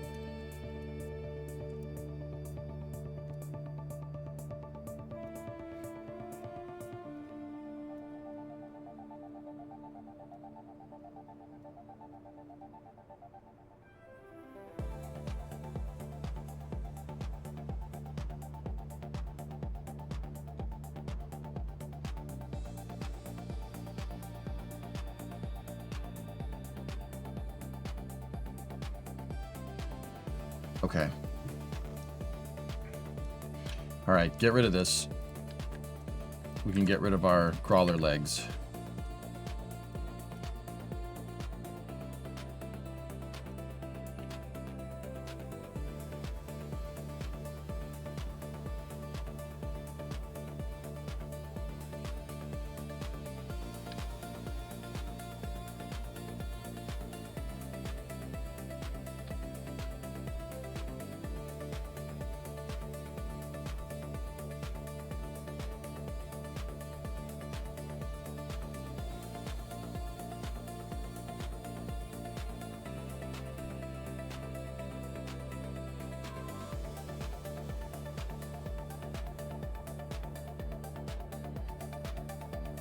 Save the target vehicle.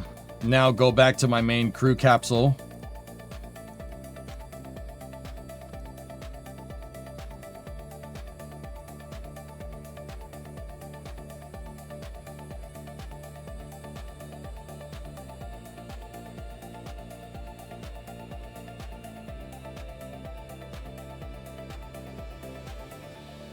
All right, let me save this real quick. What happens if we disconnect that? Yeah, it deletes the fairing. Okay, cool.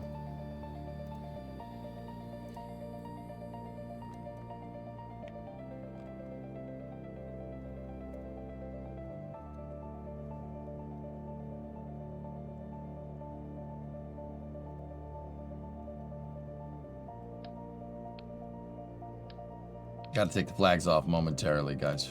So, edit the fairing. Just place that like that. Go over here like this. Separate this. Now we gotta load. Don't save anything. Load up the target vehicle.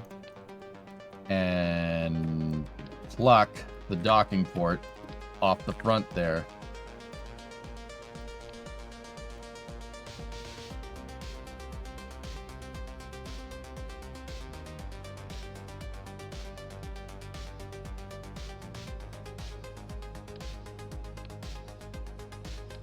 Get rid of it. Add the new one.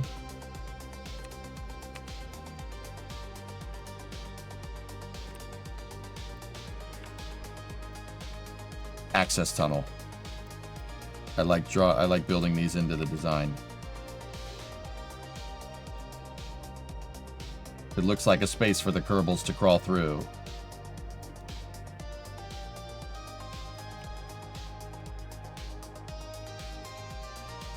Now, you guys see what I did, right?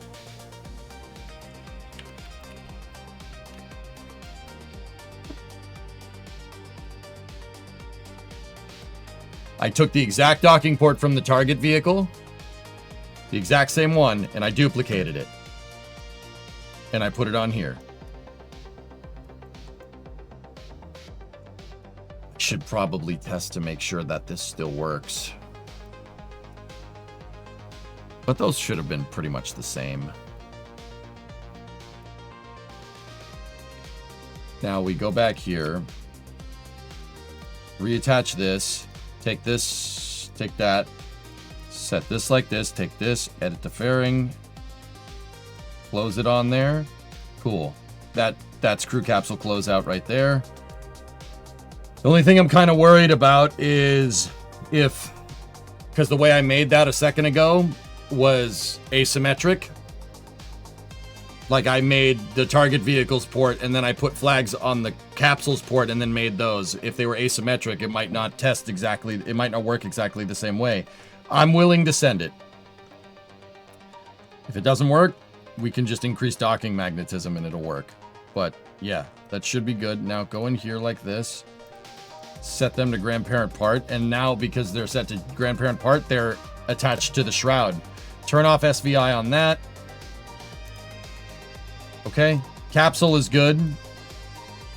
Now, we go to the Block 2 launch vehicle here. Like this. Get rid of that. We don't need that. We go here like this. Don't save. Merge it with our master target vehicle craft file. Target vehicle. Nope, I don't like it. Sometimes the game glitches when you do stuff like that, if you pick it up on a symmetry node.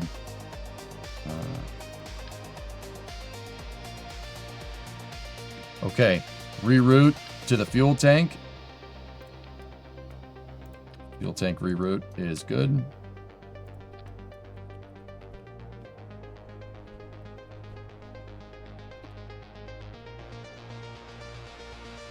Good thing is that we got plenty of space in here now.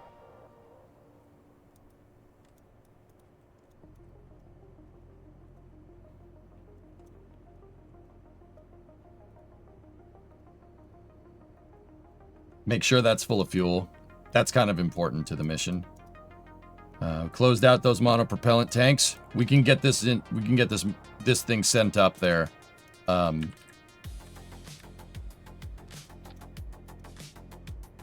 Should be able to get this thing sent up there before this goes any further. Before we have to go for flame trench, excuse me.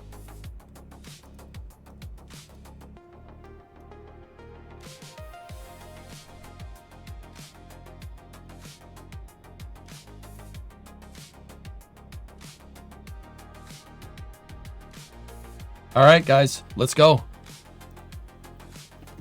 Let's fly this Block 2 vehicle for the first time. To try and get our transfer vehicle up. This is kind of a high stakes mission. This is a new rocket with a new transfer vehicle up on the top. Make sure our flight control surfaces are closed out.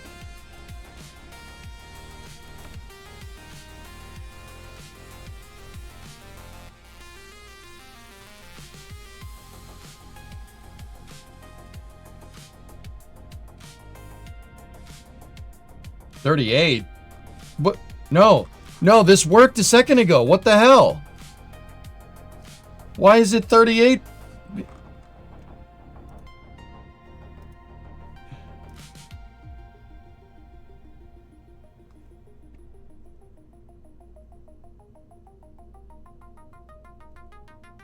It...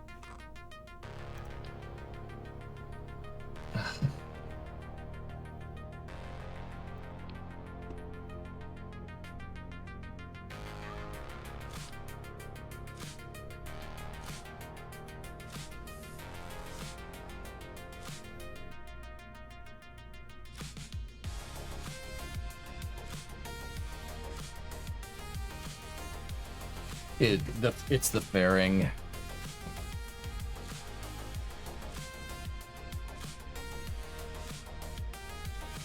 It's the fairing. It's the interstage nodes on the fairing and the truss structure. Guys, the game thinks that right there. See this gray piece? It thinks that's part of it. So if I take this and rotate it down, 38.1. If we get rid of it, still says 38.1. The game counts the interstage nodes as the length of the vehicle, which is interesting.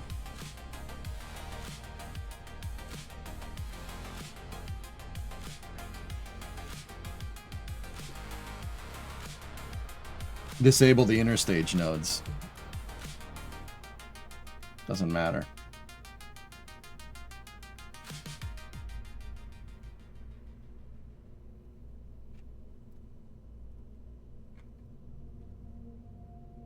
Phaedrus is, I'd have to go check.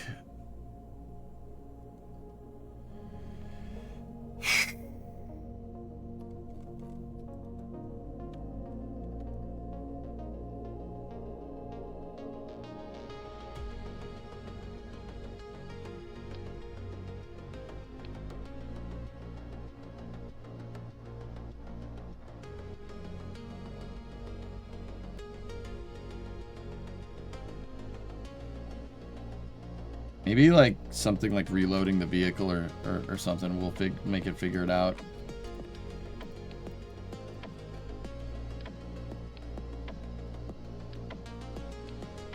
No, JDG.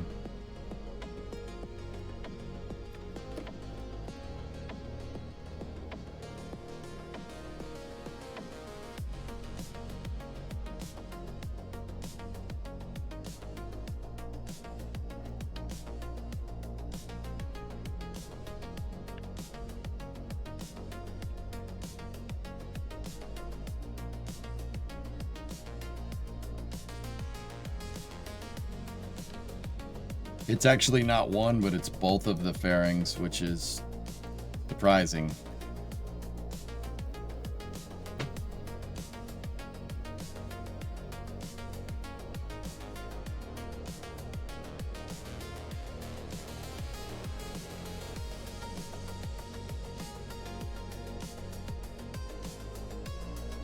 Flip the payload around?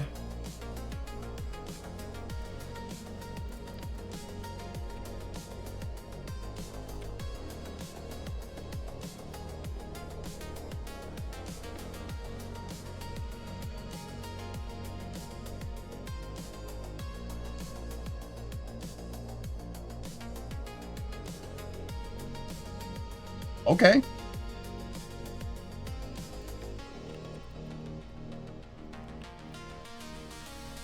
Hey, dude, sometimes they do that. Seriously, sometimes they launch payloads backwards. Sometimes NASA does stuff like this, dudes. Absolutely a thing.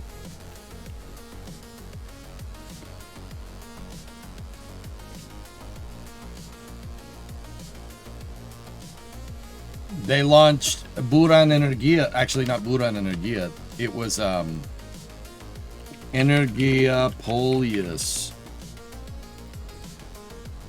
They launched Polius backwards on the side of an Energia.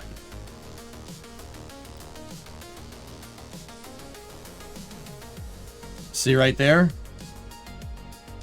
Polius is actually backwards. Its propulsion system is inside of that fairing. The engine is right there. Yeah, they launched it backwards. And Energia put the thing into space, and the problem was that the module didn't turn around.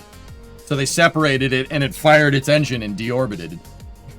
Because the engine was pointed the wrong way, because they launched it backwards. Whoops. Whoops.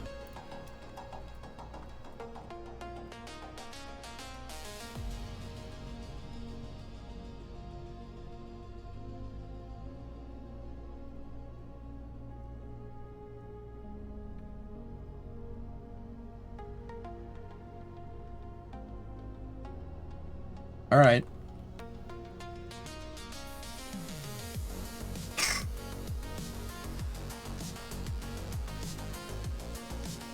We got our overclocked engines. Yep.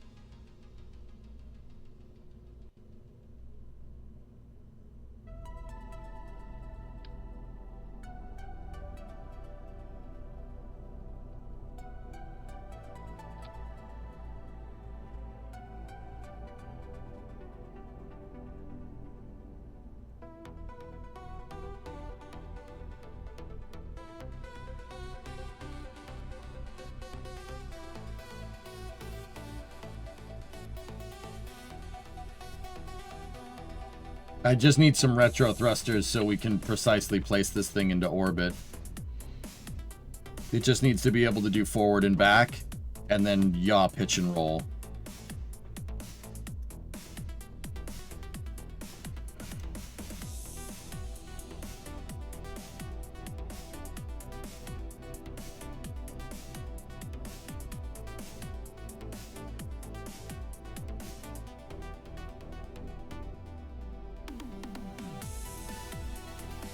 Cool. All right. Guys, I'm going to try to boost back this stage. Oh, man. Okay. I'm going to try to... Oh, crap. It's 4:30.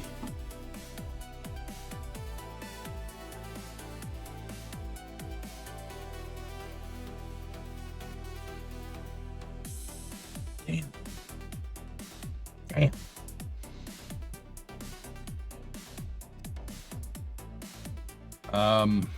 We got a trench soon. All right. I got 10 more minutes. Okay, so I'm gonna try to boost back this stage and have it soft land basically right there. Right in the water.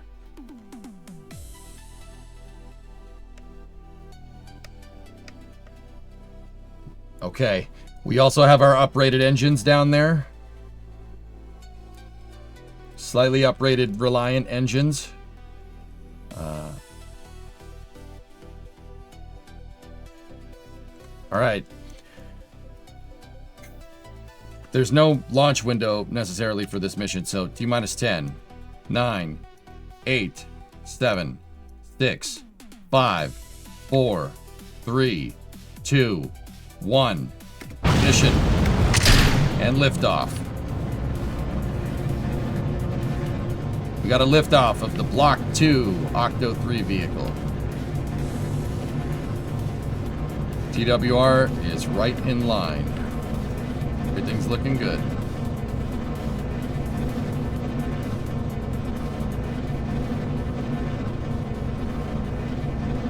Vehicles pitching downrange. All systems look good. Vehicles rates look good.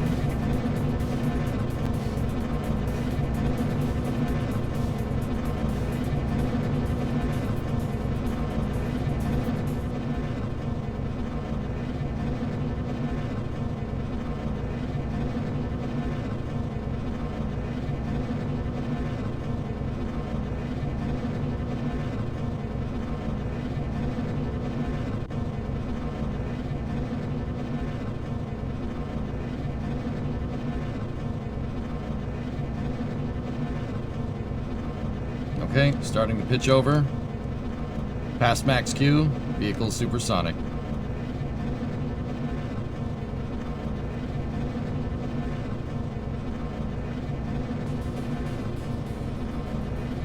Throttling up.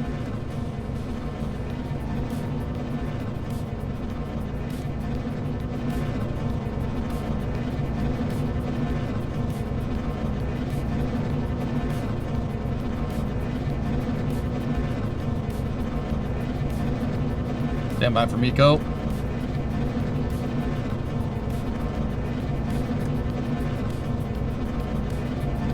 Miko confirmed.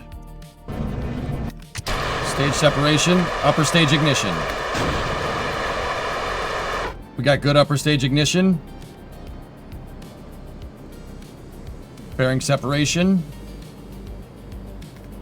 Fairing separation confirmed. Everything's looking good.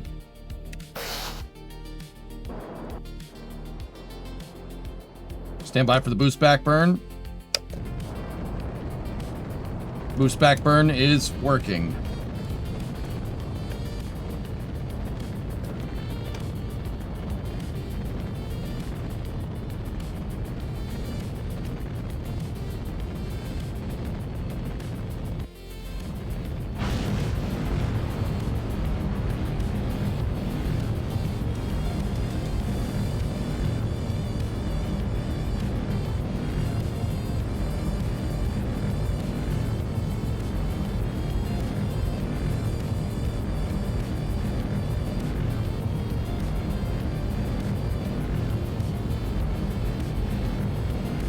Shut down.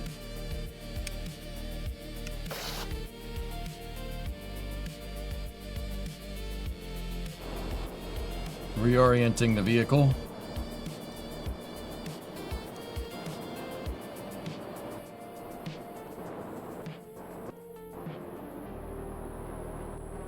Okay, we got a good interface with the launch, with the landing site. Cool. Switching back to the second stage while that vehicle coasts.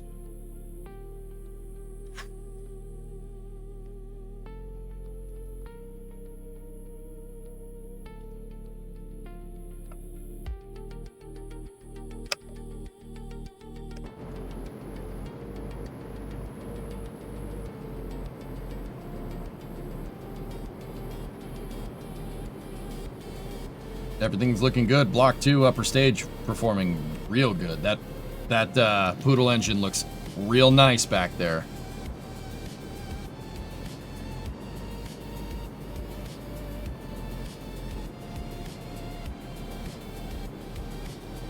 We just got to circularize before that stage starts, before that stage gets below 25 kilometers.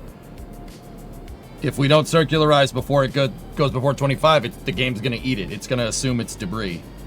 And it's going to assume it burned up, which means we have to get a circularization here very soon. We only got probably about 2 to 3 minutes. Maybe less than that.